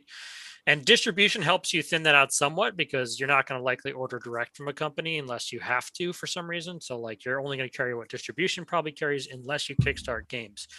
But the tough thing with Kickstarter games, and I think this was truer earlier in this process than it is now, is that those games were such flash in the pan games, wanted it for the most part, got it through Kickstarter. And so like, if you backed it as Kickstarter, maybe then you could sell some, but if you waited for distribution, if it ever got there, it was usually going to get you nowhere. And the even harder thing is that like, if those games, like you said, Scythe as an example, Scythe was a very weird outlier. Most games that pop off like Scythe or Wingspan pops off, like you will try to scraggle the 3 copies you can get through distribution. Those all sell out in an instant. You wait 6 months for a restock, you stock deep, and it's dead on your shelf. Yeah. And it's like that's probably like 95% of the games. And it's so hard because, and I don't necessarily blame Kickstarter for that. That's more just the ramping up of games being produced. But like Kickstarter added to that, right? And so it's like, oh yeah, if you have a constant influx of like new stimulus, what do you care about the one you missed 6 months ago? exactly. Like, And so just, that's like you'll get over it. yeah, and that's all. Unless That's it's just venting like unless the it's the outlier, challenge. of course. Yeah, I feel exactly. No, I'm totally speaking from ignorance here, but I feel like if you have your pulse on what's hot and what's not, you have the choice to determine how much inventory you want to buy of it, right? So let's say it's Not totally true. No, because There's definitely you get- stock you'll limitations. get- I was you'll gonna get say out. within And it gets reason, allocated. based Like on- they Yeah, you'll say get that you can get 40 copies and you get 2. Right. So that's what I'm saying, within reason, whatever that reason is. But let's say you have access to Dwellings of Eldervale, which is definitely going to sell for almost 175 on your shelf, right? And that's just the base game, not the, So it's like you would have to be able to take pre-orders and tell people, hey, like you can't back out of this one. Like these are not some of the ones you can back out, which changes your policy, so things have to bend. And or are you going to be a Kickstarter store where you pre-order Kickstarters for people and you like that kind of thing? And I wonder if that's why sometimes retailers don't like this, is because they're like hybrids. When it was like, if it was just a Kickstarter store, it was like, hey, we just back Kickstarters, and then we have Magic on Fridays, and we have Pokemon on Saturdays. All right. Well, to that point, Jeremy, I can take it even further. Imagine, let's put it in your exact situation you just described. Yeah. If it was like, you can get your graphic design a year and a half from now for the exact same cost, you can sell 4 graphic designs in that 1 year. Right. Like Kickstarter as a whole, it's like you're missing out now on a core of the whole industry if you don't participate in it. But by participating in it, you have tied up funds as a business that could have 4 to 5 to 10-fold times sold over in that period of time, And which also- is like a loss on both ends, right? But it's also could be said that some of those things will be dead inventory anyway, and 100%. Then it'd be no different than having a retail release that's a dud that you thought was going to be awesome from Gen Con. Totally. Can I also say your hat is very thematic to pirate trifold hat, because it's like turtle skin, it seems like a pirate would have a turtle skin hat. That's on theme. I like it. Turtle. I gotta go, folks. Sorry, Little Pirates of the Grant. Caribbean for you. Yeah. See See you, Grant.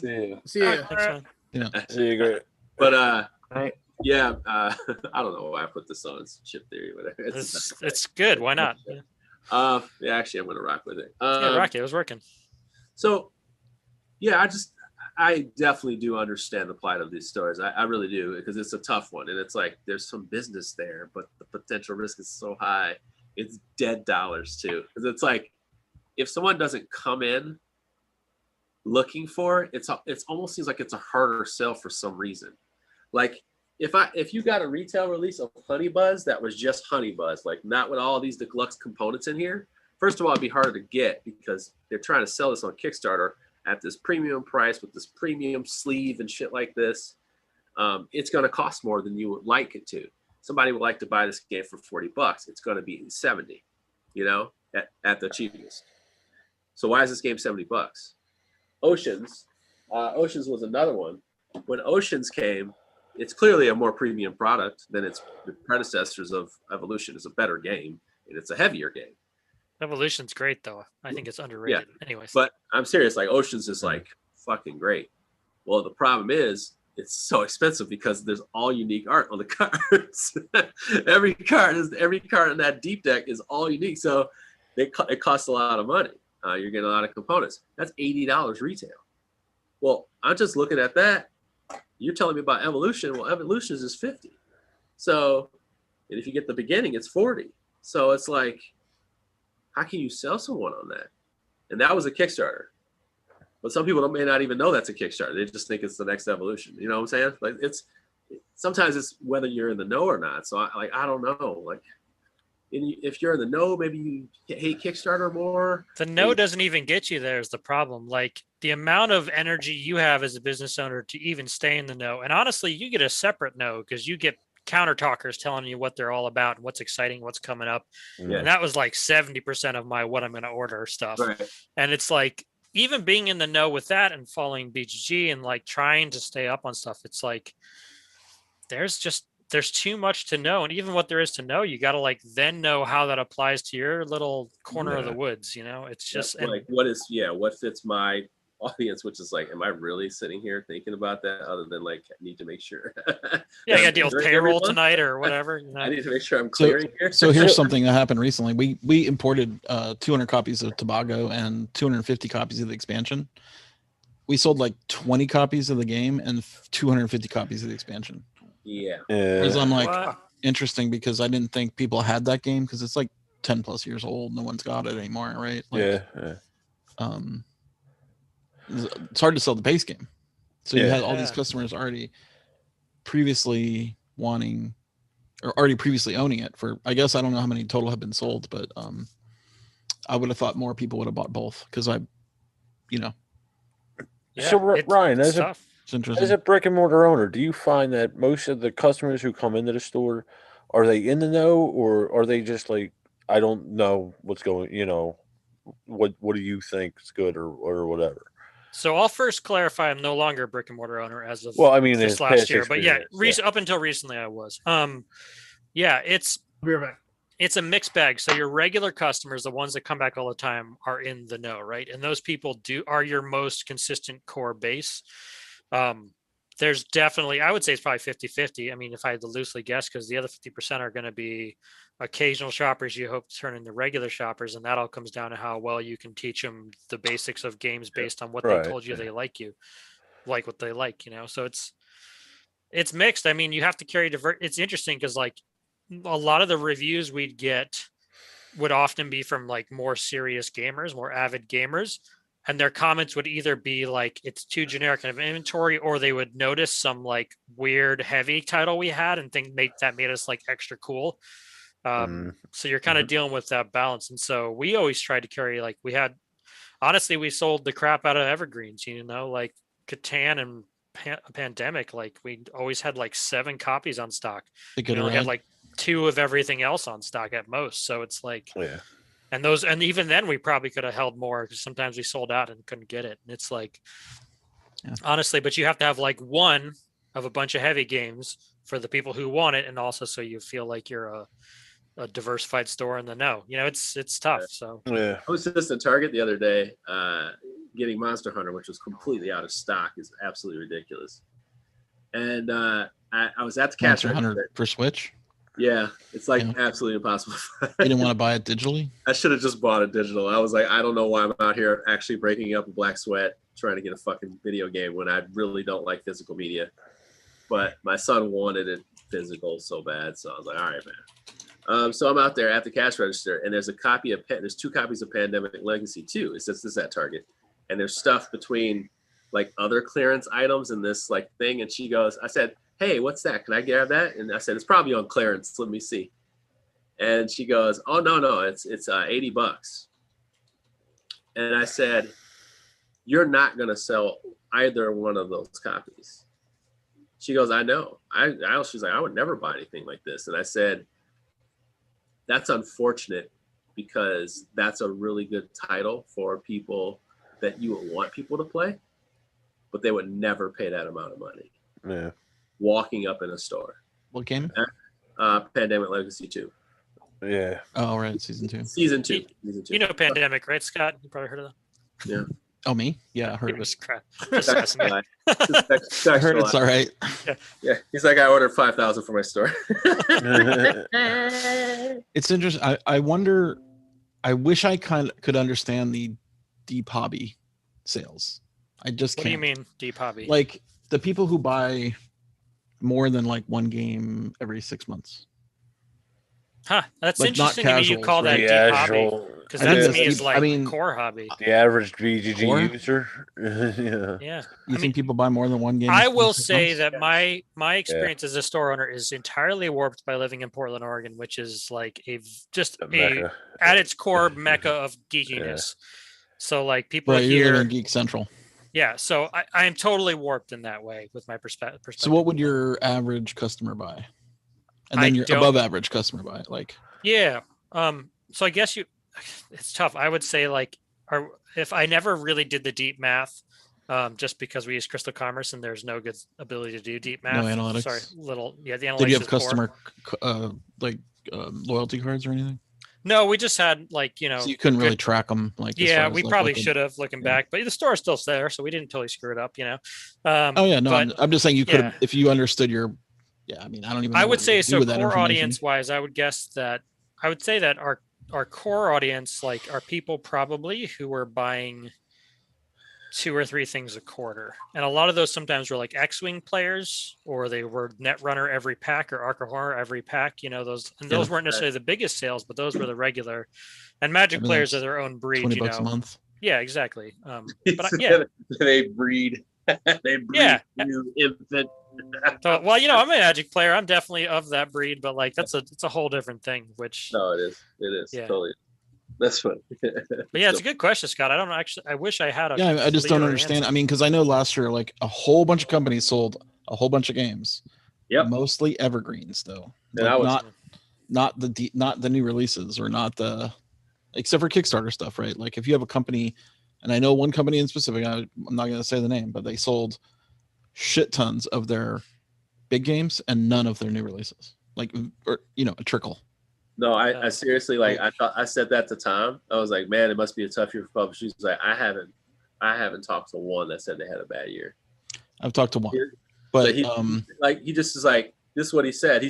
He said exactly what you said. He said a lot of people don't know what new games are out there, but people are buying a ton of games. Yeah, but they're buying like the Ticket to Rides, the Catans, the Yeah. Pandemics, the. Well, I think that's a lot of people who are evergreen. stuck at home and like are looking for what to do at that time and weren't already doing this hobby as a core use. I was of gonna their say a home. lot of people are getting coverage on this stuff now. From mainstream. I think the mainstream stuff actually went up a notch while we were in this time, in the beginning of this time. I felt like I was reading more articles in places that don't necessarily cover board games. Yeah. They're in this last year. So you have more people learning about these games and they seem interesting. And now there are several IP games, a barrage of IP games that are good. So they aren't shitty half-ass projects and they're not all Kickstarters. So it's like, Target has a slew of them. And they may not attract you as much anymore, but they attract a lot of people. Big G Creative, they make a ton of them. They make a ton of relatable titles. Some of them are fun for a while, which is what parents, people want. Take them to their parties. I mean, like a lot of people don't want just one; they want gestures. But just one would be a great game for them. It sits right there. I can sell people 2 copies of just one if I'm standing there. Sure. And pitch it well. But that's the thing. That's the difference. That's the difference. But But they're going to go to what they know.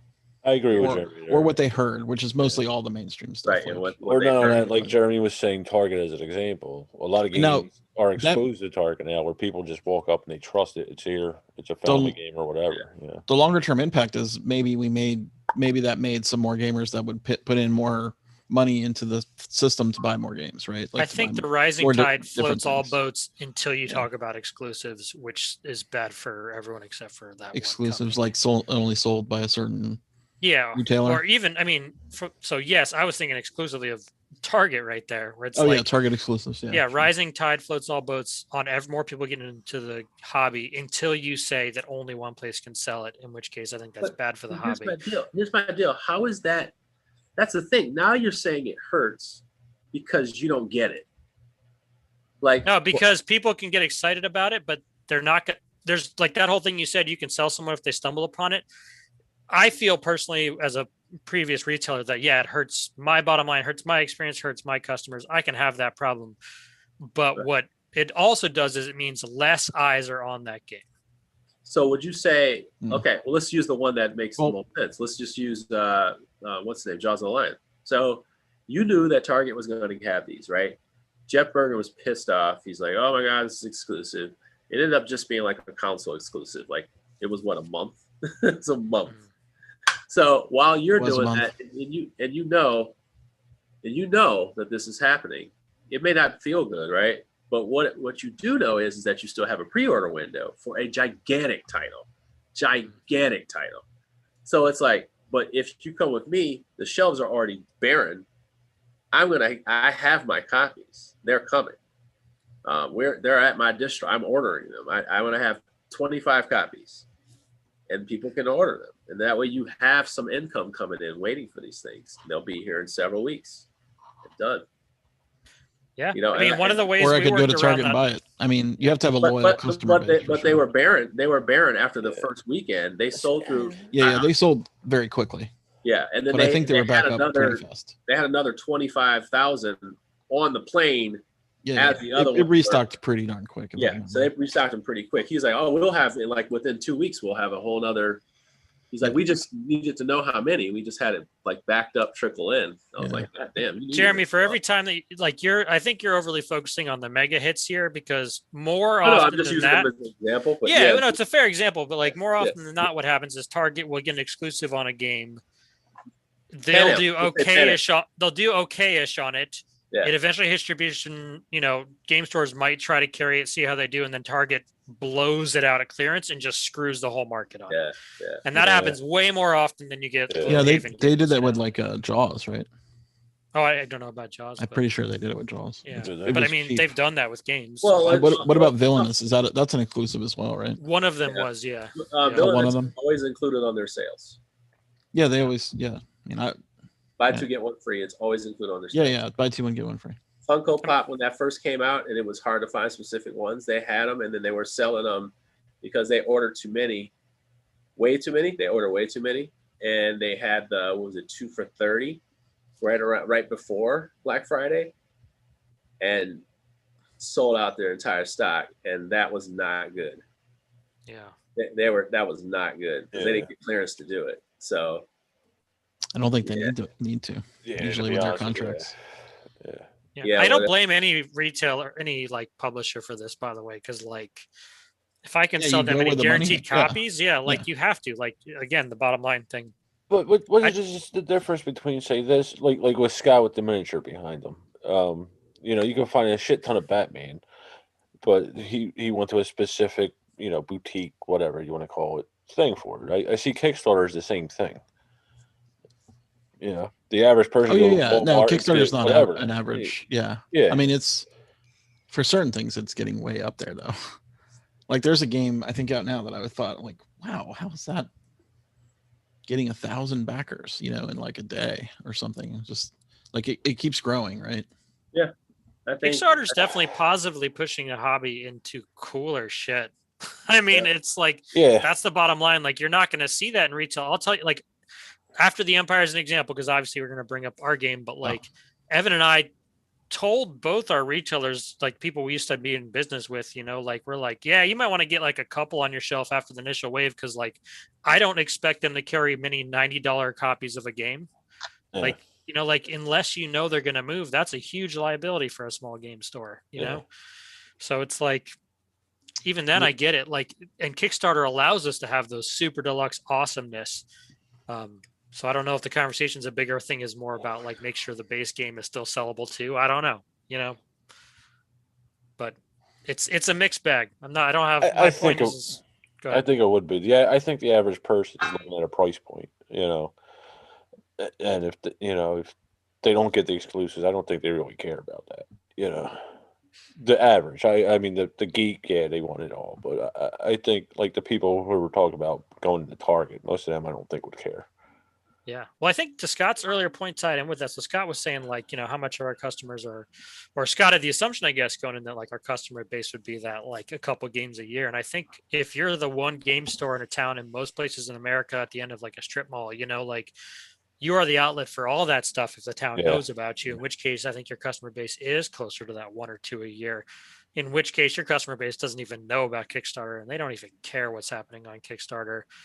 It's like, for me, I think, again, I was skewed by like kind of the Portland Mecca where like our base was gamers, we had like, and it wasn't like everyone was like super nerd, but like we had people buying a lot of board games. How many also competitors are there? I mean, so in Portland, I mean, it changes all the time because stores come and go, but like core stores, probably 10 in the city. Yeah, that's a lot for one town. Yeah. And they're like, I mean, we were a solidly mid-size store in the city, not one of the big ones, and we were like 2,000 square feet. So that's not like a small store. That's not small, yeah. But it's not a big store by Portland standards because we have Guardian Games, second biggest in the country.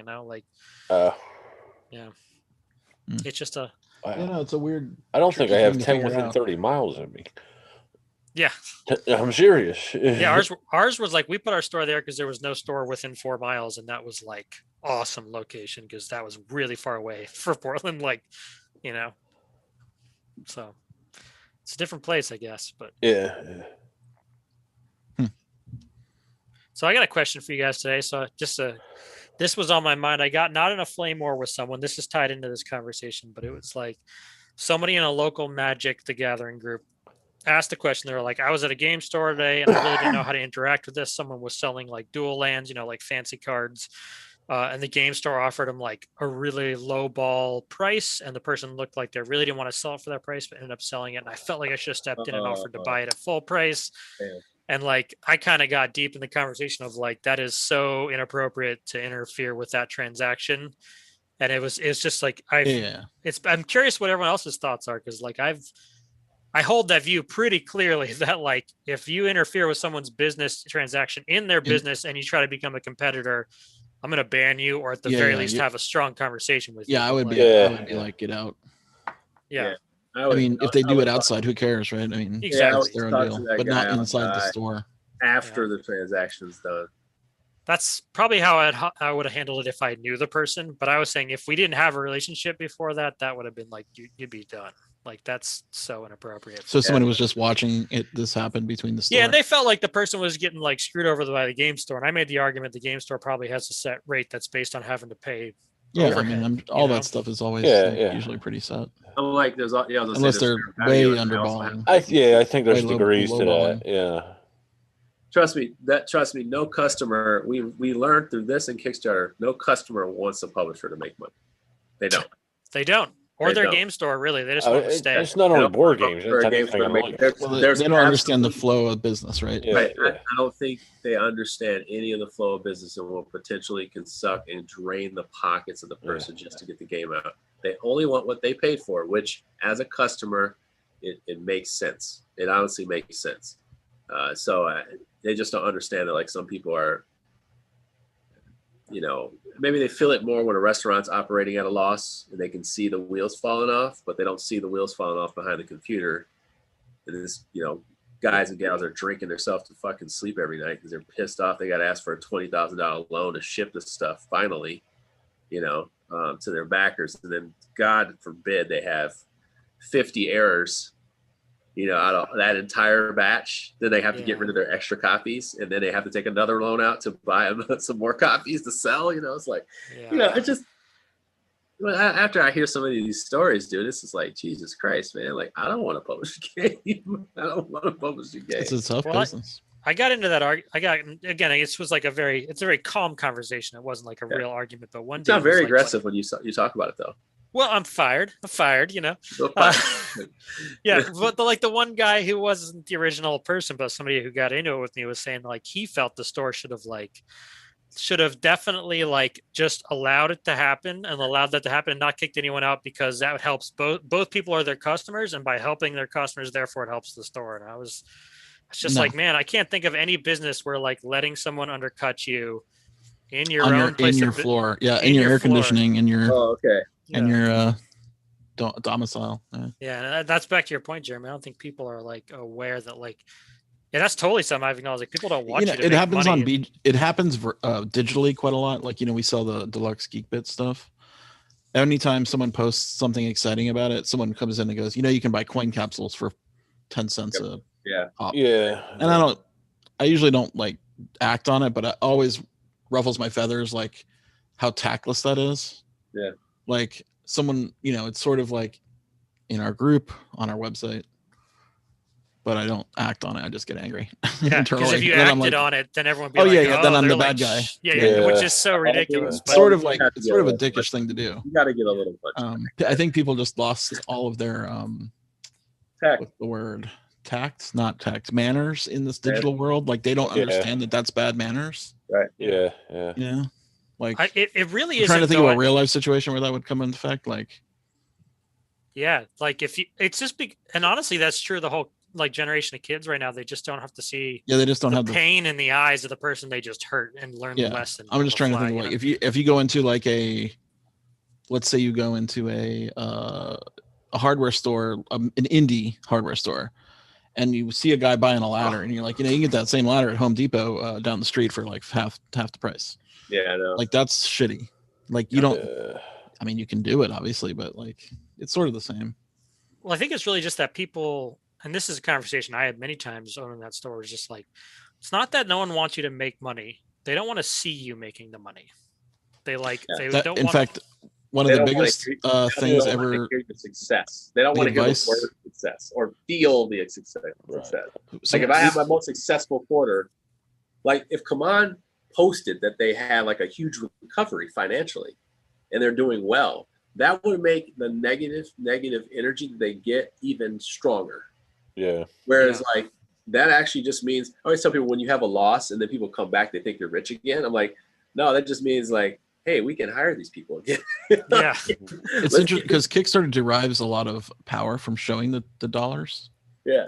Like, oh, Gloomhaven made $12 million, Yeah. Or Kingdom Death Monster.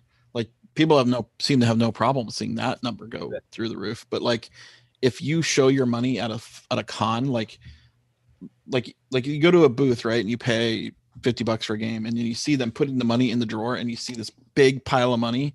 You're like, you don't need my money. Right. That's in your head. Right. But it doesn't work digitally. Well, it may be the same. Well, people, one of the worst ones is that the haul pictures. So on one end, it's like when you get a haul of games, you're excited about it, and then when you do it on day 1, 2, and 3, people go, it hurts because people will be like, hey, I can't afford all this stuff. We got all these haul pictures. But then at the same time, you also have these people, and I mean, that's, it's a bragger thing. I get it, but it's excitement, it's bragging, it's exciting. It's whatever, positive, negative, whatever you want to take it as, right? Yeah. But there's also the other side of it where people get sad about that. And then also people who go like, yeah, where do you guys get all this money from?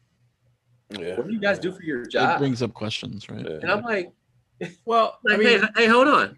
It's not your business. Yeah. Well, and that's just it. It's like that's an old school thing. Like people, like now that we see more people's salaries and stuff like that, and how much money they embezzle, I'm like, dude, like I don't want to know your business. Like that ain't my business. Like don't get me wrong, sports it's a thing. I don't know why, but it's like even if you make if you're a professional athlete, I assume that you're loaded. But I also don't know your financial reports per quarter. You know what I'm saying? Like, I don't want to know that, like I'm sure you have big money problems that almost make it the same thing that like me, who makes, my money. Yeah. I mean, you can get yourself into some shit. Right. You get yourself to shit. Technically be worth nothing. Yeah. Dude, I had T-Pain. This is interesting. T-Pain, I watch him on Twitch. So somebody said he's worth 35 million, right? He looked up, he was like, y'all don't realize that the assessments that they give are kind of outlandish. So he was like, it says I'm worth like 38 or 35 million or something like that. So he's like, y'all, you know what? He's like, I'm gonna tell you how much I'm worth exactly. So he looked at it, and he looked at what they said, like, how they'll say, like in the Fortune 500, they'll say they have this business, this, and this. He was just like, all right, I'm gonna figure out how much cash I have in the bank. Like if I just said, hey, open up my account right now. He's like, because I have money, I don't really have to sit and check it every day or check it. I'm blessed that way, right? So he was like, yeah, I got this much money, like my money. Liquid, yeah. Yeah, he's like liquid. And then he was like, and then I have this sponsorship deal that represents this. And he was like, honestly, when you have partnerships, that's far beyond anything else. He was like, when you do LSAs and you're on your own, that's a whole different ballgame. He's like, but when you start building these relationships, that's money. That is part of you. That's, and he was like, so I have like 8 million straight cash. And he's like, with that and like some other small business stuff that I have a little bit more of my own money. That's like 4. And then the rest is just partnerships, publishing deals, all these things that I can pull from if I needed to. And he was like, and then I'm not even counting Twitch money. So it's like, I didn't so know he streamed on Twitch. That's pretty. Yeah, he streams on Twitch. He's absolutely insane on there. It's fucking I need to hilarious. subscribe to that. I feel like there's something with money where it's like if you are 1 or 2 notches above someone and you're showing off, that pisses them off. If you are like leagues out of what they even possibly could imagine, then they're rooting for you. It's really weird. Yeah. I've seen enough. I've been around enough people who are rich to know, like, the people who are really rich just don't give a shit. They don't need you, man. They got a bunch as a matter of fact, I feel like the people who are rich, like really rich, almost care less. Like, I feel like the TV shows those specific people who are more like flagrant about it. Whereas, like, I've been around enough rich people, I'm like, they don't even take care of their mansions.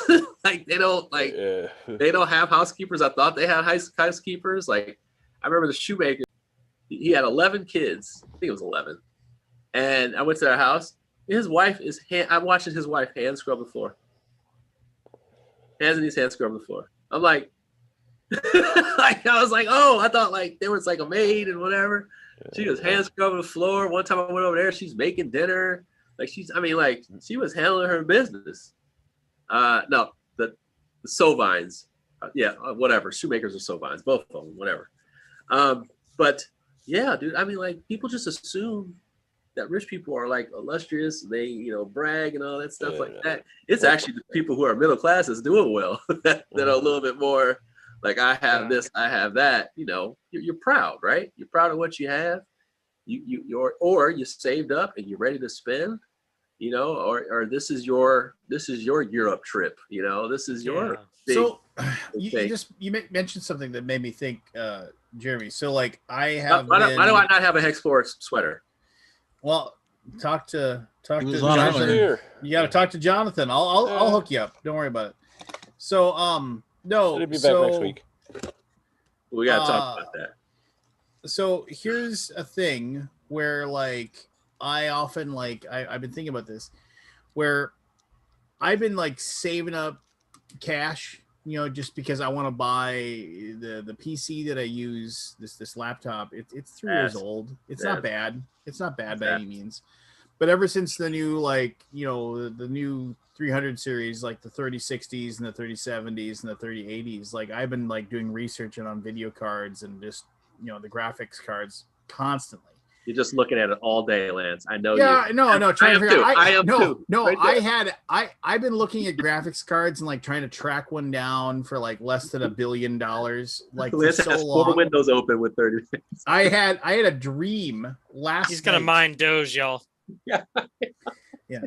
I had a dream last night where I was back. So one of the things I did back in my old job, one of the jobs I had was I was just like real-time manager, basically making sure, but also I was like a technology officer. So like when people had outdated computers, I would like, basically get them updated equipment and then go to their desk and put their computers together and install them. It's just something I did. And I had a dream where I was updating some, person's computer, like that was just going to be using it for, and for some reason they had a 3090 graphics card that was going to go into their desktop. And I was like, you're going to be using this for spreadsheets. This is like garbage. And in my dream, I was like, how can I possibly put this thing in my pocket and like I can replace it with some other garbage graphics card that the guys never use? How can I somehow keep this? I mean, I've been thinking about these graphics cards for so long that I was actually like I had a dream about it, so I know I have a problem. But here's the weird thing is that, you know, I mean, I have a sizable chunk of cash set aside to put together a really good rig. And like, I know Scott's like, just go to Digital Storm and have them do it for you. And I'm just like, I don't want to do it like that. I don't. You want to do it authentic. Yeah, I want to do it myself. And I, you know, even though like I should probably just have somebody else do it for me. But here's the deal.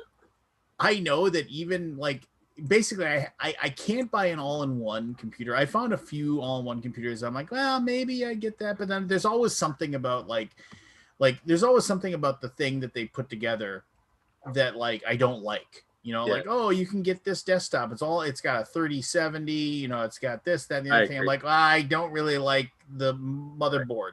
That's $200 for that. Right. Yeah, it's like, but I don't really like that. And then, so I know what I have to do is I have to get that graphics card. I got to get like a 3080, which is kind of what I'm looking at, what I'm willing to spend. I got to get a 3080, and then I can build the rest of the computer around the 3080. That will, because, you know, it's like, am I willing to drop? Like, I was like looking at one the other night. I was like, okay, if I put this together, it'd be like $3,000, a little over $3,000. And I could drop that, and I could get a brand new computer, and I'd have it in like 3 days. But I'm like, but I'm sitting here, and I'm like, I've got that money saved up, and I'm like, even though the whole purpose of the money was to put a little bit aside, all constantly until I had that money saved up. When it came time to like click the button and buy it, I'm having trouble like clicking the money and buying it. You know, I'm just like, it's like I don't know what the deal is. It's like. You know, because I just know that, like, oh, you know, it's like something better. Do you depreciate your computer in your taxes? No. Should I? What's up with the ladder? What is the Stooges thing going on in the background there? That's hilarious. Hanging up pictures and stuff. Yeah. No. What do you mean depreciate your computer? What are you talking about? So you can take an asset like a computer and depreciate it with a tax schedule, like over 30 years, or I don't know how much computer, maybe 10 years. Yeah. Like in the first year, you can deduct half that off your taxes, and then maybe the next year, you know, a quarter off it. And then you can definitely write off the purchase, Lance. Yeah, I mean, you use it for business 100%. Like, yeah, I mean, because you work at home, it's a work computer. Yeah, that's your work computer, whether it is or not. That might help justify spending more on it. Yeah, maybe. I don't know. I just it's tough. I don't think it's necessarily that. I get what you're saying, Lance. Like, there's a number in your head you'll hit where it's like, is it really worth it? You know? Well, yeah. What am I going to use? Okay, so I get a really nice computer with a really nice graphics card. What am I going to use it for? Yes. You know, like, is there really like some game that I absolutely have? Do I even have time to play that game? Yeah. You know, like, oh, there's going to be all these cool games that come out. Like, I barely have time to play games as it is right now. So it's like video editing, right? That uses your graphics card. Well, yeah, but I can still use this laptop for my video editing. Do you use it more than 50% for business? Absolutely. Then you can deduct it. Yeah. There you go, Lance. Upgrade. Do it. Yeah. No, but then I'm like, but here, and this is gonna make it sound like I'm trying to be. I'm just reading H&R Block's how to deduct computer. I'm just, but like, I'm also like, okay, if I'm willing to drop like $3,000 on that, should I be willing to just spend that $3,000 on like a trip for me and my wife? Yeah, that's what I was. Shouldn't I? Yeah. Or shouldn't I like, you know, save it for like Christmas gifts for the family? You know, like it seems very selfish to me, I guess. I'll tell you what Susie Orman says about traveling. It's not worth it. She's wrong. Traveling? She's drunk. Well, he's saying vacation. Well, who's Susie Orman?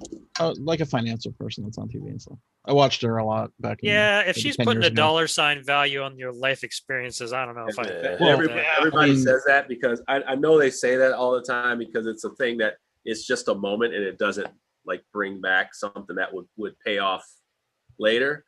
But it's like those people, I swear to you, it's like I know Alex was explaining to me his plan or whatever, and I'm just like, yeah, he's got a good plan where he's going to be 40 and be set, right? Yeah. But it's like people save so. Don't get me wrong, it's going to be expensive to retire. It's going to be very expensive retiring. Yes. But it's like you still got to have some life, man, where you can do a jump kick. You know, like you can dive around butt naked and not be embarrassed. You can be silly. You can have some fun in another country, and nobody will ever see you again. You know, like you got to do that versus walk around in tours and sit in tour buses and shit like that. Like, you know, like you got to live life, man. You got to have those Yeah. experiences while you can really, and do it with your kids when your kids are younger. You know, like kids remember those things when they were 8, 9, and 10 years old and 12 years old, and like do those. And it is stupid. It does cost too much. It does. It costs too much. It really does. It costs too much. But how old are you, Lance? 50. I am 49 years old. Okay, 49. So you got 30. You what? You got like 25 more years of working. Yeah, you're gonna go to 65 probably. I could see that. Just gonna do a quick back of the thing calculation. No, I see what you're saying, Lance. Like the only thing Jen ever asked me for, and it was recently, is to go to Disney World this year because I fucking proposed to her in the fucking front of a rat. But being that we traveled the first time, it brought back a memory that she cherishes, and I'm like, this rat's gonna rape me. I love how you sound like I made her happy. Yeah, yeah. God damn it! I made her happy there, so I gotta go make her happy again. I've been to this rat's house 7 times with Jen. The rat's dead to me. I love it, man. I love it. So, but like I said, I grew up with depression. Or my grandparents basically raised me. So in my mind, it's like, is it worth it? And this money could be used for something else. And but I get what you're saying, Lance. Yeah. In the end, I'm probably going to do it. Just figuring out the cheapest way. I'm up with Jeremy on this. Like I'm one of those kids who grew up with parents who thankfully allowed me to do some traveling around the world. We weren't like Swiss Family Robinson, but we were getting around some. And it's like, I remember those experiences, and I'm more thankful for those experiences than almost any other part of my childhood. Like, I mean, I can't put a value on that for them, every time they did one of those trips, it put them in debt. But they were smart enough with money that they didn't go too far in debt. They were able to pay it off. They just made other sacrifices. Like we didn't have new cars and stuff, it's just choices. But for me, that's a big, important choice that I'm all about. So, yeah. So buy that graphics card if you want it, Lance. But I think you're right to think about your family. You should think about how happy you make the people you care about. So I can say this dirty ass joke. All right. Well, it also helps that like basically the graphics cards are next to impossible to get a hold of right now. No, they are. You know what you sound like? You don't even sound as bad as Rob did. Like every time I talk to Rob for like months. Yeah, so this 3090, man. He was constantly talking about this graphics card. He's like, man, because one would just pop up and then it'd be gone like in seconds. So it was just like a PS5. Like it was, milliseconds, it was going right away. Well, and here's the deal. Research I've done is that 3090, I mean, yeah, okay, it's better than 3080, but like the increase in the cost is not it's not worth it, right? Right. And so there's no reason to buy a 3090. I mean, again, I try to read what I can as far as with the tech and everything like that. And I might be completely 100% wrong, but that's just everything that I've seen shows that you're basically spending way too much money for not much of an increase. Well, you can turn on your ether mining and make $15-20 a day if you want with a 3090 for only $80 in electricity. Yeah, it depends on who you speak probably to. 11 cents an hour. Yeah, right. I mean, I talked to Larry for a long time. I've been trying to get him to come back on the show. Is he still mining? Oh yeah, he's still ether mining, and like and he can't get a hold of a 3080 or a 3090. He's been trying to. Yeah, forever. I mean, are you able to buy one right now? And he's got you can buy one if you're willing to buy a pre-made rig set. Right. But and he doesn't want to do that, so no, I mean, and he said if I can get he's got a spare 3070 that he's willing to give me if he's able to get a hold of a 3080, 3090, but I don't really want 3070. Run mining under his wallet. Yeah, I mean, I want I want to get a hold of a 3080. I mean, it's like $1,000, but it's a really good card. And again, why would I need it? I don't even know why I would need it. Yeah, right. I don't know. Yeah. Why not? Right? Why not? But I don't know. It'll make you happy. It will make you happy, which is most important, bro. You could go that fast if you wanted to. If you needed to, you could. Yeah, That's it. That's it right there. You don't need to go that fast, but you must go that fast. Well, and that's just it. I mean, Are you then able to again- do your work with your current computer? Oh yeah, totally. Then Dude, just I wait. can't- Then just wait. There's I nothing. know. I There's nothing firmly unless you're gonna believe- mine. I mean, honestly, there's no point. No, I firmly believe I'll just wait until the end, towards the end of the year, and then and then theoretically you'll be able to get them. Wait till they're like back to normal. Things settle down. Lance, close the windows, dude. Close the windows right now, okay? Get it over with. Close the window. It's like, no, I'm not. You live in a cold climate, man. You should get your mining going to keep the house warm. I let my computer mine the other night. I came down, the office was like stifling. Generates What are you mining though? Ethereum. Yeah, that's what I invest in. I don't mine it, but Ethereum's the good stuff. Where do you buy it from? I actually buy it through exchange. I don't do it through like a direct exchange or own it in a wallet because I have no intentions of spending it. I used to buy it in Robinhood until they turned out to be shady piles of garbage. And then I now do it through Webull, which is a trade-off of just the Chinese government knows everything about my finances. But they probably could have found that anyways if they wanted it. So little things. I do Coinbase for Ethereum. Yeah. I haven't bought Ethereum way back when and just forgot about it like a smart person. I also have something called Cardano that I bought it at. You just made that word up. No, it's the code is ANA. I bought it at 4.5 cents, and now it's like $1 something. Nice. That's I have to like remember. a good choice. I had a conversation. I have to remember my with login. 10 years Oh ago. God. It was archived on in my account. He goes, Bitcoin's like $85 today. Should we buy some? And I go, no, it's going to be worthless in like a year. Yep, I did that $100 myself. 10 years ago. $85 a share. You know what it's worth today? $85,000 a share. Only 50,000. It's nothing. Oh, it was only 50. I think we were talking 65 at the time. Or Oh, yeah. 58, I think is what the price was. 58. $58 a Bitcoin. And we're like, nah, I'm not going to put any money into this. It's too much money, man. Yeah. It was just too unknowable. It was madness at the time. Like Forrest Sealer. Hi, Forrest. Yeah, But it is funny that he brought the conversation back up, and I looked at it and I said, oh, it'll be worthless in a year. I mean, I still don't understand it. Like, no one really uses it to buy anything, do they? I mean, No, I don't it's know just- anybody that uses it to buy anything. It's digital Beanie Babies. I mean, Yeah. that's what. But Well, you know, it's the standard that all future more useful cryptos will be based on, essentially, and it will always have value because it was the first one. Yeah. the gold standard. I just don't know any place like will take it for board games or. Well, right. I mean, you can't walk into I a board know a game place shop that and could- hand gold to them and buy board games, right? If the owner's there, maybe you could. Right. Well, that's true. I mean, honestly, Scott, you have the power to be a forefront of a marketplace that accepts coin for transactions. That's true. But Yeah, Scott, that's true. If you put in your wallets, I mean, but here's the weird thing. Then I'm a marketplace facilitator, and that has a Yeah. whole bunch of other connotations to it. Yeah. And if you're in an untrackable currency, I mean, you can open up that heroin to board game pipeline, no problem. So No, yeah, Scott. I was watching a thing. Now Wormwood you're just had a talking. problem with this. They were saying someone backed one of their tables at 1 Bitcoin or something 9 months ago or whatever it was. Yeah. And with that, there came some kind of customization or something.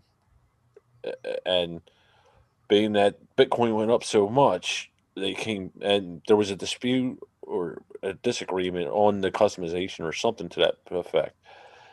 The guy was like, I want my Bitcoin back. And it's worth 10 times or whatever. yeah, it's it worth was. 50, You know, whereas there's maybe always worth like 20,000 back when. Yeah. there's always going to be that liability. I mean, with the dollar, we have that, but it's not as volatile. I mean, you can always get the instantaneous value of it, but marketplace transaction or whatever. yeah, I mean, I guess what you would do in a marketplace for games would be like, I want $40 and then you would basically say, I'll take the current equivalent Bitcoin of that amount. Got to use that word current. Yeah. Yeah. Yeah. But Well, it's just such a volatile currency. Like, why would anybody buy it? Why would anybody spend it? Right? I Like, agree. I would not spend it if I had it because, like, you're just throwing away money, right? I mean, I remember there was funny, like 10 years ago, there was a picture of like a restaurant in San Francisco that said muffins, 1 Bitcoin each, or something like that. Well, the worst case scenario like, is like you lose your wallet or your login to your wallet in a permanent way. Like Evan, hopefully yours is through a thing where you can recover. No, But if you're like, I just have to, yeah. But if you're like cold storing your own wallet on like a local hard drive and you lose your like it's just already beyond my understanding of how to do, even though I can figure it out. But it's like the people who are like, yeah, I'm a millionaire if I can remember the password and I've used 2 of my 3 tries. Just like woof, freaking woof. So man. we used to take Bitcoin as a support. Like, I remember that. I was just I should have always cashed it out because I didn't think it was worth anything. I should have just kept it all. We probably got like a couple, maybe like $1,000 in Bitcoin back then. Should have just left it all in the wallet. I imagine this is how like the founders of the stock market felt. You would be the $85 million man. What's your question, Barry, about the founders? I said I'd imagine this is what the founders of the stock market felt, or like the credit card industry. It's like we're trying to sell something that's kind of real, but not, you know. Well, I mean, if you want to get technical, that's what currency is. Currency is worth money because people believe in it. I mean, you know, I mean. No, but I'm saying back in the day, there was a physical. You had to have gold for $70. Oh yeah, we've been off that for a long time. There was a standard. Yeah, we've been off it for close to 100 years, I think. But in the beginning, when the stock market in the 20s and all, you know, how ludicrous the current world of money is right now, how fake it all is. Oh, if you think about it too long, you'll drive yourself crazy. Yeah. But I mean, no. I mean, you walk in and you hand somebody a piece of green paper that has his picture on it of a dead white man. And people are like, okay, what do you want? You can have 20 of whatever, because you handed me this picture here. You can have 5 pencils or 3 erasers. Yes. You watch Mr. Robot? Because Mr. Robot, oh my god, like when it gets, man, I'm telling you, like there's a part in there, it's just like, oh my god, this is so true. Because I do believe, first of all, that at some point you have enough money where you don't have money. I call it like you don't have money anymore, because it's like you don't really spend it. It's like it's just moving, So it's like that one agent show we were talking about before with the rich people. Like I was like, do these people even sign for anything? Do they sign? Do they like how do they suss out like, hey, do they whip out the credit card? I'm like, probably not. Like they just kind of like it's just settled somehow, right? But I was thinking like in Mr. Robot, when they take down the thing, it's like, oh, we don't have money. Like this is not like we don't have any money. There's no such thing. Like when we go to the bank, there's not really, unless you physically have the cash in your hand, but it's all digital. And once that's gone, you don't have money. It's like the Rick and Morty episode. Record of your money. He took down the whole galactic government by turning their money from a 1 of itself to a 0 of itself. And I was like, oh my God. Brilliant. And it was brilliant. It was like, yes, we don't have money. So people, you flap these dollars, it's like, and the one guy just takes out a gun and shoots himself in the head. You all aren't seeing there's a solution to this. Yeah. But it makes everybody to watch the. But it makes everybody on an equal plane suddenly, right? Which is not what people baby. Right. Well, that was the premise of Fight Club, was when they zero out all the markets, right? Or like we're gonna put everybody to 0. We'll blow up everybody, so nobody will have any more debt. That was the idea of the thing at the end. Need a sequel to that. What did that shit? What did that shit blow up in their face? No, they didn't. I don't know if there was a book sequel, but I don't think there's not been a movie sequel. By the way, I think certain movies need a sequel. You want to see a good interview? Chuck, what is it? Palahniuk, whatever the guy Chuck who wrote Palahniuk. He's a really nice guy. I spent an entire day working with him. 2 days actually. He's a Portland guy, right? Yeah. Tell some of the best fucking stories ever. Like ever. Like you were like, I want you to talk forever. He was on Joe Rogan a couple years back. Oh yeah, dude, that was an epic podcast. Like, he's so down to earth in person, man. He has no ego. He's just a good person. It was one of the most memorable podcasts I've ever heard, because he was just telling these great stories. But like just him just talking about like life and stuff. he's just a different person, and he struck me differently because his books are very detailed and very they're truly cringy. When I think of cringy, I do think of his books, his writing. It's so detailed. And I used to read his books, and I was just like, oh my god, I had to take a break, because of the picture he's putting in my head. And just brilliant guy, but at the same time, he will test you. He will test you because his life, even how he grew up and stuff like that, is a story. It's just wow. The thing for me that like sold him as such a solid individual was like, so I was recording, he did a book of short stories of his, and he did the audiobook of it and narrated that himself, and that's what I was recording with him, and it was just me and him in the room for 2 days, and I was like 26, 27 at the time.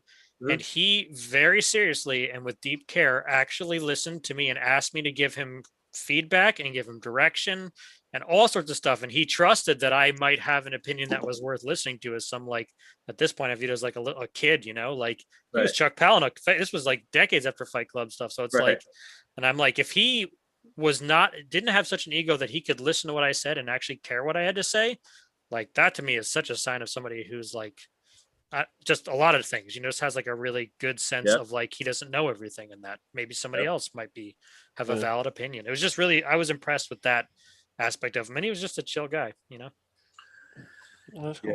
Yeah, dude, I'm serious. Look that podcast up. You just gotta. Oh yeah, I will. Oh my gosh, it's so good. Are you guys watching that King Kong Godzilla thing? I watched it. You already watched it? Don't say anything. No spoilers. No, My I'm son not. are gonna watch it. Isn't there just like one spoiler? Like who wins? Like, well, Godzilla wins. It's got to be Godzilla. Of course. Shut your mouth. I haven't seen The it either. monster one. Fair. What is that on? I mean, I HBO. honestly didn't even know it was coming, and then I see all this. I said that to Jen. I didn't know it dropped today. I thought it was Friday. No, it was supposed to it's drop probably- Friday. Other stuff is They dropping pushed it Friday, up. and they pushed it. Yeah. And one of them is a large primate, and the other one can breathe like Lightning. toxic Obviously. waste lightning or whatever it is. I will it's say the one Godzilla thing lightning. about it. I did this with Coming to America. When Wesley Snipes first came into the throne room, I turned to Jen. I said, "What is Eddie Griffith doing in the movie?" I didn't realize it was the credit. I swore Wesley it was Snipes Eddie. is in the movie. Yeah, Wesley Snipes. Oh yeah, he was the war general. The first, You thought it was Andy Griffith? Oh my God. just that That's first. a pretty. It was like the way. Such a drastic difference. No, it's just that first. It was like the first couple shots. It was like he came in and started to slide down the aisle, and at first, He was out of control in that movie. I loved it. yeah, he was That having a movie good worth time. watching? It was completely out of control. I love that. It was just like, oh my God, they let him do whatever he wanted to with this role. Yeah, I like that movie. I actually rewatched it again. That's why I love that. Like, I love when funnier actors movie. get to that point where they just don't give a shit, and it's like, hey, Well, it dude, seems like that whole movie doesn't give a shit. Yeah, it was a fun movie. That and I rewatched who was the girl from Ghostbusters? Leslie. Yeah, Leslie. What's her name? Fucking. From SNL. Yeah, from SNL. I also don't have the answer, but I know who you're talking about. Yeah. She had a stand up this in the Amy beginning of the Schumer year, she's in? and she had so much fun with that. She was just up there having a good time. I rewatched that just because of that. It was just a fun watch. Who was it? Leslie. Thinking like Oh yeah, I know. Kirsten Bell. No, the No, her name was Leslie. So I think her name is That's Leslie. Leslie something. I don't remember if Leslie her first name or her last name, but It's a First name. is it her first? Leslie Jones. Jones. Yeah, that's it. Yeah, Oh, Leslie Did you Jones. I guys do know watch- that. I do know who that is. The 2020 can fuck off or something. What was the name of that movie? The Netflix movie. Do you know what I'm talking about? Oh, Hold on, I'll find it. It's really friggin' funny. I laughed almost the entire time, and that's hard for me to do. Death to 2020 is it's what it's called. You should watch it. The trick of whether or not a movie is funny is whether you laugh at it while you're watching it by yourself. Yep. Yeah. I watched it with Michelle, but she had already seen it, so she wasn't laughing as much. But I was I laugh all the time. laughing. The meds don't work. There's so many little it's jokes per minute in that movie is like 5 per minute. Oh boy.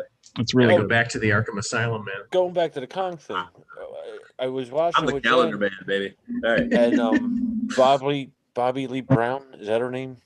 Bobby The Millie girl Brown. in Strange Things and all that. Bobby Millie Brown. Bobby Millie Brown.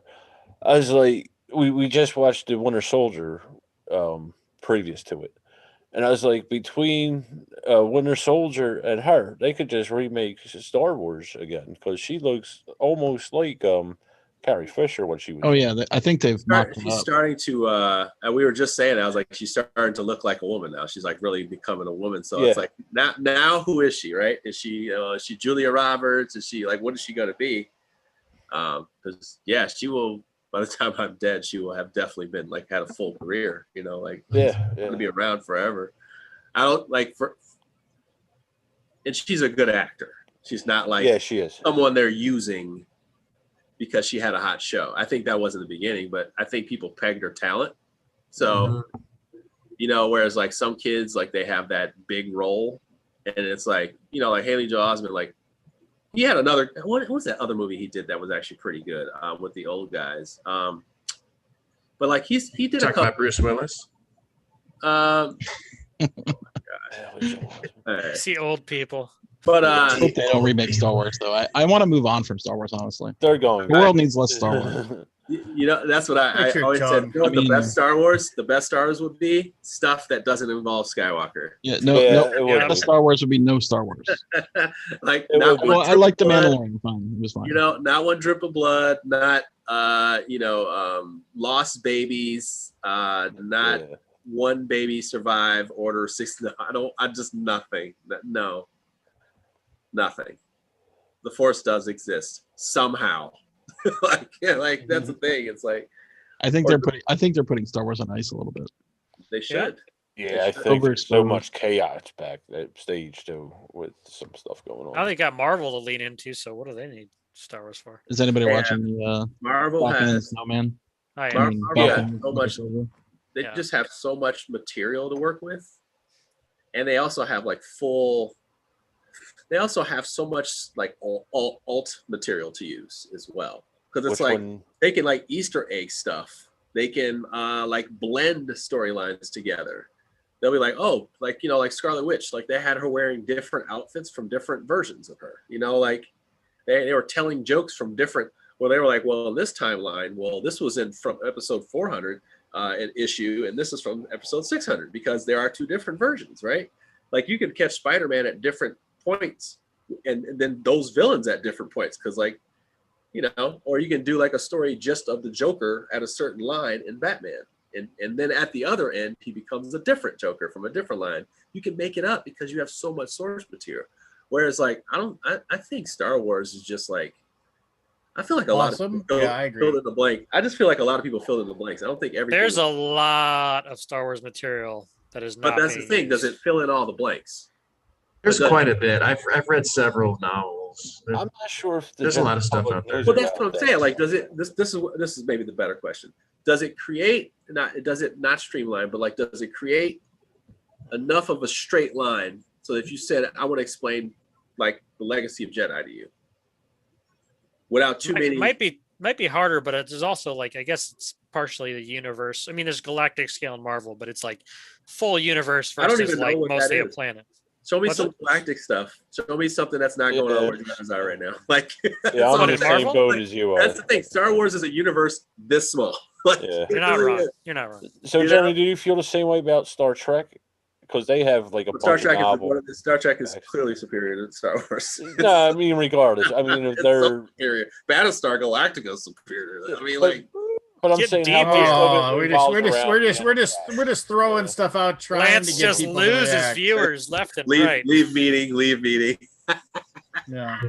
No, dude, like I want space. I want space. Like, especially because Star Wars really by concept is like there's a lot going on out and you never get it unless they decide to visit. Like shit. Well, I mean, by that definition, Jeremy, like Paris, France doesn't exist until you go there, right? I mean, there are millions of people that are enjoying their lives and going about their life, and you don't give two shits about them until you're actually there right next to them. Yeah, but they never answered any questions of where are all the black people. They could have at least done that. They only had Well, two. if it's France and if it's France in the 1700s, they put them in zoos. You know what I'm saying? So yeah, you're right. You got a point. So what I'm saying is like with the Star Wars is like they definitely have things, people of different types from all across these universes, and it's like if they're going to tell these side stories, which are about to load us up with them right now, like tell some of those stories, because you know why the Mandalorian was cool is because they were at these places. Because like, it was they were at Boba these Fett in places. it. That's why it was cool. You may have known that. You may have known those places, but for a person who doesn't, it's like, oh, this cool world, you know. And it's like we know the Jedi stuff is coming. Like as a matter of fact, like I wasn't excited. Like I was like, oh, Jedi, You're the one. Ace in the hole. You know, like it's just because I feel like that's your cop out. Like, well, like when Thanos with Captain Marvel. I mean, Captain Marvel. I was like, she's the ace in the hole. Like all she has to do is come. Like when she flew through the ship, I was like, please don't have her just beat the shit out of Thanos. Please don't. Please don't. You know, or it's like, please don't let Scarlet Witch destroy this entire plot. And like, even though I know that won't happen, but it's like they could, right? They could. It's like she could just they have plot destroyers, you know. It's like Superman. There's a point where Superman can be like, I'm going to use all my power, and we can end this movie right now. So, you know, it's like this guy just beat the shit out of Darkseid. It's like, hey, I'm pissed off. I'm really angry now. Getting ready for the full warm up here. No small beams. So, you know, so no more small beams. Did we talk about Justice League? Did last week a little bit. We can't even talk about WandaVision. We didn't talk about those. We didn't do any spoilers. Why can't we talk about that? It's been a fucking month. Come on. We've been hunting on all conversations for all stuff because We people. did have a spoiler episode, Lance. You know what the problem was? Spoiler cast. Alex hadn't seen the stuff. He was behind. Yeah. Oh, is that what it was? Someone's We were always held behind. back There's by always Alex. somebody behind. Yeah. We're held back by Alex. I'm just on blame him. Yeah. The one now. Yeah. So here's What? I don't know the comics, but it's all right. This is a spoiler. If you're watching right now, just like stop watching for like 2 minutes. Spoiler for what? One What are we question. talking about, Scott? Justice League. Justice League. Okay. Is the night okay? Here we go. Is the nightmare part an actual comic? Like, does that actually happen in the comics? It did in a like Elseworlds type thing. Yeah, I was gonna say Like an that's, alternate dimension. yeah, something, Yeah, I think it did. something like that. But Because not that's enough to that's what I want. develop- I want that movie, please. That was the part was the intention. nightmare part? Yeah. The epilogue. Like they had a perfectly good ending, and then they decided, you know what, let's Just have throw a this different. in there. Let's But just that throw was this in there. great. I was like, oh shit! Like, what happened? No, You didn't think that, Lance? You were just like, oh, this is lame. It was fine, but I mean, it was definitely one of those things where it was like they definitely didn't need to do it. Well, there's a movie. I didn't there's a think they movie needed to in, do the Martian Manhunter. Which scene are you talking? The The Martian Martian Manhunter Manhunter? would be very, very. All right, this is super spoiler. It's when he's having the dream and they're in the future, and it's like post-apocalyptic, and Superman's bad because Lois Lane died. He's holding Lois Lane's body, right, or whatever. And I'm like, oh no. Oh yeah. The shit. Yeah, and it's all like red. Yeah. Like shit has happened. Like the world has Yeah, I been mean, conquered. they even dragged Joker they is there. dragged Jared Leto out to be the Joker. It was awesome though. Yeah. Can you tell me that was not awesome? Well, that's what he said. He did it. It wasn't awesome, honestly. Yeah. Post-apocalyptic. Are you just saying that to be? No, seriously. You didn't it think just you didn't wasn't have that- any it emotional wasn't that feeling for that? awesome. It felt like they added it on though. Like it really did. Feel Sure, It but did like, feel added on. No, it really was felt cool. like it It was. but I was added thought cool it was also. like, okay, well, that's the next movie then. You know what's Give interesting? you a taste of the next movie. Watching You know, some of the thing is, the interviews. That's 2 movies away, Scott. Now, Two now movies dig away. this. I actually would have thought of it better, maybe if it was the first one and not the second one. You know what I'm saying? Like, Yeah. I feel like Martian Manhunter might have been the way to end it, versus like this long, kind of drawn out for no reason ish. It's like The Hobbit, man. It's like the end of the Lord of the Rings, dude. which I love. But there were like I 6 guess endings. I'm by myself, I guess. Which ending? I mean, I don't know DC at all. Like, I know, Yeah. I know this guy, and that's it.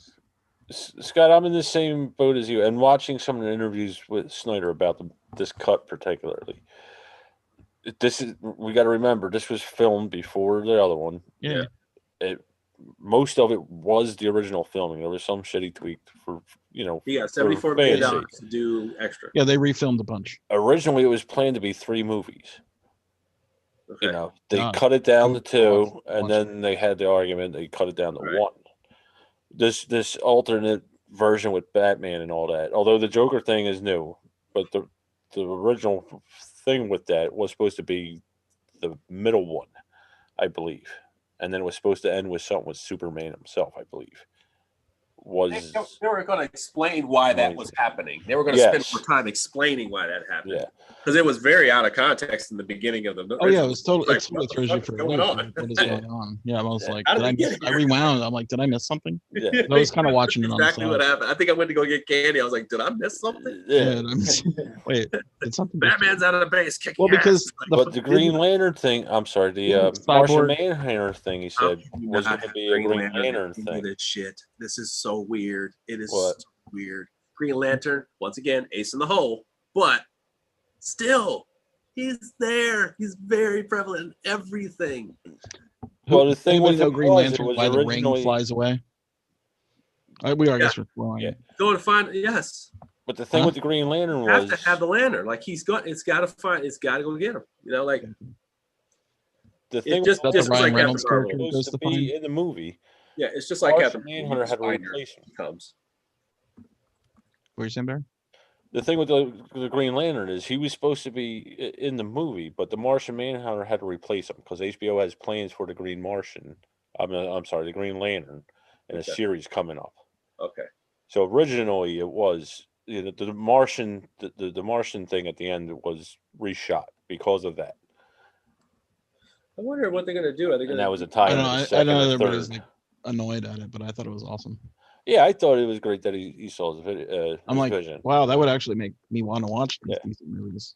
Well, there's a thing. They have several storylines with all those because they have the night. What is that? The one? What Lance? What is that one called? Like it's like called the White Night or Light or whatever, where everybody like basically dies, and the land. It's like the darkness comes or whatever, and all the people kind of weaken and lose their abilities, and they become a dark version. They go and get all the heroes and like convert them to the dark. There's that version, and then like I said, where you are with the apocalyptic thing. They could even just go with the storyline of just introducing all the lanterns, because once you open that up, Well, the end of Green lots of Lantern things was actually come- where it started getting interesting. For that's what me. I'm saying. Like that stuff starts coming to Earth. So all that plot Yeah, it's line, like DC like has all these interesting ideas, but they never can put it into a movie. because like having the Guardians of the Galaxy is huge because they bring a lot of plot into Oh yeah, they bring the but- whole universe into it. but the Inhumans as well. Like we need Black Bolt. Can't have You can't not have Black Bolt for all the stakes that are high that are coming. Like he has to be there. He is one of the major like Namor, him. Those two have got to be there. They are the smartest, and so does Mr. Fantastic. Those three have to be there. So at whatever this next big event is going to be. Well, they so I can, wrote Adam Warlock out of the story. hey, That's another one. they're Did, not you, going did to. you guys see the Suicide Squad trailer? Suicide Squad 2. No. I saw the trailer, but I had I've no idea seen who one most of of those people were. It's interesting. It's pretty interesting. Yeah, I'm in the same boat. Like they have most the of this, thing- I'm in the same boat. I don't know much about any of the comics. They have the Ayer cut now. Release the Ayer cut of the Justice League or of Suicide Squad. Suicide Squad. Ayer cut. Oh yeah. So basically, it's a marketing campaign to go back and fix every goddamn thing. I know, like, well, it's working for them. Like, I think they said their numbers were just like through the roof. They with, were through Justice the roof, League. I'm sure. And I don't even need to know the numbers. Of course, everybody wants to see this shit. It sounds so pandemic awesome. You know? Yeah, I mean, what else can you? I gotta go, guys. But thanks for having me on. All right. It's like, See Yeah, you we should later, be buddy. done, Lance. Hey, 2 a.m. what? What is this? What Are you now? done? Are we? Should we 3 be a.m. done? over here. No, we're talking. I'm fine. Okay. yeah.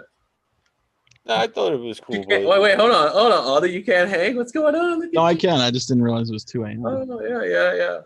Supposed to do Oh, it something. is 2 a.m. Holy cow. Yeah, it is 2 a.m. Not doing any work tonight. Yeah. Where did the time I go? did do some work. I started playing a game and then I couldn't concentrate. So yeah. I can't concentrate on anything. I can't concentrate on. Well, like I said, don't believe anything that shows up on the internet today. Why do you say that? What's going on? April Fool's Day, baby. Oh, yeah, whatever. That's still a thing on Wife's, the internet. it's my wife's birthday today. She was born. But do people still like go out of their way to make things? I think people make fun of it, right? Yeah. And then there's some companies that are so good at like not announcing shit that when it does happen, it usually just happens.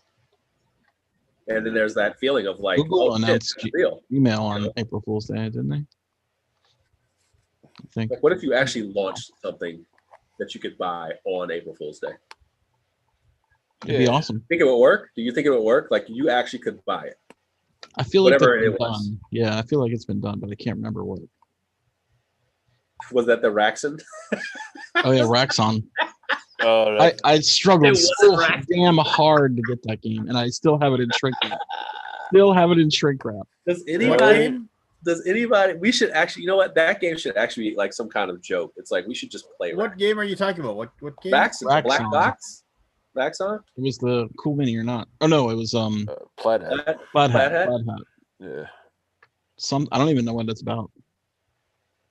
It's like is it Dead of Winter-ish or something? It was I thought it was supposed to a better- I tie thought into it a was bunch of shit, viral like the what was that hidden movie game by Spectre Ops? I think it was supposed to tie that. Yeah, Dead something. Winter Yeah, I and can't remember. I know it was. It's a 1 to 4 player cooperative card game set in Dead of Winter universe at the start of the zombie. That's it. See, it was Dead of Winter. Yeah, I mean, yeah. that sounds awesome. I wish it wasn't such a pain. No, You can get it for it's- about $15 right now. It's completely. It's terrible because we played it. We're just like, Oh, it's not good. yeah, well, like Ryan. Yeah, I didn't even know that game existed. It was viral. You had to like. It was you had viral to, like, because get invited to buy it. Because you had to, no, but the thing was initially when you didn't you just have to like sign up for the email and they just sent it to you? Like it was some way in the beginning. I went through a bunch of shit to get it. Right. Like when it first hit, it was like some way it was just like, wait, they're just giving away free games. I remember it was like they were just giving them away. Yeah. And then all of a sudden it was like you had to be selected or something like that. But you Yeah. had to sign up for something. And then they would just send it to you. And you're like, I just got a free game in the mail or something like that. And yeah. I could be totally wrong. I'm drunk off being tired. Who knows? But yeah, it was something like that. It was really weird how they did it. And then all of a sudden, everybody's just pissed off because they couldn't have access to it. Because you get one, why can't I get one? Yeah, it made me angry. Yeah, made you made you 8 years old angry. It's the same thing about early birds. Do you early birds really get to you? Yeah, it does. Especially ones where some people get like $10 cheaper. That makes me angry. But this is the thing. I can't control how I feel. You can you can control how you feel. Okay. Yeah, damn it. I guess I could. Scott. If I really wanted to put that, why can't I feel angry about it? I feel very a little angry. Take your glasses off and you pipe down. You can't be angry. So what I'll do, like if I see, because you subscribe to things and like you it's like, oh, you got a thing, like because early birds exist, I will like oh, I'll go click on this, and then I will scroll down. If I know it's in the first couple days, I will like scroll down to make sure it doesn't have an early bird, because like I very rarely will back something right away. It's like put on the I will check this out later thing, and then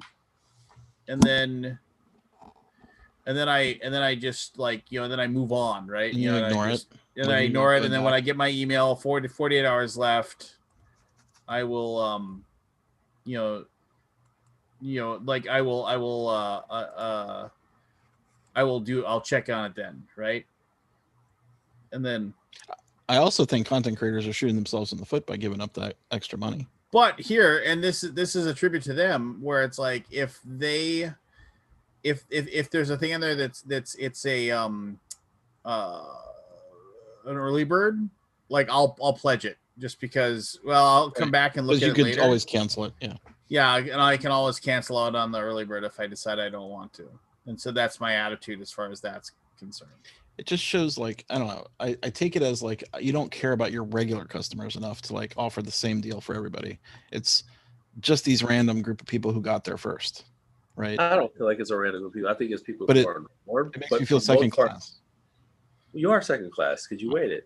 But I didn't see it. Put your glasses back down. I didn't see it. Relax. Control your emotions. Okay, Lance, back off the mic a little bit. Little Okay. feedback coming in Your there. little yeah, peeking. little. You're peeking. I don't know if it's 2 a.m. or it's you. You're peeking. but like, this is the thing. How informed of a backer are you, right? So it's like, I understand the randomness of coming up, like, and you're in day 15. You're like, fuck, there was a fucking pledge early. Oh, I miss stuff all the time. Right. Because I But don't it's think like- the format lends itself to spreading the word enough. Yeah, I don't. You know what it is? I don't feel bad about the ones that I missed. If I'm like 5 days, like I missed it by 5 days, it's like, ah, shit, I missed it by whatever. But like, Right. Can It's a little feeling that gnaws at you, right? Like, oh, it does. You go like, like shit. if it hits your sweet spots for gaming, right? Like for me, But it's like co-op, fantasy, Yeah. dungeon. But they're getting I better want too. They're to see getting all better that. with honoring that option when you hit the pledge manager. So it's like, if you really want it, now it's an option. That's like a 90% success rate. Can I offer up an unpopular opinion about something? Unpopular with who? I don't know. I'm gonna come across as across as a little bit whatever. I don't know what the word I'm looking for here is. Okay, you're not saying you're racist, but I'm not racist, but no. So the number one game and number like 3 game on the BGG hotness right now is John Company second edition and John Company first edition. Because Cole Wehrle is like for Wehrle Games or whatever, he's like he did with PAX Premier. It's a second edition, right? He's doing a John Company second edition. Now, as a person who owns John Company first edition, as a person who's played John Company first edition a couple of times, and you go and look at John Company second edition, and there are thousands of people that are going to back this game that are never going to fucking play that game. I'm going to say that right now. John Company is it too heavy? John Company is a very fun game. Yeah. And but it's select audience on this one, trust me. It is an incredibly dense. Yep. Like it's a Sierra Madre game, right? Yeah, I mean it is. Yeah. It is. Those games are rough. Oh, and no, and by Cole Wehrle's own assessment, like people like because the first edition of the game came with like several different scenarios. Like the base game, I remember the first game I played. I was at BGG, and I played it with Fun Again Jeff. Who were the 2 other people? We were all 4.14 complexity. Yeah. We were all very much.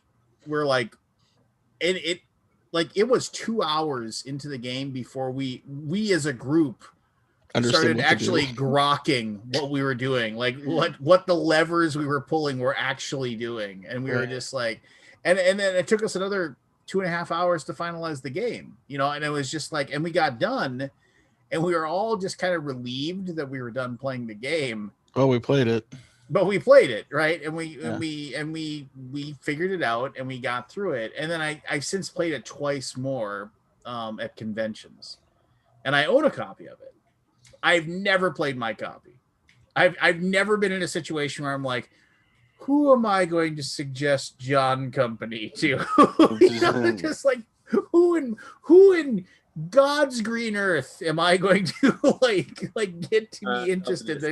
I know a few people. Yeah, I mean, there's 1 or 2 people in my local area that I could get to play, but you need more. I mean, that game you can ostensibly play it with 2 or 3. But is he's streamlining the second edition though, right? Well, theoretically, but he's also like this is like, if you go and read the notes, this is not like PAX Premier really streamlined it and made PAX Premier something more palatable. Yeah, streamlined events.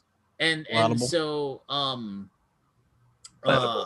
palatable, whatever. Palatable. No. Palatial. It's your pod. There. It made it much more spatial. No. Not No. So it's one of those things where I think, like, it's like me buying an 18xx game. I have every intention of playing that 18xx. Myth of the heavy gamer, right?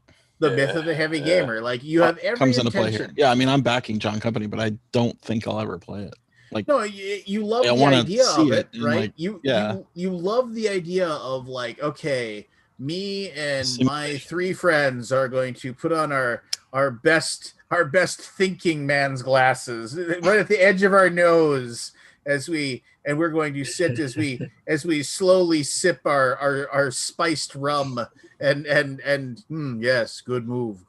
Now I shall contemplate what I'm going to, no, it's just, there are going to be thousands of people that are going to back this game, and they're going to get it, and they're going to open it up, and they're going to sit it down, and they're going to pull out the rule book.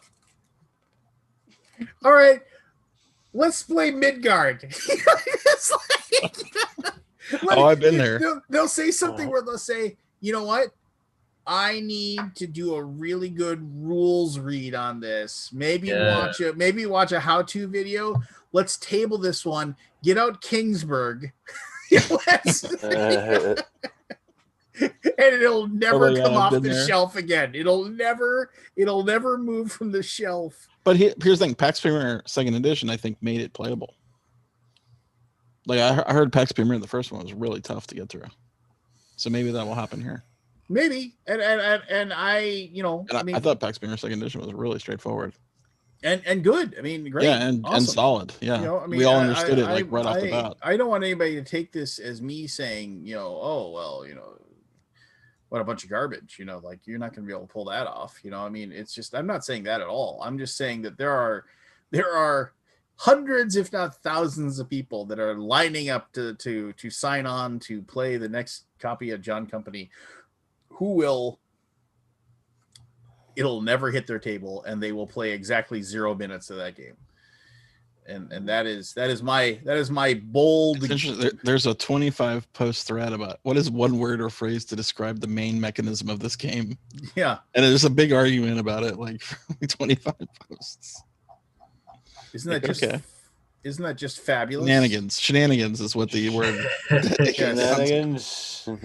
No, I mean, it's basically like, it's 4 people trying to make as much money as they can out of a company without screwing the company out of so much money that it goes bankrupt. Joko, it's been shortened now to Joko, is about a goose that lays golden eggs. You have shared ownership of the goose with the other players, but you want to get the most eggs.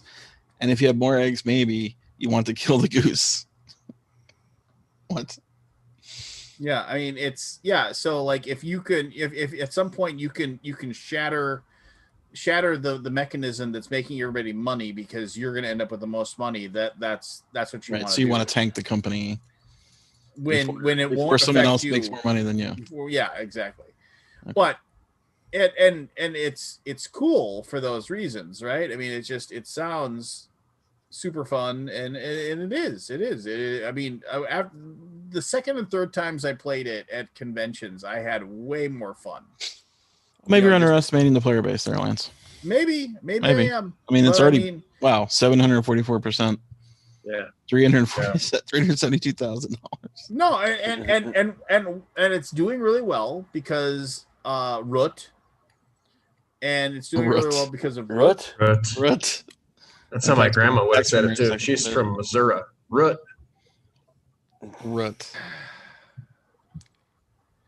It says it's a game of snakes and ladders in the East India Company. It's on the cover. We got like this. It tackles some tough things, but it's still a good game. It's just really tough to get to the table. I played the solo. It's rough solo. It's rough. The rules were rough, and the scenarios are good though. But it's just something you don't get to the table. And I was sitting there for fucking half a day trying. Are they doing the solo in this version? Yeah. They're gonna streamline the snare. That's why I'm considering it, because I was a different gamer back then, and now I am the fake heavy gamer. No, I'm really heavy gamer. We just played Anachrony with 4 modules last night. Oh, jeez, Louise. Well, no, and then here's another thing that like, if you go and there was like one of the scenarios that came with the first edition, a lot of people basically said that scenario is broken. It just doesn't work. No, that's what I'm saying. I think that's where I got to. Like, I thought I was playing, and I was like, I don't think I'm even playing this game right. Yeah, and then Cole basically came in and he said the assessment that this scenario is broken isn't altogether incorrect. You know, it was kind of like, you know, it was almost like a work in progress kind of thing that was, you know, presented for people to,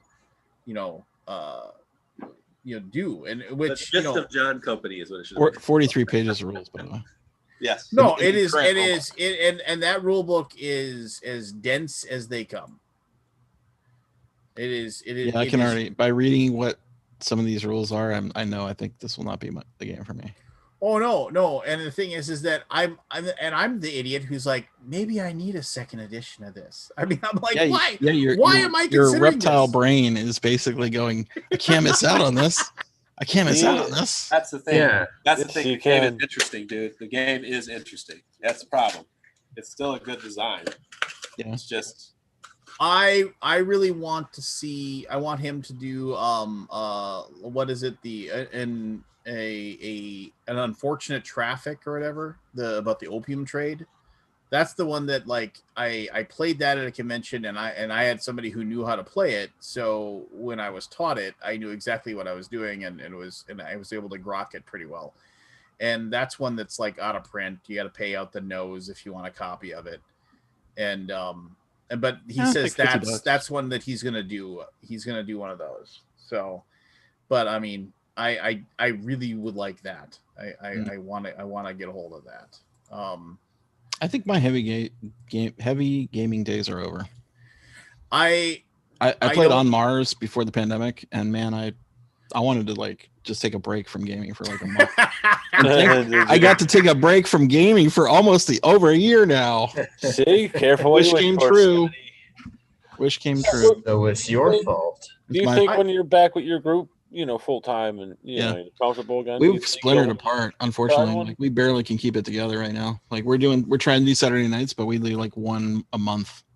And so it's been, I think we've only had like 5 sessions in the past year. So it's unlikely. cards on the table. My 2 plays of On Mars I've enjoyed, but my favorite story, and I've told the story before, and Aldi knows exactly. My favorite story of On Mars is I was at a convention. I was at Con of the North, and like one guy, he like brought it. I saw it, and like I run the open board gaming room, and like the one guy, he got there. It was 10 a.m. on Friday, and him and his 3 friends sat down and they cracked open the shrink grip, and they popped it open, and 2 of them are just hammering away, getting everything popped, and they're getting everything set up, and the one guy gets the rules out and buries his nose in it, and then the rest of the room fills out. Everybody's having the buzz of the room is coming. There's probably 60 people in the room. Everybody's playing games. I'm on like my 5th game already. I mean, somebody had taught me Taverns of Tiefenthal, and we played that twice. I played Grand Austria Hotel. I'm playing a game of Cthulhu Wars with my daughter. We're like having all this fun. We look over, they still haven't even started 4 hours later. Yeah. No. One guy. So the rules with that buried game in were those so rules. long. I forgot how the rules at the beginning of the rule explanation were. Oh, wow. That's bad. Face was still buried. I'm like, what do we do again? Still buried in the rules. The other guys are like staring at their phones. I'm not saying that game is not good. I think it's amazing, but it's like I can't do it anymore. Maybe my brain is not wired that right. Way to pay attention. To pay attention for an hour of rules and then execute what I just learned. That is tough. Just out of it's not in my fun zone anymore. Oh, it takes a certain level of commitment and self-abuse. I straight up, when I play games like that, I straight up just take every turn in the book. That's how I learn. If there's a video, I'll watch it, but I read the rule book, then I watch the video, then I'll read the rule book again. But when I do that, I'll set the game up and I'll just take every turn in the game. And I'll just give myself unlimited resources and just keep taking turns. Yeah, and then that way, I know what every turn feels like in the game, and then I can start to see how that develops over the game. And then if I need something like you know how like 2-player games they'll be like, hey, you need a third person, like a variant or whatever. I'll just make the third person and just make choices for them, and like just so they block spots and whatever. Yeah. And I will know how the game develops, so that when I'm explaining it to someone else, I'd say, hey, eventually this will look like this, you know. Like, so I at least have an idea what's going on. Otherwise, I'd be like, some of these heavy games I would never be able to play. The guy in our group is really good about teaching rules. He's really good at it. I just can't focus for an hour. I feel you on it. Well, Scott, when he teaches the rules, how does he do it? Like, is it a big chunk of rules and then an explanation? No, it's really, he really well internalizes everything. It's not. That's not the problem. No, but what I'm saying is, it like a chunk of rules and then he shows an example, or is it like he'll get a main rule and then show an So example? this is where my problem comes in, right? Where like examples for sure is this thing where it's like, oh, it's like, you know, we have these big heavy games and like, okay, fine, whatever, you know, and we have these games that are just like these large, intense affairs of games and things like that. And there obviously is a market for it, right? You know, I mean, because people are obviously buying it. I mean, people wouldn't be making this stuff if nobody was buying it, theoretically. Yep. But it's like, and my biggest thing is that, you know, I don't. Why would I spend, you know, 4 or 5 hours? I mean, again, because you do it because you like it, but you're spending like 4 or 5 hours trying to learn this one game when like you could be like play games you know how to. Legacy, the next mission in Clank Legacy. Yeah, I got a counter to that. Why would you play Arkham Horror when you could play checkers or, you know, Connect 4 6 times? Well, that's a little bit of a. I agree with them, because people would play it. They would play a game of chess, like a game of chess. Yeah. No, but I'm not even saying that. I'm talking second edition Arkham Horror, because that's what I'm choosing to believe exists. Well, I'm just saying any board game could take a long period of time. That's to someone else when they say, hey, like you wouldn't even like. You gotta think of like me and my wife. She'll be like, "You'll play a game for like 2.5 hours." Like, you know how people will hear someone, but you won't talk to me for 5 minutes, right? Yeah. Oh yeah. Yeah, but I'm saying the Arkham Horror took, you know, usually 2 hours minimum. You know, when you're playing at least certain many people. Why would you play that when you could play Chutes and Ladders or something that you know? Because I enjoy that 2 hours. That's what I'm saying. Yeah. And if you never invested that 2 hours, you would never know you liked it. You know. Yeah. No. Yeah. You make a point. I get it. I think I know what I like now, though. More so than like 10 years ago. I think you could be surprised, though. I mean, depending on how you're going into the yeah, I'm sure I can still be surprised. Well, that's good though. Like, you know what you like now, right? That's awesome. I mean, I still think sometimes I don't know what I like specifically, because I just like a lot of different types of games, though. Yeah, I'm the same way. I still do. I don't have like a pigeonhole.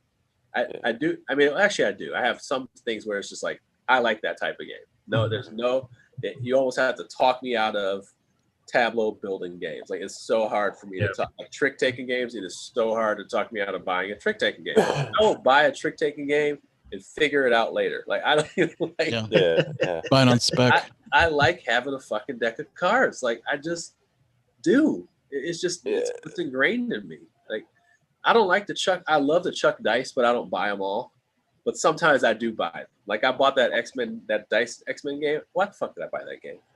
Why did I buy that game? It's a good game.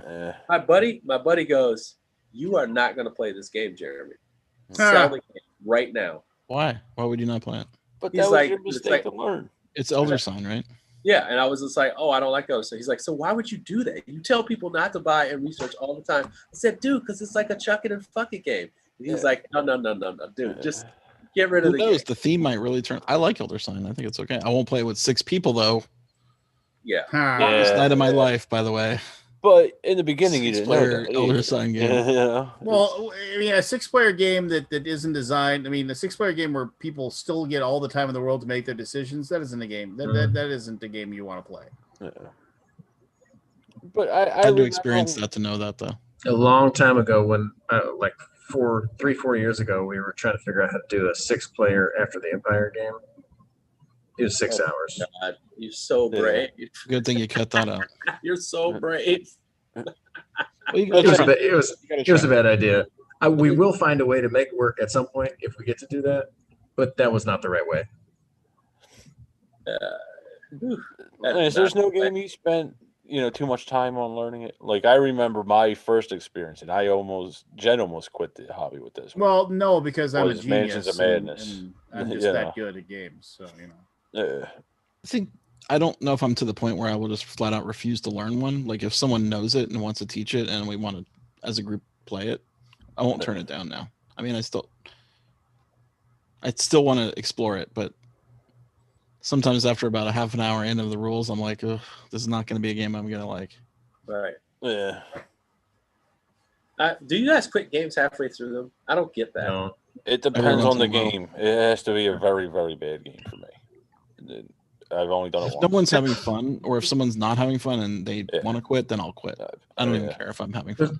There was one game ever that Ryan and I were playing that we just stopped halfway through. It was like the only real broken game I've ever played. Everything else is just like not my preference, Yeah. This, You remember just what it once. was? Like, it's in the I spirit do of- remember, but I'm not gonna say. Amara was one we aborted. Amara, you remember that game? The women in the harems that you would collect.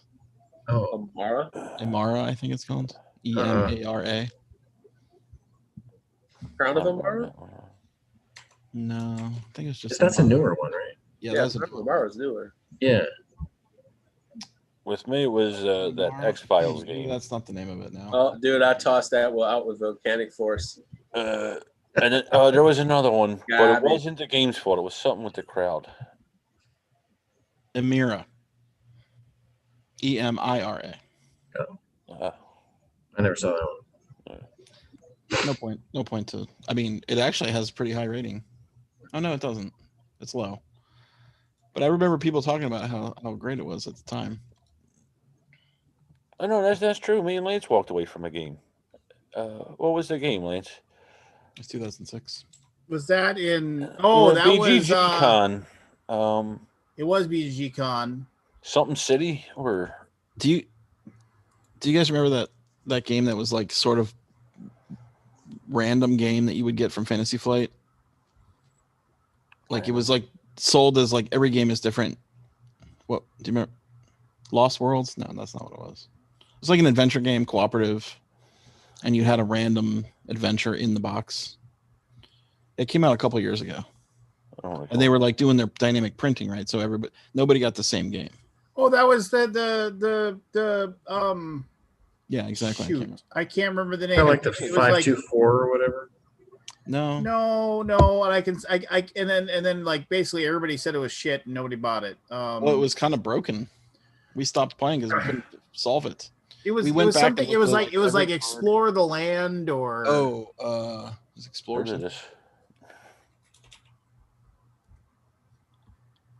Because I can see the game. I can see Yeah, it. I was so excited for that. I'm so let down. What was that one? Happy birthday. Oh my song. I gotta put in that work, man. It's birthday. God, what was that? And I remember, yeah, and it was like everybody's because it was like procedurally generated. Yeah, like it was procedurally generated. Yeah. Same time as Keyforge came out. God, what is it? The second person Keyforge or? Hold on, I'm gonna find it. And they had a giant pile of them at the convention. Oh, and then everybody bought a bunch, and then everybody got it home. I bought two because I wanted to see what. Oh yeah, because it was gonna be different. And they were just holding their breath, hoping you wouldn't open them in front of them. I hope he wouldn't play it in front of me. I wonder if they knew that like some of them were broken. Yeah, and that was like a huge problem. It was like you go through this trouble of like you'd get the game, and yeah, yours is broken. What? Yeah, that one's broken. Wow. You'd have to do so much playtesting. You'd have to do so much playtesting. I think to mitigate that. Not I don't even know. stop it. They but must not mitigate it. have or they probably came up with formulas for everything. They're like, Well, made I mean, and the thing is that to buy into the fact that the game was working like they wanted to. Like I remember when 504 Brian sent came me out. a special update text. The name of the game is Discover Lands Unknown. That's it. That's all that piece. Well, let me ask Ryan, if you're still paying attention and answering questions, then why the hell aren't you?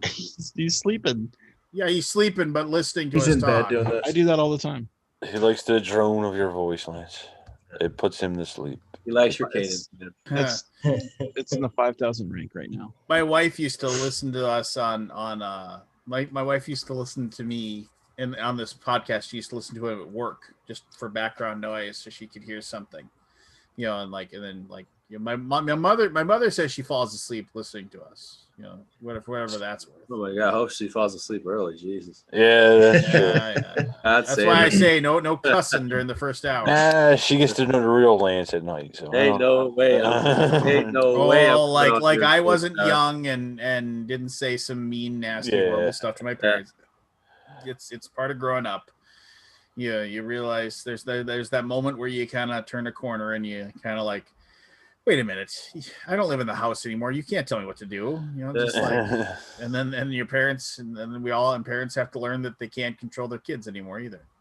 So, yeah. It's a learning process. Red contemplating why it's low score. What's that, Scott? I remember when we played it. We were like, we couldn't beat it. We're like, what did we miss? So we had to go back through every card and look. I can't even describe how bad that game was. I actually make sure people don't buy it. That's how bad it is. Yeah. People want to buy it. I do. I actually make sure people don't buy it. Like, how it'll be on sale for like $15. Yeah. Like, don't. I'm like, you don't do it. Like, please don't. I tell them, please don't. I just can't. That game is so bad. It's such a letdown too. It's like the idea of it is very exciting. No, serious. The idea is great, right? But it's like when you play it, you're like, this is such a letdown. I am trying to remember. It's late. What's a game that you played? Besides Jungly Law, that was just garbage, and you were just like, how did this get published? X-Files. Dude, X-Files was so bad. It was. God, it was so bad. There was a. God, it was fine. What was wrong with it? Before I got heavy in the game, there was that Walking Dead. They didn't even make the spirit of the game. Fuck that. Oh man, I gotta remember the name of this game. It was unplayable. I mean, it was just like one of those things where I was like, did you even like?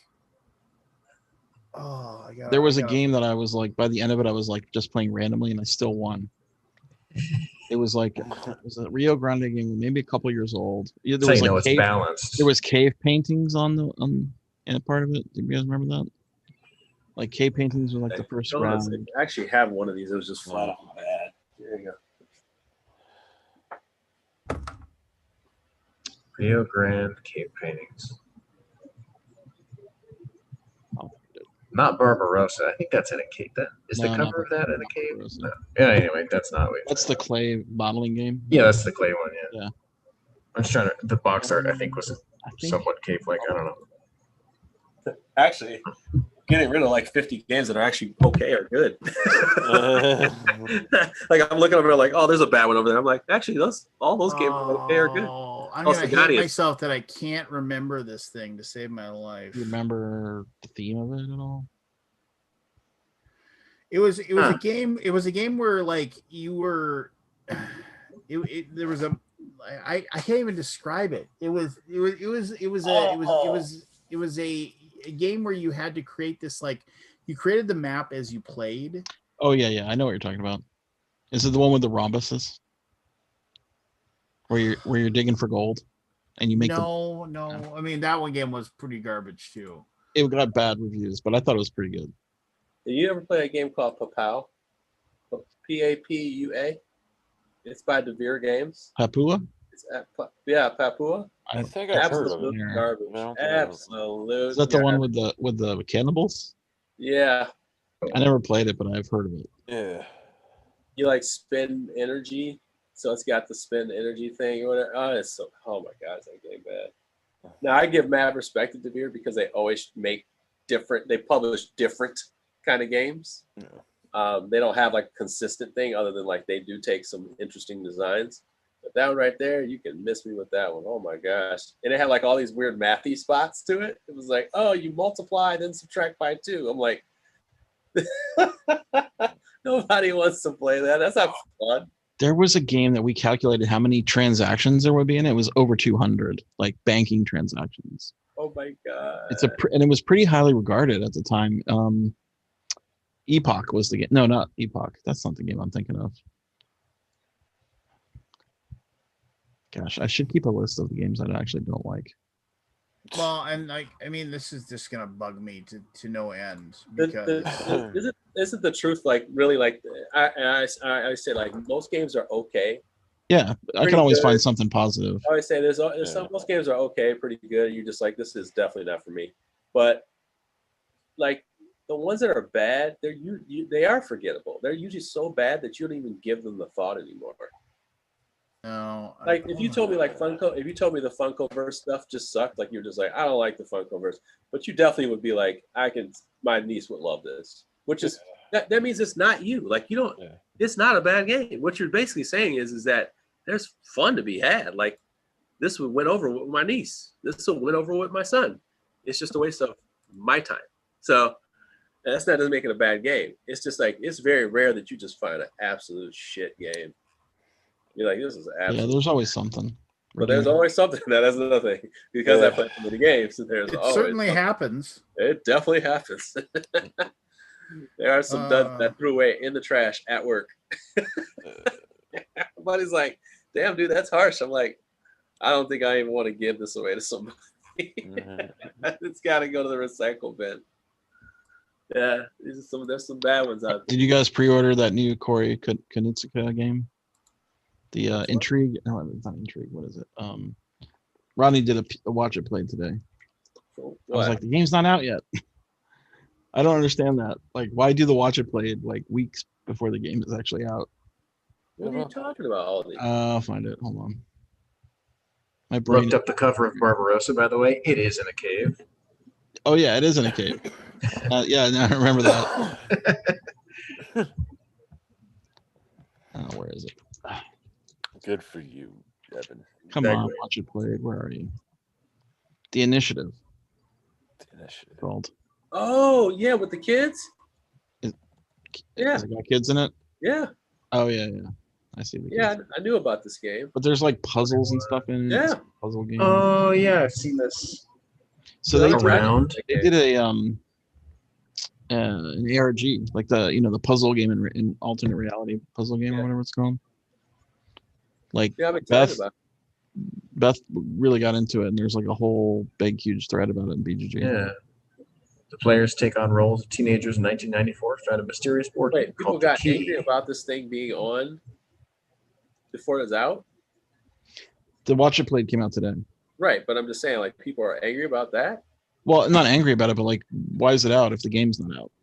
That's why I'm like, is that a good strategy? I would like to, right. Like, I can't go buy the game right now, so I can't. Right, but if I'm going to be able to pre-order the game, I'm able to purchase the game. So therefore, I want people to see how it works so that they will want to purchase the game. One of the biggest things about Stonemaier games, the issue with Stonemaier games is because people can't show the full game until it's the day of the pre-order, which makes people feel like, just like movies, You have no chance. you don't have presser, you avoid don't it. have a presser, then what the hell's going on? It's just a natural reaction, but people still end up buying the shit anyway. But I feel like, especially if it's a tutorial, a straight tutorial, get it to me as early as possible and then announce the pre-orders the next day or the same day and go boom. Like that, I want that. I just don't know. I mean, maybe that's the right timing, but I don't know. It doesn't feel right to me. So, but I mean, like also as someone who gets games early, like, and I get the box that has the Watch It Played on there in the box, and then I scan it and it's not there. I'm like, damn it, Rodney, I wish you would have done it early. I wish it was a private link. We could use it. So I have to read this 30-page rule book. but you know, Rodney can't be perfect in I everything. can't find that game, by the way, that I'm thinking of. What's that? Oh, you can't find it. The one with the cave paintings where that's your first action is like doing cave painting thing. Can't remember it. Oh, was it Mankind? Maybe. Was it a TMG game, right? No, I don't remember who makes it now. I was looking at Rio, but I don't think that's it. Is it Dawn of Mankind? No, it's not that. No, that's Oh, that that's game a TMG I'm talking game. about. No, That's it's the something TMG else. game I'm talking about, which is okay. I don't know what it is. It had a lot of neat mechanisms, but I just but all put together, like it just did not. Jesus, now work you for make me me at thinking all. I may have. Don't tell me it's Gentis. I'm gonna kick your ass. Nope, not Gentis. Come on, Yeah. Arnie. I think you could take him. I never played Gentis, so I don't know. Barry, you don't like Gentis? I never played it. I don't think. Okay, I was about to say, man, come on, man. I don't want to do this violence thing at you. That'd be crazy. That game's awesome. Yeah. What's the player count on it? 1 to 4. This is how much I love the game. It's within hands distance of me right here. I can. Oh wow, I need to try it then. 4. 1 to 4. Yeah, I'm surprised I haven't. That's a really good one, man. That's another card game with like an little engine. Oof. Good stuff. Good stuff. Great components. These nice big wood components, coins. Yeah. There's a really good deluxe edition there. Oh, I remember it. There's a reason I didn't. I don't remember what the reason was. What? I just didn't think it would hit the table, I think. Oh, come on. Jen was burnt out, and yeah, I just didn't think it would hit the table. So you need to take her back to that one place that makes her happy and then come home and play the game. I'm starting to. It's been a process. What's your favorite game? I probably Carcassonne. She really enjoys that one. Takanaka, she likes that one. Takanaka, okay. Keep it simple. Takedo. There was shit. She didn't like Takedo. But there was a bunch of shit going on. I was in the hospital recovering. I was basically a paraplegic at the time, you know. And then her mother died while I was in there, and it was a bunch of shit. Nice. So I'm actually coming up on what I call my second birthday in about 10 days. You know, she's just finally coming out of that. You know? Yeah. But It's a rough go. we're starting to get back into it, yeah. And there's been shit since then. Like, well, it was funny. We were cleaning out the house. And my uncle gave me something I wrote 20 years ago. I wrote a couple books, and it didn't go anywhere. I printed them out.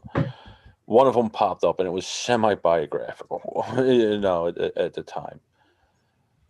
And Jen started reading it, like she found it, and I kind of remember the premise of it, but like 20 fucking years ago, you know.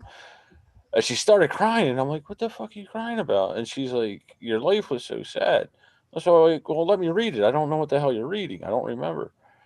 And we went into this long thing about this, and I'm like, she's like, how did you survive? Like, you just gotta fucking move on, Jen. You get to a point where you just gotta, all right, it happened, let's go. You know, it's like, yeah, man, it sucks, but yeah, you're right. Yeah, but I was like, it would be nice if I could reference what the fuck you're talking about. You know, I found that game with the 200 cash transactions. What do you got? Hermagor. Hermagor. I Remember never that heard one? of it. I never heard of it. No. Manuela Ornea. I'm I wanted to like it really a lot, but after a while, I'm like, I'm getting exhausted just by making little like $2 and $3 banking transactions. Like I was the banker in the game. Yeah. I can't play anymore. I can't keep track of it. I It was, think it was like, we calculated how many it would be. It was like over 200. Like, okay, I don't enjoy this game. I think something like that is a little different, like where you're expecting something different. You know, is that the case, or was I just misreading that?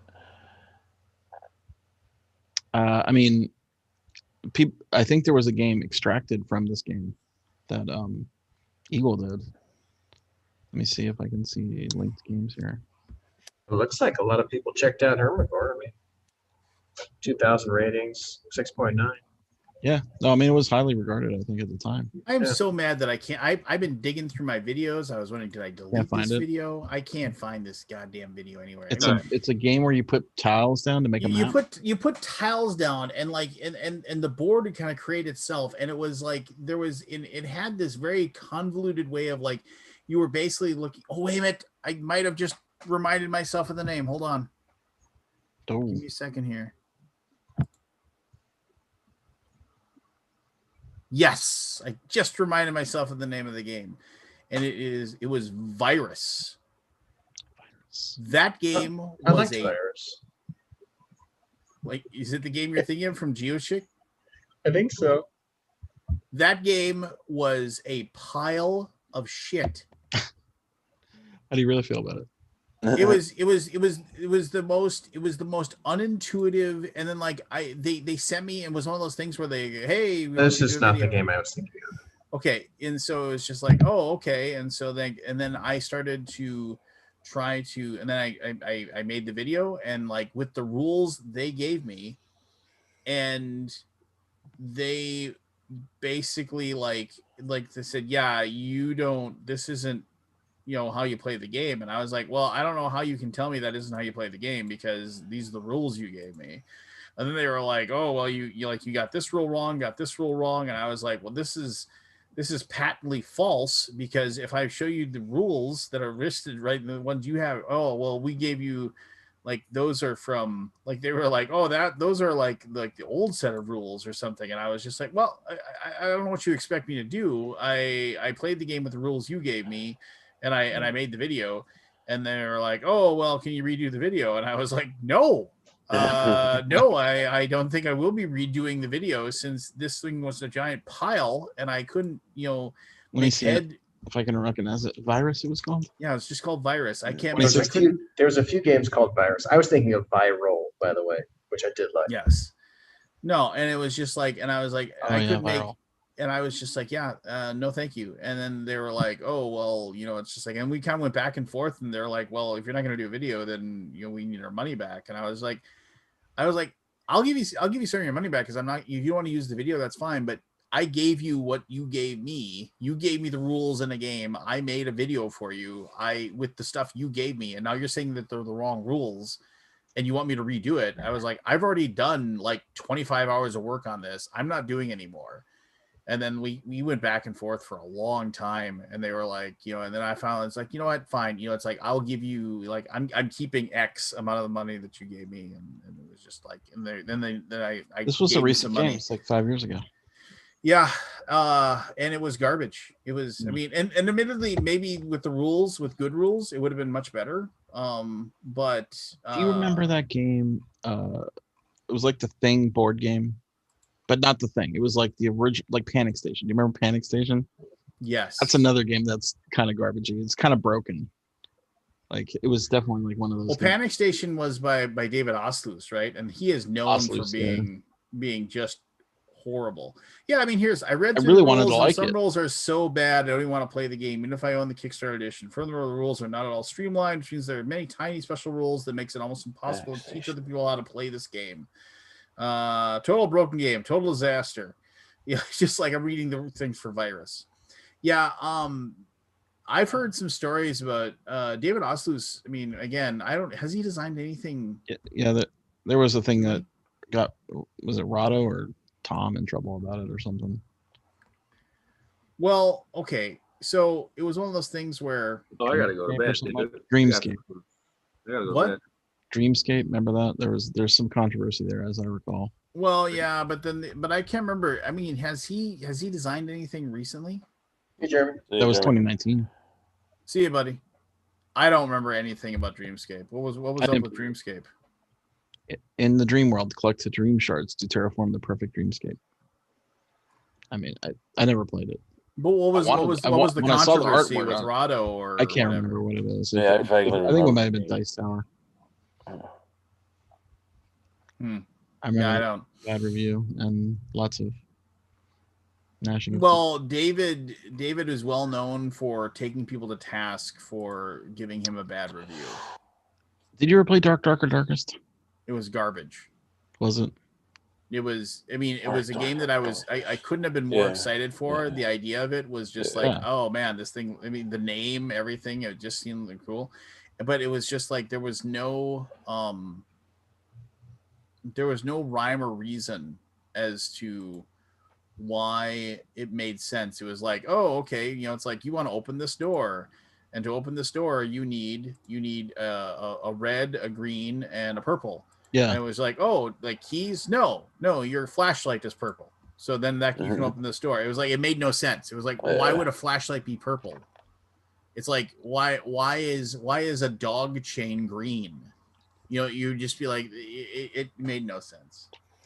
The Dice Tower review has 82 comments, and you know, he's like, people are like, oh, so glad I didn't pick this up in Essen. If you watch Rado's final thoughts in this game compared to Tom's, you wouldn't think they were talking about the same game. Still, like anything, it's all about opinions. And then there's somebody came in there, or you could play it by yourself with right rules and get your own decision about Dreamscape. You know, just like nice review with the wrong rules, and Tom just forgot about the most important thing in the game. You know, just yeah. What is? I mean, that's a weird thing. Like, if you get it wrong, do you go back and redo it again? I feel like you should. I do, yeah. Yeah, here's It's just somebody the way said you I can came into the hobby. avoid. Oh yeah, you know, just so Mr. Vassal poops out another video where he misunderstands the central tenet of the game. So here's what game did you take personal? Like I mentioned Manchester Madness second edition, and it wasn't the game's fault. It was our first edition. It wasn't the game's fault. It was I jumped into it too fast, I think. But I took it personal when it took me 8 hours to learn the fucking rules. You know, so I went back and then I really enjoyed the game. Yeah. But like I said, that almost broke Jen in the hobby, and then it sucked her back in when we learned how to play I it right. found the game. It's called Prehistory. I heard of this one. Prehistory. Yeah, It's I actually heard of ranked 2000, so that's not terrible, but like I just could not find any fun in it.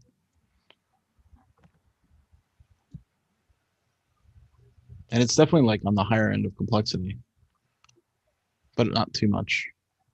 I'm trying to remember. I mean, even I'm looking at the almost board makes me like, positive I yeah. played Prehistory.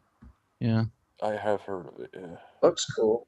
it does. I thought it was interesting, but like after a while, I was just like, I don't care what I do anymore. I just lost interest.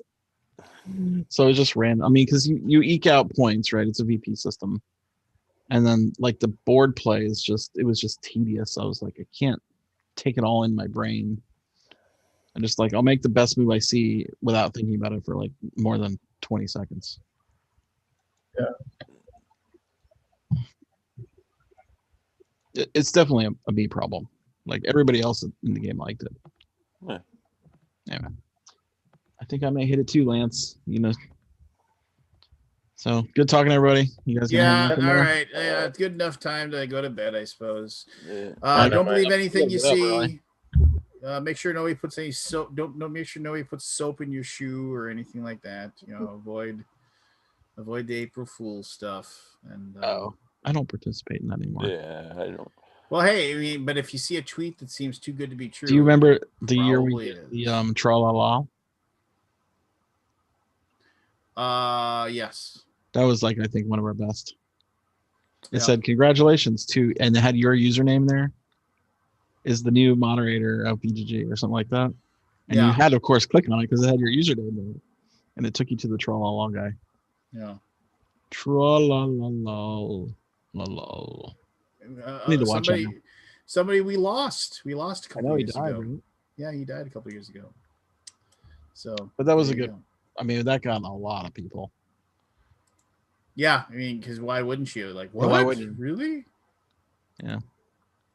But then out you go.